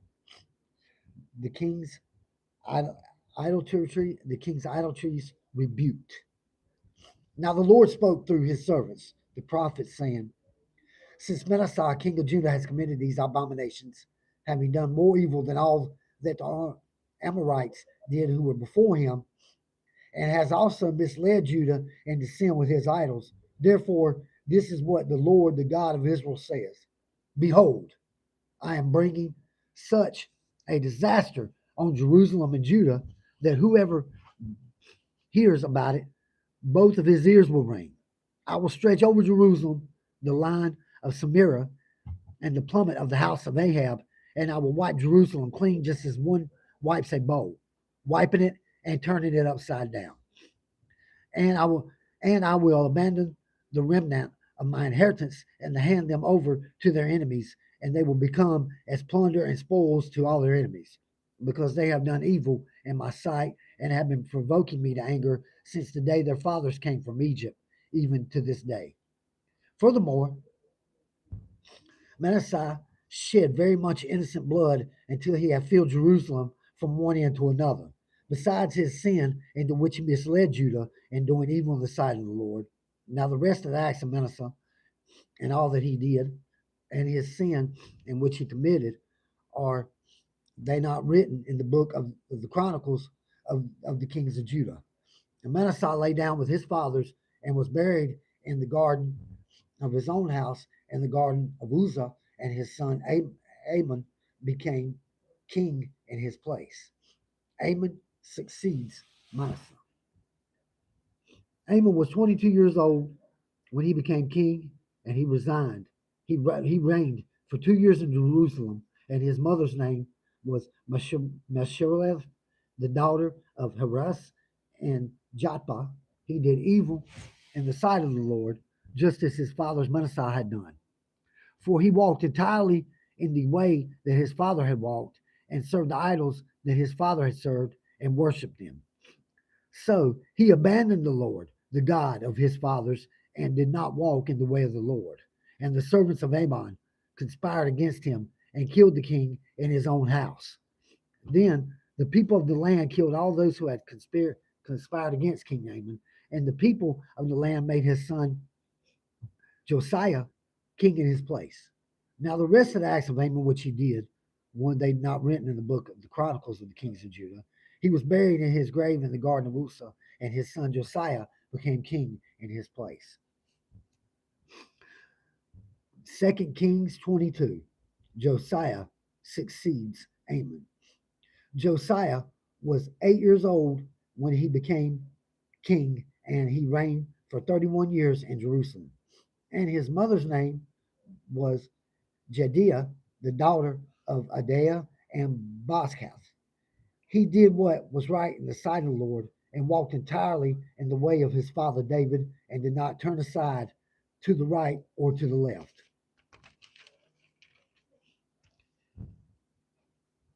It to dust, and threw its dust on the graves of the common people, and he tore down the cubicles of the male prostitutes which were in the house of the Lord, where the women were weaving hangings for the Asherah.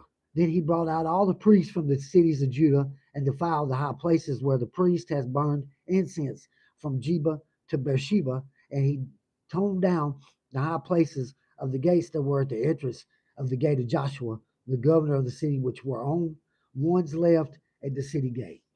Nevertheless, the priests of the high places did not go up to the altar of the Lord in Jerusalem, but they were unleavened bread among their brothers. He also defiled Topheth, which is the valley of the son of Hinnom, so that no one would make his son or his daughter pass through the fire for Moloch.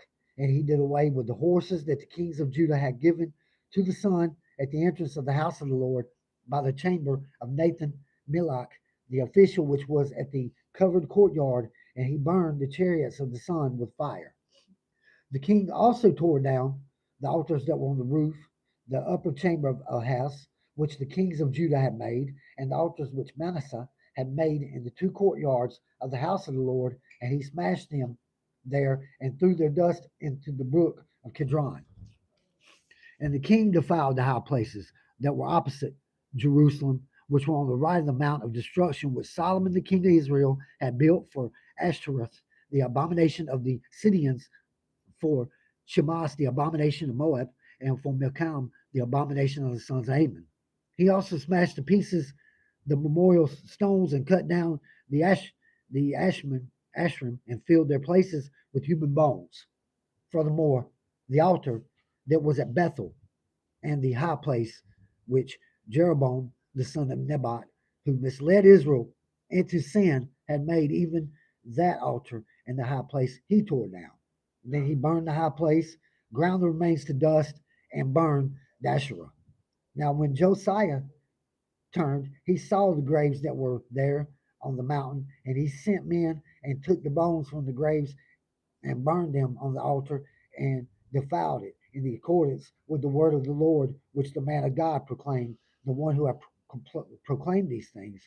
Then he said, "What is this gravestone there that I see?" And the men of the city told him, "It is the grave of the man of God who came from Judah and proclaimed these things which you have done against the altar of Bethel." And he said, "Leave him alone. No one is to disturb his bones." So they left his bones undisturbed with the bones of the prophet who came from Samaria. Then Josiah also removed all the houses of the high places which were in the cities of Samaria, which the kings of Israel had constructed, provoking the Lord to anger, and he did to them just as he had done in Bethel. And he slaughtered all the priests of the high places who were there on the altars and burned human bones on them, that he returned to Jerusalem. Passover reinstituted. The king commanded all the people, saying, "Celebrate the Passover to the Lord your God. It is as written in this book of the covenant." Truly, such a Passover had not been celebrated since the days of the judges who judged Israel, nor in all the days of the kings of Israel and the kings of Judah. But in the 18th year of King Josiah, this Passover was celebrated to the Lord in Jerusalem. Moreover, Josiah removed the mediums, the spiritists, the household idols, and all the abominations that were seen in the land of Judah and in Jerusalem, so that he might fulfill the words of the law which were written in the book that Hilkiah the priest found in the house of the Lord. Before him there was no king like him, who turned to the Lord with all his heart and his soul and his might, in conformity to all the laws of Moses, nor did any like him arise after him. Nevertheless, the Lord did not turn from the fierceness of his great wrath, with which his anger burned against Judah, because of all the provocations with which Manasseh had provoked him. And the Lord said, "I will also remove Judah from my sight. Just as I removed Israel, I will reject this city which I have chosen, Jerusalem, and the temple of which I said, my name shall be there." Joash succeeds Josiah.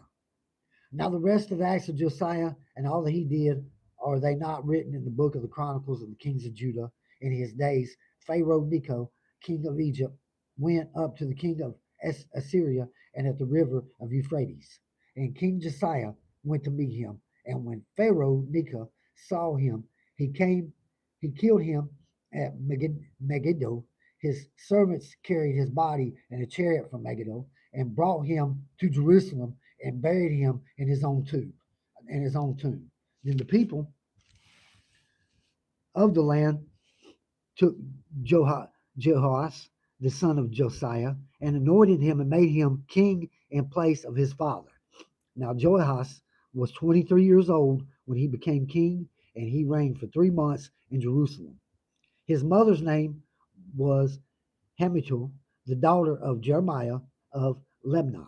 He did evil in the sight of the Lord, in accordance with all that his forefathers had done, and Pharaoh Necho imprisoned him at Riblah in the land of Hamath, so that he would not reign in Jerusalem. and he imposed on the land a fine of 100 talents of silver and a talent of gold. Jehoiakim made king by Pharaoh. Then Pharaoh Necho made Eliakim, the son of Josiah, king in the place of his father Josiah, and he changed his name to Jehoiakim. But he took Jehoahaz and brought him to Egypt, and he died there. So Jehoiakim gave the silver and gold to Pharaoh, but he assessed the land in order to give the money at the command of Pharaoh. He collected the silver and gold from the people of the land, each according to his assessment, to give to Pharaoh Necho. Now Jehoiakim, who was 25 years old when he became king, and he reigned for 11 years in Jerusalem, and his mother's name was Zebediah, the daughter of Pedaiah of Rumah. He did evil in the sight of the Lord in accordance with all that his forefathers had done. 2 Kings 24. Babylon controls Jehoiakim. In his days, Nebuchadnezzar, king of Babylon, came up, and Jehoiakim became his servant for 3 years. Then he turned and revolted against him. And the Lord sent against him bands of Chaldeans, bands of Arameans, bands of Moabites, and bands of Ammonites. He sent them against Judah to destroy it. In accordance with the word of the Lord which he had spoken through his servants, the prophets, it indeed came upon Judah at the command of the Lord to remove them from his sight due to the sin of Manasseh, in accordance with everything that he had done, and also for the innocent blood which he shed, for he filled Jerusalem with innocent blood, and the Lord was unwilling to forgive him. Now the rest of the acts of Jehoiakim and all that he did, are they not written in the book of the Chronicles of the kings of Judah? Jehoiachin reigns. So Jehoiakim lay down with his fathers, and his son Jehoiachin became king in his place. Now the king of Egypt did not come out of his land again, because the king of Babylon had taken everything that belonged to the king of Egypt from the book of Egypt to the river Euphrates. Now Jehoiachin was 18 years old when he became king. He reigned for 3 months in Jerusalem, and his mother's name was Nehushta, the daughter of Elnathan of Jerusalem. He did evil in the sight of the Lord in accordance with all that his father had done. Deportation to Babylon. At that time, the servants of Nebuchadnezzar, the king of Babylon, went up to Jerusalem, and the city came under siege. And Nebuchadnezzar, the king of Babylon, came to the city while his servants were besieging it. Then Jehoiachin, the king of Judah, went out to the king of Babylon, he, his mother, his servants, his commanders, and his officials. And the king of Babylon took him prisoner in the 8th year of his reign. He also brought out from there all the treasures of the house of the Lord and the treasures of the king's house. And he smashed all the articles of gold that Solomon, king of Israel, had made in the temple of the Lord, just as the Lord had said.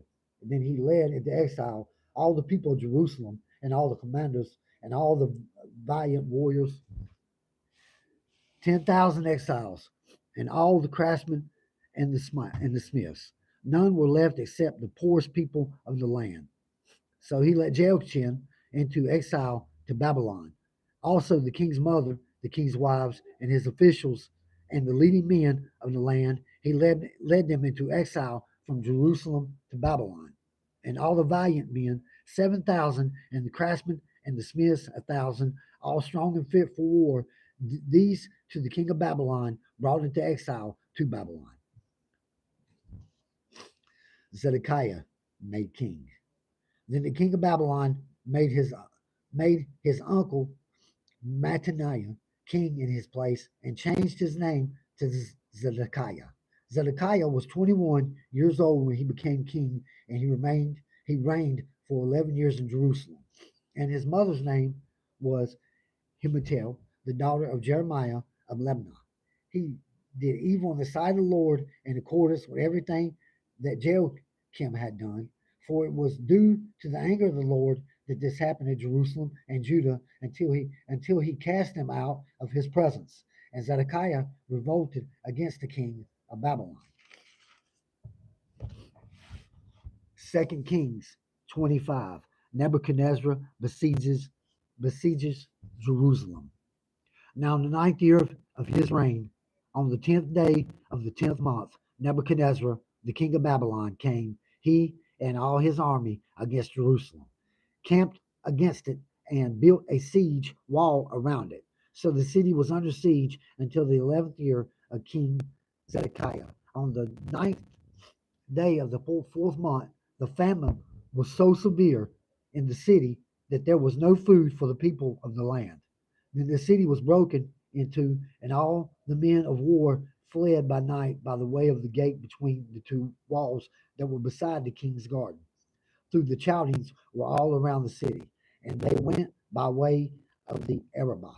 But the army of the Chaldeans pursued the king and overtook him in the plains of Jericho, and all his army were scattered from him.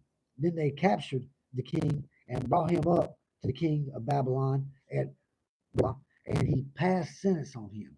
And they slaughtered the sons of Zedekiah before his eyes, and then put out Zedekiah's eyes and bound him with bronze shackles and brought him to Babylon. Jerusalem burned and plundered. Now, on the seventh day of the fifth moon, which was the 19th year of King Nebuchadnezzar, king of Babylon, Nebuzaradan, the captain of bodyguards, a servant of the king of Babylon, came to Jerusalem. And he burned the house of the Lord, the king's house, and all the houses of Jerusalem.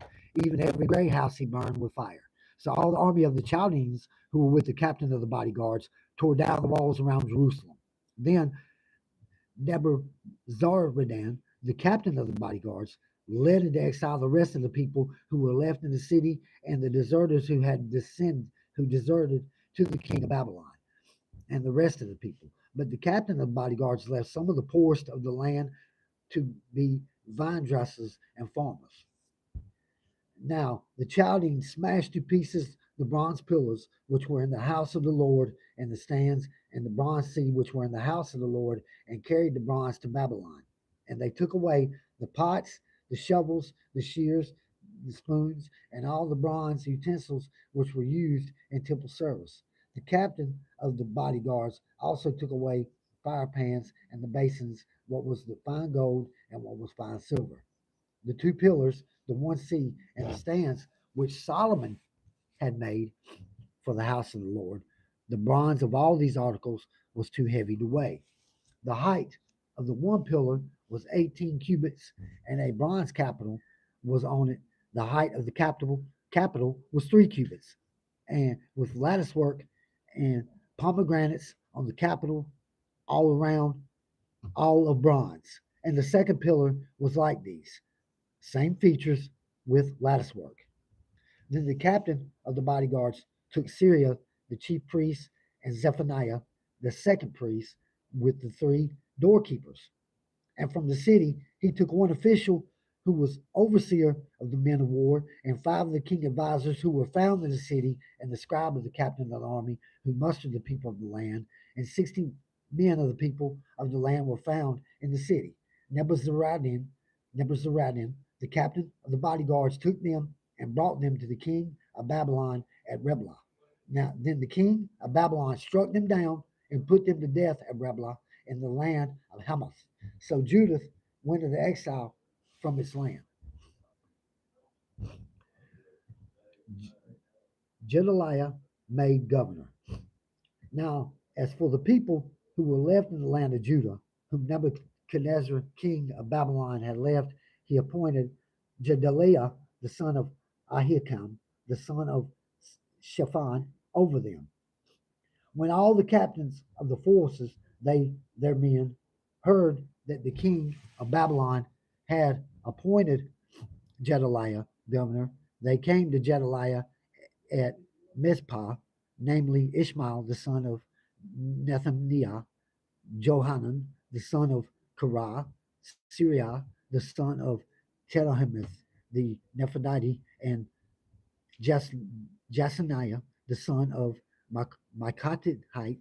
They and their men, and Gedaliah swore to them that their men, and said to them, Do not be afraid of the servants of the Chaldeans. Live in the land and serve the king of Babylon, and it will go well for you.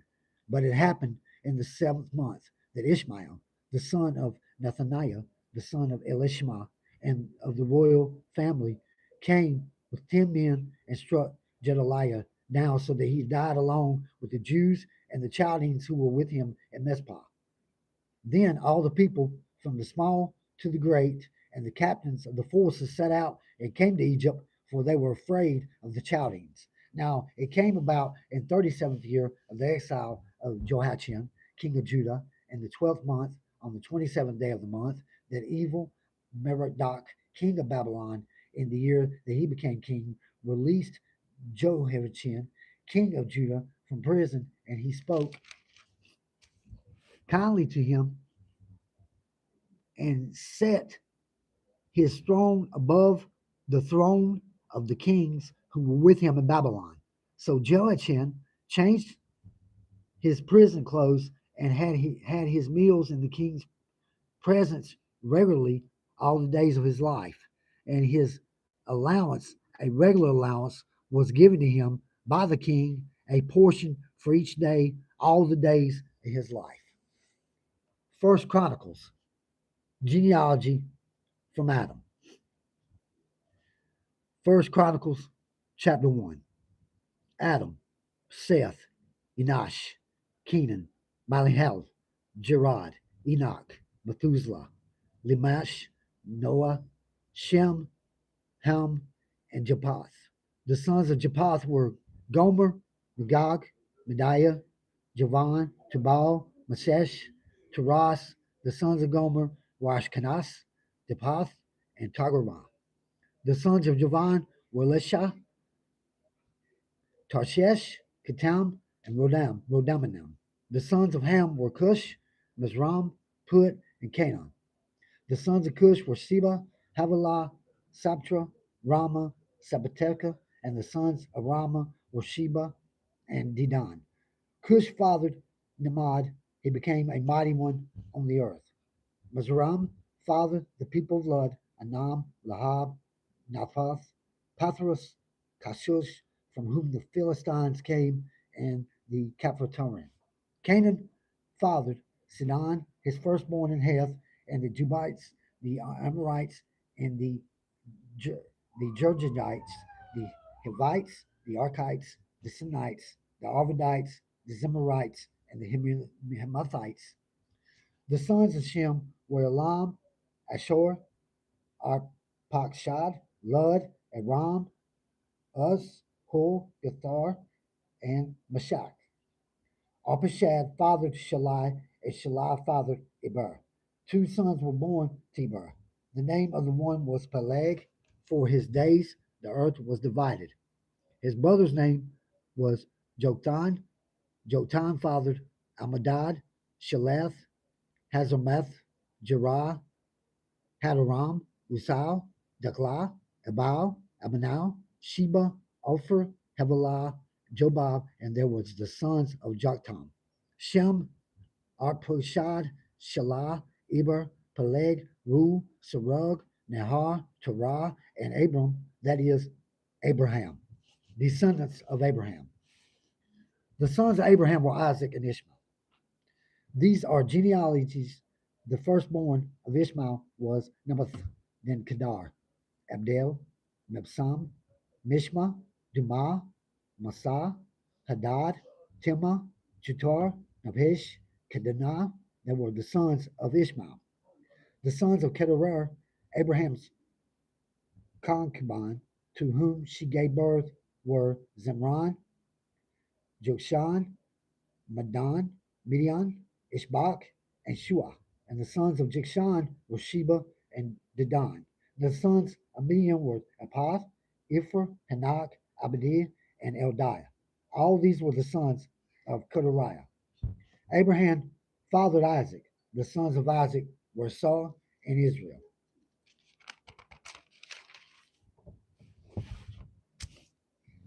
The sons of Esau was Eliphaz, Reuel, Jush, Jalam, and Korah.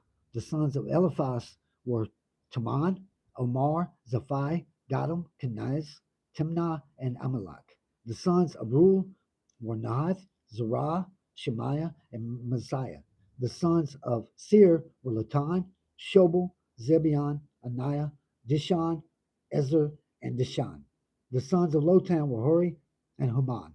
And the Lotan's sisters was Temnah. The sons of Shabal were Elian, Manahath, Ebal, Shaphi, and Onam. And the sons of Zibeon were Alia and Anna. The sons of Anna was Dishan. And the sons of Dishan were Hamran, Eshban, Ithran, and Sharon. The sons of Ezer were Bahan, Zelvan, and Jachan. The sons of Dishan were Us and Aran. Now, these are the kings who reigned in the land of Edom before any kings from the sons of Israel reigned. Bela was the son of Beor, and the name of his city was Dinhabah. When Bela died, Jobab, the son of Zerah and Basra, became king in his place. When Jobab died, Husham of the land of the Temanites became the king in his place. When Husham died, Hadad, the son of Bedad, who defeated Midian in the field of Moab, became king in his place, and the name of the city was Aveth. When Hadad died, Simlah of Masakai became king in his place. When Simlah died, Shaul of Rehoboth by the Euphrates River became king in his place. When Shaul died, Baal Hanan, the son of Akbar, became king in his place. When Baal Benan died, Hadad became king in his place, and the name of his city was Piah. His wife's name was Mehetabah, the daughter of Matred, the daughter of Mazabai. Then Hadad died. Now the tribal chiefs of Edom were Chief Timnah, Chief Aliah, Chief Jeduth, Chief Olihabana, Chief Ella, Chief Penan, Chief Kenaz, Chief Timon, Chief Mebazar, Chief Magdiel, and Chief Aram. They were the chiefs of Edom. Uh, First Chronicles chapter 2, genealogy, 12 sons of Israel, Jacob. These were the sons of Israel: Reuben, Simeon, Levi, Judah, Issachar, Zebulun, Dan, Joseph, Benjamin, Naphtali, Gad, and Asher. The sons of Judah, the sons of Judah were Onan, and Shelah. These three were born to him by Bath Shua the Kenite. But Judah's firstborn, was evil in the sight of the Lord, so he put him to death. His daughter-in-law Tamar bore him Perez and Zerah. Judah had 5 sons in all. The sons of Perez were Hezron and Hamul. The sons of Zerah were Zimra, Ethan, Heman, Cacao, Dara. 5 of them in all. The sons of Carmel was Achor, the one who brought disaster on all Israel by violating the ban. The son of Ethan was Azariah. Now the sons of Hezron who were born to him were Jerahmeel, Ram, and Chelabai. Ram fathered Amminadab, and Amminadab fathered Nahshon, leader of the sons of Judah. Nahshon fathered Salma, Salma fathered Boaz, Boaz fathered Abed, and Abed fathered Jesse.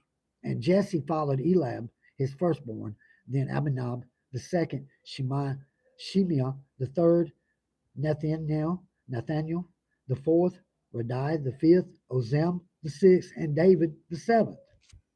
Their sisters were Zeriah and Abigail. And the 3 sons of Zeriah were Abshai, Job, and Ashahel.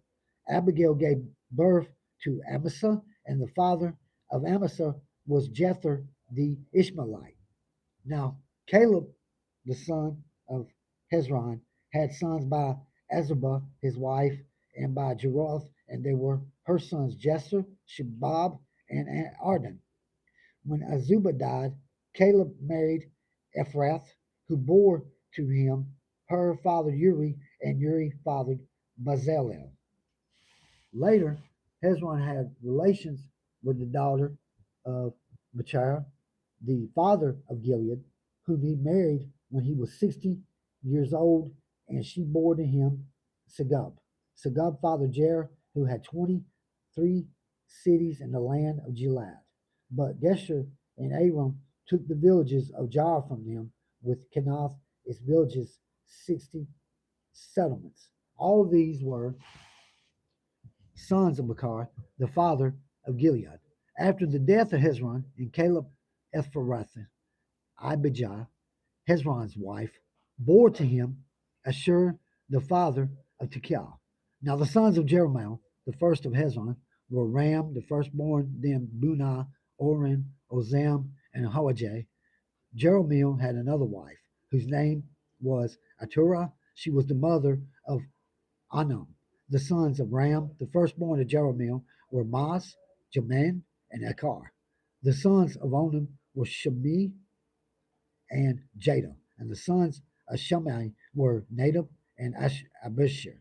The name of Abishur's wife was Abiel, and she bore to him Aban and Moled. The sons of Nadab were Seled and Apim, and Seled died without sons. The sons of Apim was Ishi, and the sons of Ishi was Sheshem. And the sons of Sheshem was Haliah. The sons of Jada, the brother of Shemaiah, were Jether and Jonathan. And Jether died without sons. The sons of Jonathan were Peleth and Zaza. These were the descendants of Jeremiah. Now Sheshan had no sons, only daughters. Sheshan also had an Egyptian servant whose name was Jah. Sheshan gave his daughter to his servant Jah in marriage, and she bore to him Attiah. Attiah fathered Nathan. Nathan fathered Zabad. Zabad fathered Ephlal. Ephlal fathered Obed. Obed fathered Jehu. Jehu fathered Azariah.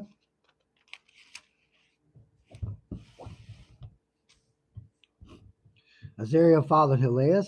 Helez fathered Elisha. Elisha fathered Sesmai. Sesmai fathered Shalem. Shalem fathered Jechemiah. Jechemiah fathered Elishma.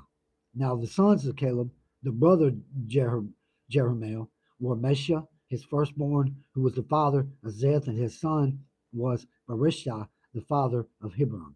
The sons of Hebron were Korah, Tapua, Rakim, and Shema. Shema fathered Raham, the father of Jecham, and Rakim fathered Shemaiah. The sons of Shemaiah was Maon, and Maon was the father of Besor.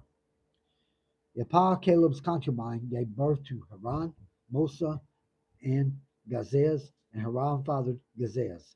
The sons of Jediah were Regim, Jotham, Geshem, Pelet, Ephiah, and Shaph.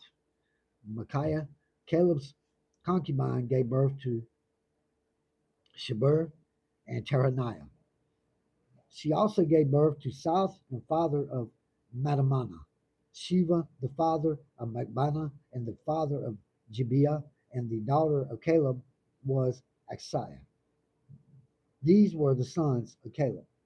The sons of Hur, the firstborn of Ephrathah, were Shobal, the father of Kiriath-jearim, Salma, the father of Bethlehem, and Herath, the father of Bethgader. Shobal, the father of Kiriath-jearim, had sons. Heroah, half of the Manahites, and the families of Kiriath-jearim, the Iharites, and the Pirathites, and the Shemaites, and the Bisharites. From these came the Zorathites and the Eshtaolites. The sons of Salma were Bethlehem and the Netophilites, Atroth, Beth, Job, and half of the Manahites, the Zurites. The families of scribes who lived at Jabez were the Tirathites, the Shemalites, and the Sukkarites. These are the Kenites who came from Hamath, the father of the house of the Rechab. First Chronicles, chapter 3. Family of David. Now these were the sons of David who were born to him in Hebron. The firstborn was Amnon by Ahinom the Jezreelite. The second was Daniel by Abigail, the Carmelites. The third was Absalom, the son of Micaiah, the daughter of Talmai, king of Geshur. The fourth was Adonijah, the son of Haggith. The fifth was Shephatai by Abital. The sixth was Ithram by his wife Aglah. Six were born to him in Hebron, and he reigned there for 7 years and 6 months. And in Jerusalem he reigned for 33 years. These were the children born to him in Jerusalem: Shemaiah, Shobab, Nathan, and Solomon. Four by Bathshua, the daughter of Amiel, and Ibhar: Elishma, Eliphalet, Nogai, Nephic, Japhiah,